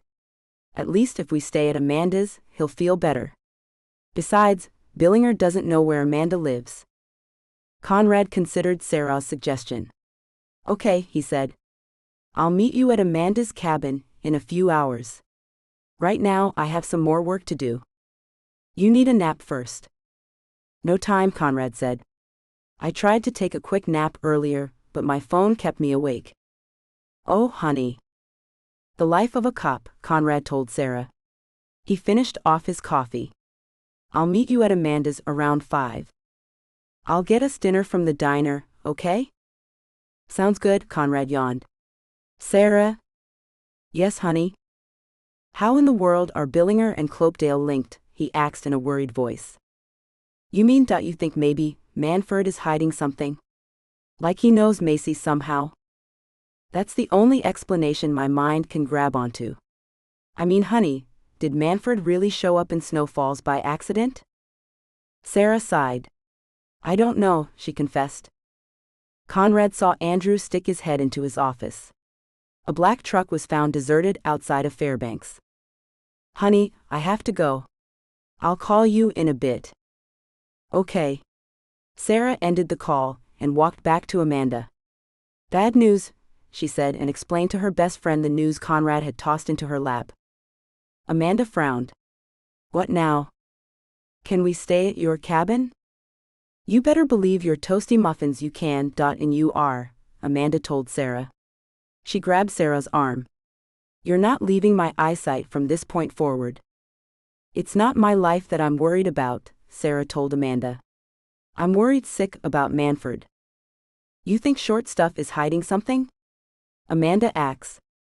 Well, yes and no, Sarah admitted in a miserable voice. Clopedale is dead. Billinger is missing, and his rental car was located where Clopedale's body was found. Sarah looked toward the snack bar. Come on, Junebug, I have to talk with Manford. Amanda grabbed the shopping cart and walked back to the snack bar with Sarah. I'll keep Amy company. You talk with Manford. Okay, Sarah said. She waved at Manford. Can we talk, she asked. Manford didn't like the expression on Sarah's face. He looked at Amy with worried eyes, and slowly walked over to the booth where Sarah was standing. "What's wrong?" Sarah sat down. "Conrad called me," she said, and motioned for Manford to sit down. Manford drew in a worried breath and sat down across from Sarah. "You see," she said, struggling for a calm way to approach Manford without upsetting him, "a man named Ridge Clopedale was found dead." "Who?" He looked wholly confused. "A man who was hired by Macy Appleson to murder her mother, or so it appears." Sarah stared into Manford's worried eyes. How in the world was she going to tell him the truth, without making it seem like she was also throwing guilt into the air? The rental car Henry Billinger was driving was found where Ridge Clopedale's body was found. Manford could only look at Sarah with confused eyes. "I don't understand." "Neither do we," Sarah confessed. "Do you have any idea how Henry Billinger could be connected to a man hired to kill a woman with a $1 million life insurance policy?" $1 million. Manford's eyes grew wide. And then a horrible truth clicked in his worried mind, a truth that attacked the fog hanging over his eyes. "Hey, don't you think I'm involved in the Appleson murders somehow?" "No, honey, no. Conrad and I just aren't sure how Billinger and Clopedale are connected. And well, you did show up right when Mrs. Appleson was killed. And then it seems Billinger went right to where Clopedale was waiting. It could all be a coincidence, but the timing, to any cop, would seem suspicious." Manford stared into Sarah's eyes. "I told you everything. I trusted you," he said in an upset voice. "I thought you trusted me. And now you're betraying me? You're just like everyone else." Manford shot to his feet. Amy saw Manford stand up and begin shaking his head at Sarah. "Something's the matter," she told Amanda, and ran over to Manford. "What's going on?" she asked. "What's going on?" Manford repeated in a bitter tone. He threw his hand at Sarah. "I'm being accused of 2 murders, that's what's the matter." "No, I'm not." "Yes, you are," Manford yelled. "You think I'm no good. You think I'm involved with some killing, for money." Manford looked up at Amanda with hurt eyes, then he looked at Amy. His heart broke into a million pieces, and then filled with fury. "You're all the same, all of you," he yelled and began backing away from the booth. "Manford, please." Amy began to plead. "All the same, just like my old man. The only person I could ever trust was my mother, and she's dead." Tears began to flow out of Manford's eyes. "You're all the same, don't you think I'm trash, a thief, a murderer? You're all fake. All of you." Manford turned and ran out of O'Malley's. "Manford!" Amy yelled, stricken. Amanda gently grabbed Amy's arm. "Let Sarah go after him, love." Sarah felt a tear release from her eye. "I guess I better," she said, and slowly stood up. "I'm not sure what I'm going to say when I find him, though. He seems to hate me." "He's upset," Amanda told Sarah. "I can't tell you how many times my son told me he wished I had turned into a different mother while he was growing up, love." Amanda patted Sarah's shoulder. "The anger will pass after he calms down and learns the truth. You're just trying to figure out a tangled web. He's got a lot of old pain and fear weighing him down. He doesn't know you have his best interests at heart." Sarah looked into Amanda's loving, wise eyes. Amanda had raised a son. She was a mother. If anyone knew how Manford was feeling right now, it would be her. "What do I say to him, Junebug?" she begged. "Just offer him love," Amanda whispered and wiped Sarah's tear away. Sarah drew in a deep breath, looked at Amy, and hurried outside into a heavy falling snow. Manford was nowhere in sight. "Manford!" she yelled and began following a set of boot prints in the snow. The prints led around to the side of O'Malley's, continued around to the back, and then, to Sarah's horror, ran straight into the woods. "Manford!" she cried out and dashed to the tree line. "Manford!" Determined to find him, Sarah locked her eyes on the snow and began following the tracks. She walked no more than 50 yards and then stopped. "The tracks, where did they go?" she asked in a frantic voice, breathing white puffs of smoke from her mouth. "They just vanished into thin air." As Sarah searched for Manford's footsteps, Manford continued to climb up a high tree. When he reached a steady limb, he threw his eyes down, spotted Sarah desperately searching for him, and shook his head. "It's for the best," he whispered and fought back tears. "Guess this old circus trick paid off, that now if she'll just go away, go away." "Manford," Sarah called out in a hurt voice, casting her gaze around her in the snowy woods frantically, still seeing nothing.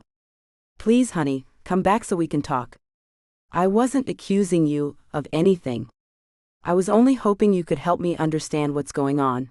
3 people are dead. I'm worried sick about you, please."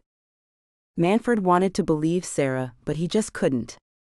"Liar," he whispered, and felt a tear drop from his eye. But he stayed quiet, willing her not to see him. "They're all liars. I should have known better. I should have kept my street clothes." Manford wiped his tear away, as an icy gust of wind struck his body.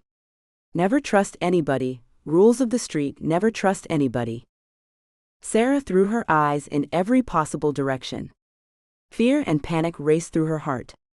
"Manford, honey, please. Billinger is on his way to Snow Falls. It's not safe alone. Come back. Can you hear me? Where are you?" "I'll handle Billinger," Manford whispered in a shaky voice. "When Billinger arrives, he's gonna die, or I'll die trying to kill him." Manford grew silent, watched Sarah continue her frantic search, and then closed his eyes.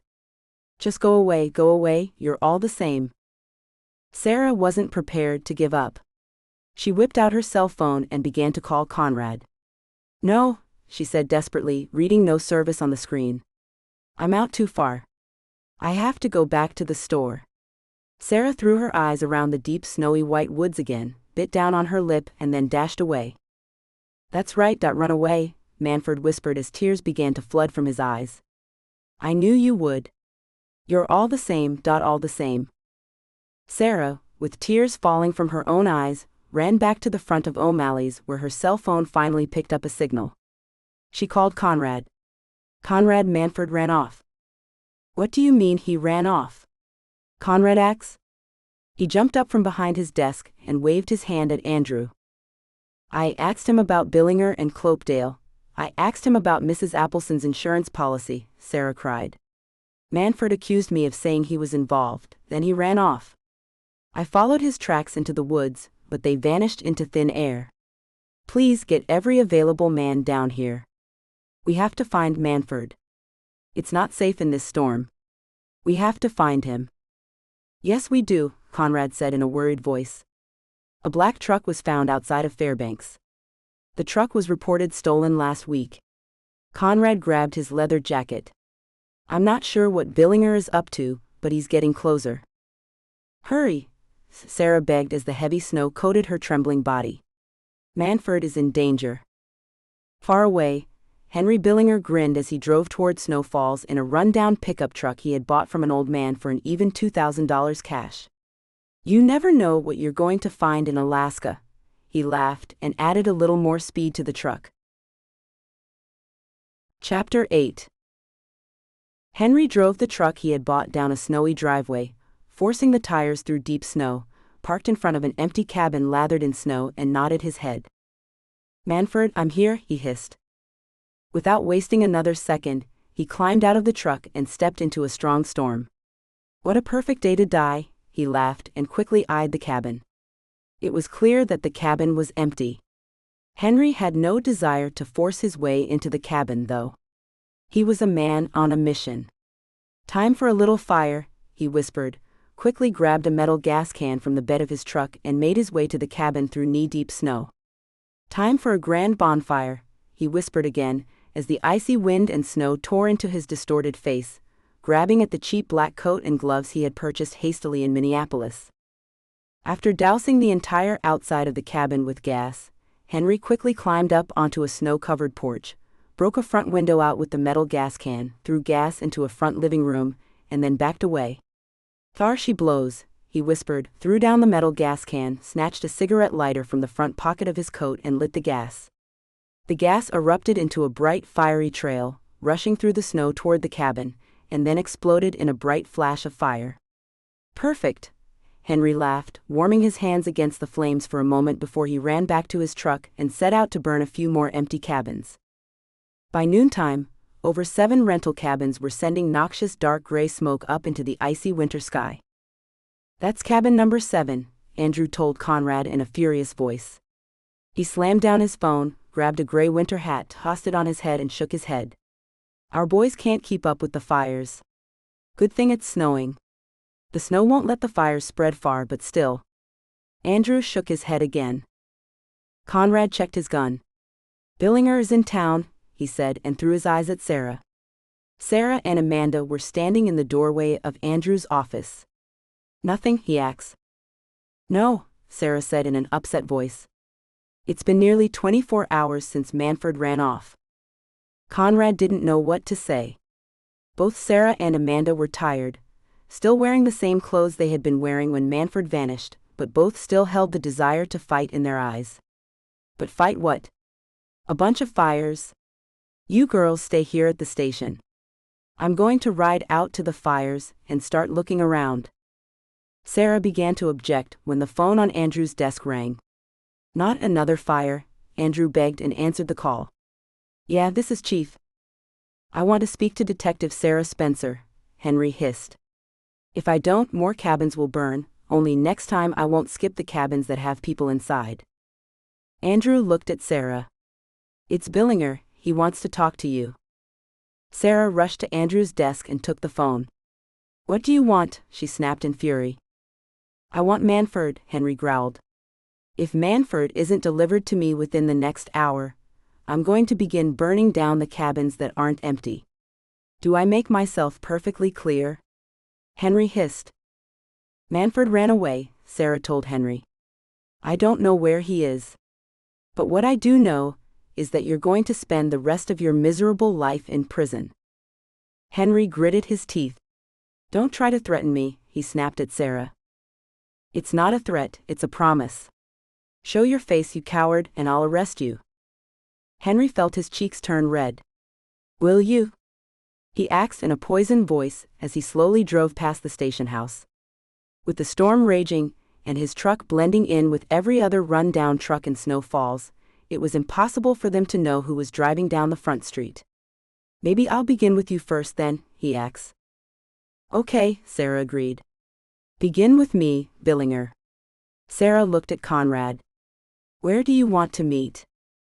"I'm not stupid, Detective," Henry informed Sarah. "I know how cops work." Henry drove past Sarah's coffee shop and came to a stop at the end of the street. "I'll meet." Before Henry could say another word, the driver's door to the truck exploded open. Henry threw his eyes to the side in shock and saw Manford appear holding a gun in his hand. Henry dropped the cell phone he was holding and quickly stepped on the gas. Manford, not willing to let Henry escape, dived into the cab of the truck and aimed his gun at the man's face. "Do what I tell you, or die," Manford screamed in a shaky voice as the speeding truck skidded along in the snow. "I'll pull the trigger, Henry, I swear it."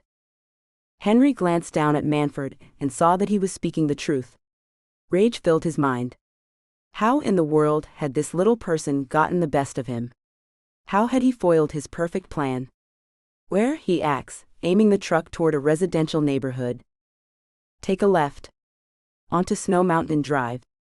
Number 177, Manford ordered Henry, without realizing that Sarah was listening to his every word. "It's time to end this, Henry, once and for all. I'm not going to let you hurt Sarah, do you understand me?" Sarah felt tears begin falling from her eyes. "Oh, Manford," she whispered, listening in from the police station. The cell phone remained in Henry's hand, his conversation with Sarah forgotten. Henry swallowed. He knew that Manford would make him eat a bullet if he dared make one wrong move. "You stupid idiot," he yelled. "Do you really believe some cop cares about you?" Manford scooted all the way in, and finally slammed the door behind him, his back against the passenger door, putting as much distance between himself and Henry as possible. "Yesterday I wasn't so sure," he said as Henry maneuvered the truck through a snow-covered neighborhood lined with cozy cabins and cottages. "Yesterday I thought Sarah, Amanda, Conrad, they were all the same. But last night, I had a lot of time to think, Henry. That's when I realized you were up to something, one of your devious plans. So I came to town, hid out in Sarah's coffee shop, waited until morning and began watching the cop station. Sarah and Amanda showed up about an hour later. I figured it wouldn't be too long before you showed up. Henry glared at Manford with eyes filled with fiery hatred. How did you know I would show up in town? Because you got too much pride, Manford explained, keeping the gun he had found in Sarah's coffee shop aimed right at Henry. You can't resist circling your prey just like you did my old man, my mom, and me. Henry gritted his teeth. He wanted more than anything to lean over and strangle Manford, but knew that if his hands even moved an inch in the little man's direction, he would be met with a bullet. So he shut his mouth and drove to 177 Snow Mountain Drive as directed. As he drove through the storm, Henry forced his mind to think. There had to be a way. Sure, there had to be a way to win the fight, he thought, as Manford directed him to the cabin. There, Manford said and pointed toward Sarah's cabin. He drew in a scared breath and tried to settle his nerves. According to the police scanner on the desk in Sarah's office back at the coffee shop, every cop in town had been called away to the fires, including Andy and Hank. Sarah's cabin was no longer being watched. Henry eased the truck into an empty driveway and parked in front of Sarah's cabin. What's your plan now? He growled. Manford reached into the front pocket of his coat with his left hand, pulled out a pair of handcuffs he had found in the coffee shop office and threw them at Henry. Put those on, he demanded. Henry felt the handcuffs strike his fat belly. Then he looked into Manford's eyes. Manford had thought of everything, and was still prepared to kill him on the spot. Okay, Manford, I'll do it your way. For now, he growled, then slapped the handcuffs onto his wrists and gritted his teeth. There. Get out of the truck, Henry, Manford ordered. He was scared to death, but determined to have the faith of David. I have to protect my friends, he told Henry. I'm going to leave them a present, you. And then I'm going to vanish into the wind. Manford felt his heart break. They've been real nice to me, and I ain't caused them nothing but trouble. You're going to be my way of saying thank you. Now get out of the truck. Henry growled and used one handcuffed hand to open the driver's side door, not realizing that his cell phone was still on and that Sarah was still listening. Manford quickly jumped out of the truck, trudged around the front of the truck, and pointed his gun at Henry. Into the bed of the truck, he ordered, yelling over the icy winds. When silence fell in the cab of the truck, Sarah slammed down the phone in her hand. We have to hurry. Manford took Billinger to our cabin, she told Conrad. Get our guys out to the cabin, Conrad ordered Andrew and stormed away with Sarah and Amanda.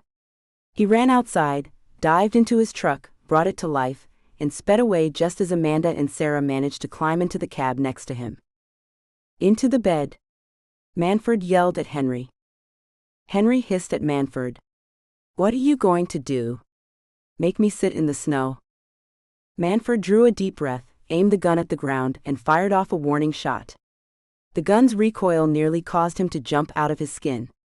The gunshot scared Henry even worse. Henry Billinger, as deadly as he was terrified of guns. Get in the bed of the truck, or else. Okay, Manford, just calm down, Henry said, held his handcuffed wrists up into the snow and nodded at the bed of the truck. Just don't do anything stupid. Manford was about ready to pass out with fear. Was he really getting the best of Henry Billinger? Was he really standing up to a bully, a killer? Was he really making his mother proud and proving his old man wrong finally after all these years? Get into the back. Henry nodded his head and struggled into the bed of the truck, sitting down next to a metal gas can. Okay, I'm in, he said. Sit down. Manford yelled.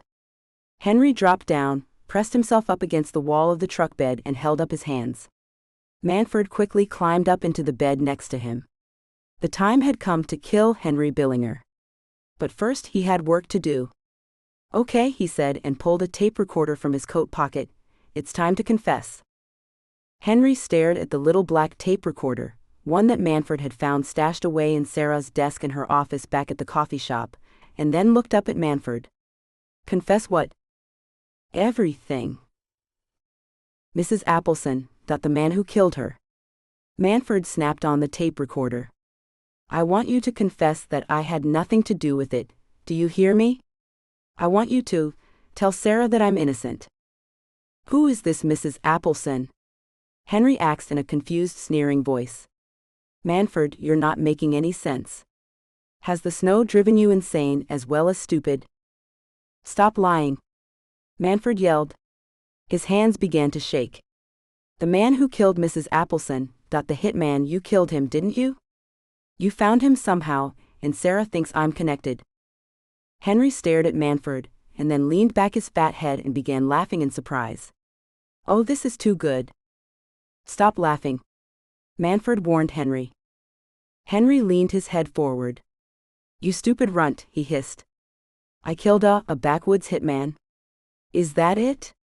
I didn't even know the man. I just happened to come across him on the road. The man tried to steal my car. Henry roared. I knew I just couldn't drive into snowfalls, you stupid rat. I needed a plan, and that idiot man played perfectly into my hands. You're lying. Mrs. Appleson and her daughter are dead. She had a $1 million life insurance policy. It must be something to do with you. Henry gritted his teeth. You pathetic wart, he growled, I'm telling you the truth. I don't even know the name of the man I ran down. Henry narrowed his eyes. I'm a man who thinks on his feet, Manford. You know that. I use whatever situation I can to help me, and make it work out to my advantage. I live in the moment. You? I don't know the man I ran down, or the two women you claimed he killed, you stupid idiot. Henry roared. Manford stared at Henry. To his dismay, he could clearly see the monster was actually speaking the truth. But then, he stopped talking as confusion grabbed his mind.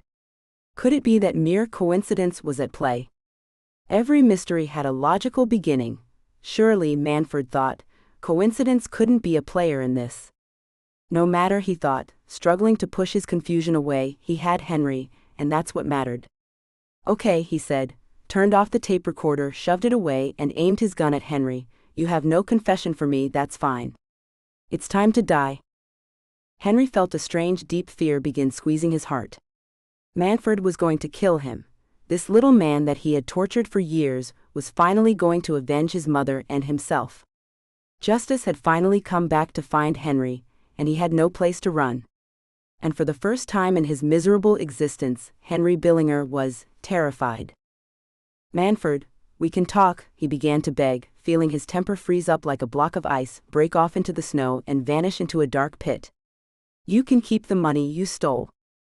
Manford placed his left hand over his right hand and steadied his gun, as icy winds and heavy snow struck his freezing face. My mother has that money now. Even in death you couldn't triumph over her. It belongs to her, he told Henry. It always did, and it always will. Manford narrowed his eyes. What I'm going to do today is no longer for my mother as much as it is for a different woman. A good, kind woman with a heart so true you would never understand it. You twisted fiend. This is for Sarah. Henry held up his manacled wrists. No, Manford, please, he begged, feeling death seeping from the snow. Shut your mouth, Manford ordered Henry as tears began rushing from his eyes. You tortured my mother for years, you killed my old man, you tortured me too, your time has come to die. Manford raised his eyes and studied a deep, cold gray sky. Finally, he whispered. Mom, I'm finally going to do what I promised you. I'm going to get free. Henry knew his time to die had arrived. If he didn't act, he was surely going to be killed. So he did all that his mind could think to do.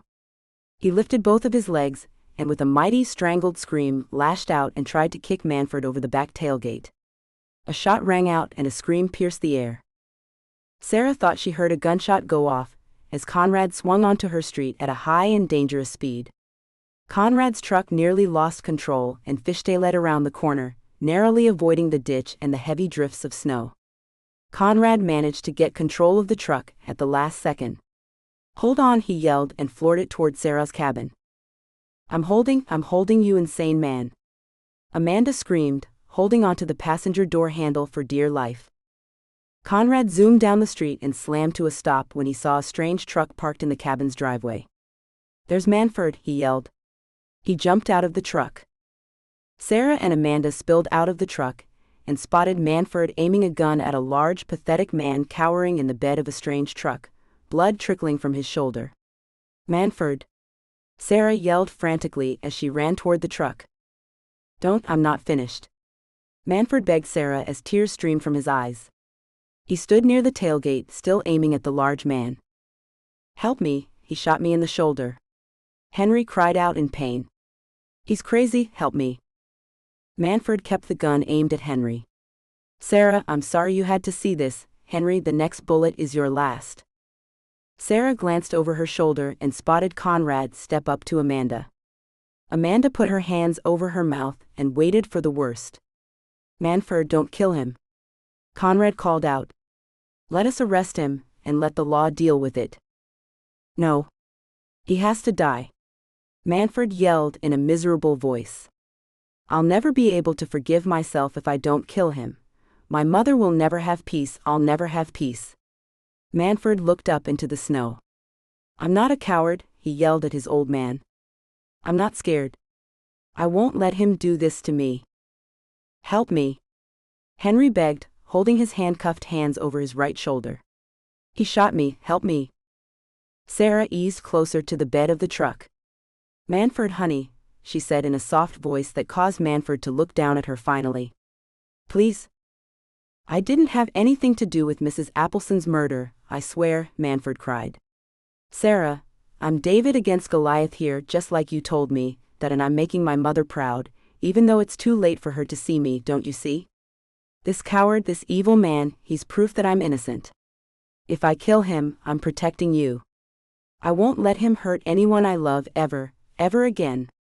This is the only way."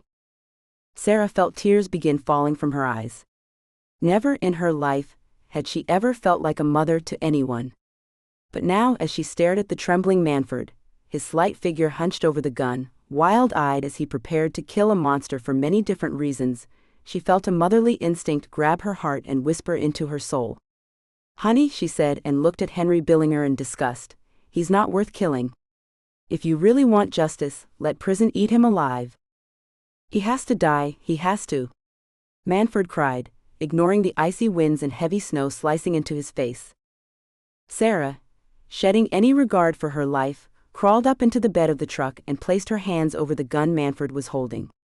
"No, honey, he doesn't," she whispered in Manford's ear. "Sometimes letting a monster live is the best punishment you can issue." Manford looked up into Sarah's warm, loving eyes, and without fully understanding why, dropped the gun he was holding and threw his arms around her. "Make the pain stop," he begged. "I will," Sarah promised and pulled Manford into her loving arms. Conrad looked at Amanda. Amanda tried to speak but couldn't as tears began falling from her own eyes. "I know," he whispered. Henry, seeing the gun lying at Manford's feet, decided he had one last chance to escape. He slowly lowered his hands and began raising his legs. He had one chance to kick Manford in the back. If he kicked the smaller man just right, his body would fly forward and knock Sarah out of the bed. "Now," he screamed at the top of his lungs, raised his legs and kicked Manford square in the back. The impact of the kick threw Manford up against Sarah. Sarah, unable to keep her balance, stumbled backward and fell over the tailgate. She crashed down to the snow and landed hard on her back. Manford didn't go over the back of the tailgate. He threw his hands out, caught his balance and turned around just as Henry grabbed his gun. "Time to die, you pathetic little rat." Henry yelled, aimed the gun at Manford and began to fire. Before he could squeeze the trigger, a single gunshot sounded. The last thing Henry Billinger remembered before being thrown into an eternal darkness was glancing over to his right and seeing Conrad holding his gun. "Manford!" Sarah yelled, scrambled to her feet and looked into the bed of the truck. She spotted Henry Billinger crumpled forward like a rag doll, lying dead at Manford's feet. "Honey, are you okay?" Manford took his right boot and kicked at Henry. Henry didn't move. He slowly turned his head and looked at Conrad. "I need you around to help me shovel snow." Conrad winked at Manford and put his gun away. I'm okay, Manford said in a shocked voice, finally answering Sarah's frantic questions. Sarah crawled into the bed of the truck, retrieved the gun, tossed it down into the snow, and then pulled Manford into her arms. Come on, we're going inside where it's warm. Manford kicked at Henry's limp form again. Is he really dead? Yes. Manford looked up into Sarah's face. I was brave, wasn't I? I mean, I was stupid too maybe, but I proved my old man wrong, and made my mother proud. I mean, I hoped I made all of you proud of me. Did I? Amanda ran up to the bed of the truck and grabbed Manford's hand. You were so very brave, she cried. Oh, you sweet little bloke, you were so very brave. Conrad walked up to the bed of the truck and put out his right hand. Let me shake the hand of a man whose courage I respect, he smiled as a tear slipped from his eye. Must be the wind. Manford looked at Conrad, searched his caring eyes, and then shook his hand. I guess we might both be watching black and white movies tonight, huh, he asked. You said it, Conrad agreed. He helped Manford down from the truck, and then turned his attention to Sarah. Are you okay, he asked, assisting Sarah as she climbed down. You took a hard fall. I'm fine, Sarah smiled, gently kissed Conrad, hugged Amanda and then kissed Manford's cheek. My family, she beamed. All safe. Manford felt a strange smile touch his face. What was the smile for? Then suddenly he knew. He was smiling because he finally belonged to a family that wanted him not because they felt sorry for him or were obliged to care for him, but because they truly loved him. Coffee, he asked. You bet, Amanda said and hurried Manford inside. Well? Conrad asked Sarah. I think we're going to have to paint the guest room. Sarah smiled, rubbed her sore back and glanced into the bed of the truck. That was a clean shot, Detective. I'm impressed. Better call the chief. Andrew won't be happy about this, even if we did clear up a few mysteries in the process. It's still a dead body, she winced. Conrad put his arm around Sarah. Andrew can wait a bit, he said in a tired voice, threw his eyes around at the storm and shook his head. How can a place so beautiful attract so many deadly people, he wondered. Sarah slid her arm around Conrad's waist, placed her head down on his shoulder and shook her head. I don't know, honey. All I do know is that as long as we're a family, no matter what danger awaits us, we'll make it through the storm. Conrad kissed the top of Sarah's head. Go on inside and get warm. I'll handle this mess. I was hoping you would say that, Sarah smiled. She looked up into Conrad's eyes. I feel like a mother to him, Conrad. I know you do, Conrad smiled. What if I mess up? Sarah asked in a scared voice. What if I do something wrong and make Manford hate me? Conrad lifted his hand and touched the tip of Sarah's nose. I don't think that's possible. Look, he said and pointed at the cabin. Sarah looked over, spotted Manford standing in the snow waiting for her. I think you have a permanent bodyguard. Sarah beamed, kissed Conrad and hurried over to Manford. Let's go have some coffee. I was kinda hoping we could go see Amy afterward, Manford told Sarah. He reached into his coat pocket and pulled out the small tape recorder. I kinda borrowed the gun and this tape recorder from your office, he explained. I was hoping maybe you could play what's on the tape recorder in front of Amy, Amanda and Conrad.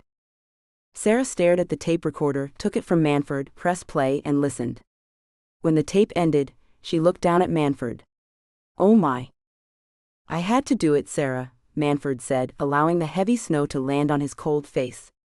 I had to prove to you that I'm innocent, after I realized I was wrong. Wrong? Manford reached out and took Sarah's hand. You're not all the same, he told her in an apologetic voice. Some people really do care.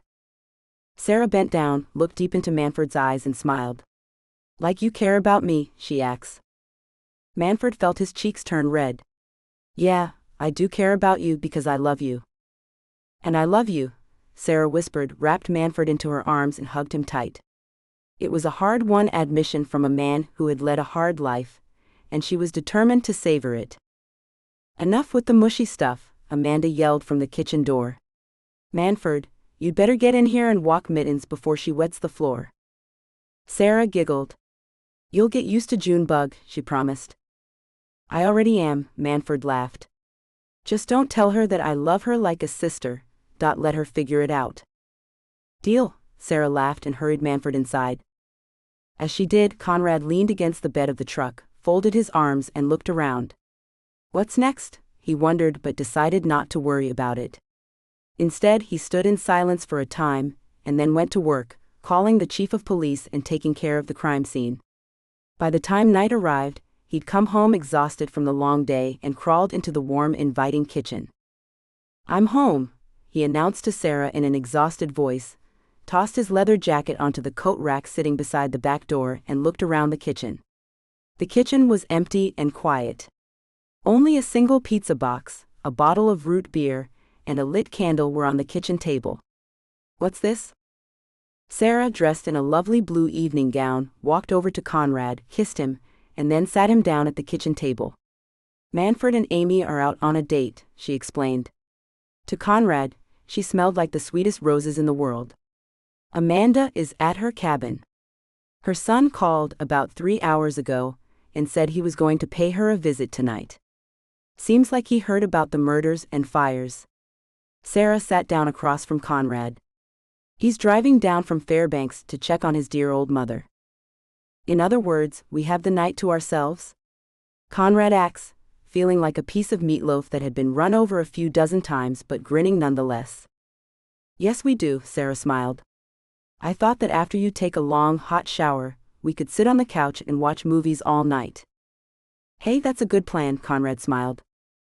Sarah reached into the pizza box, handed Conrad a slice of pizza, took a slice for herself, said a prayer of thanks and nodded her head. I also thought we could go to bed early tonight. I feel like I could sleep for a week. You and me both, Conrad laughed. He took a bite of his pizza. But why are you dressed so nice? Oh, Sarah sighed. Because I wanted to feel pretty for you, she explained and kinda blushed. The world is so ugly, Conrad, it's nice to feel pretty. Is that all?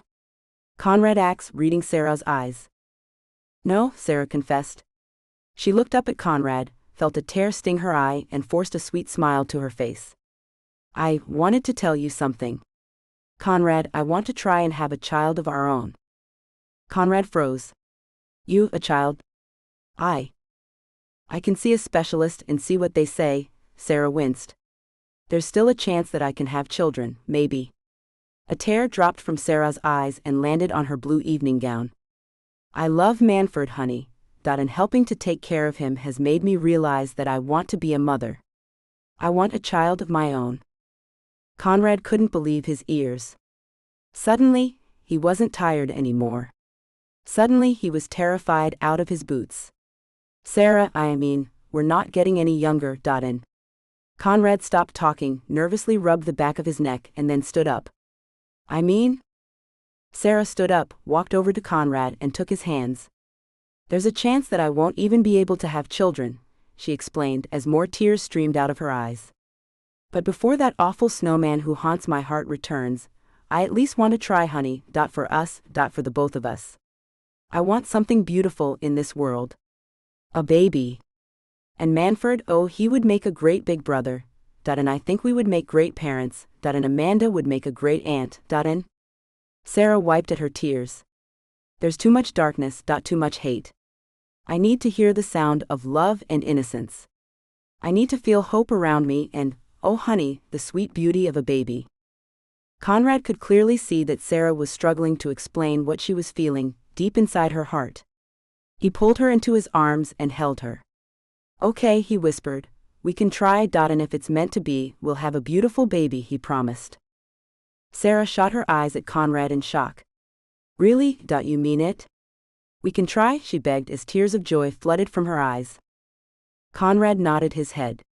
We'll see every specialist in the world if need be. Oh honey! Sarah exclaimed in absolute joy. I can barely think, thank you. Oh my, I have to tell Amanda. Sarah let go of Conrad and ran to the kitchen phone. Conrad smiled, walked back to the kitchen table, sat down and picked up his pizza. Amanda, guess what, are you sitting down? Good. Conrad and I are going to try and have a baby. No, don't come over, your son is on his way, he'll be frantic if you're not home. Amanda? Hello? Hello? Sarah put the phone down and giggled. Looks like we're having company for...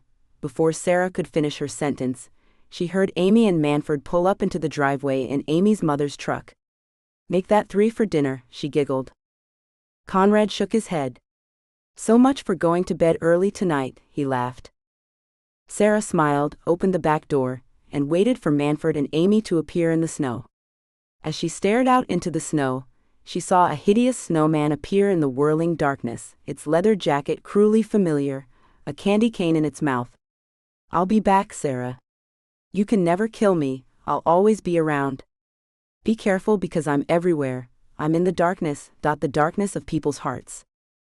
Sarah felt a cold shiver run down her spine. She shook her head, forced the image of the snowman away, and saw Manford and Amy hurrying through a heavy falling snow. Maybe you will be back, but I have backup this time, she whispered and touched her stomach where she hoped to soon feel the swell of a baby growing.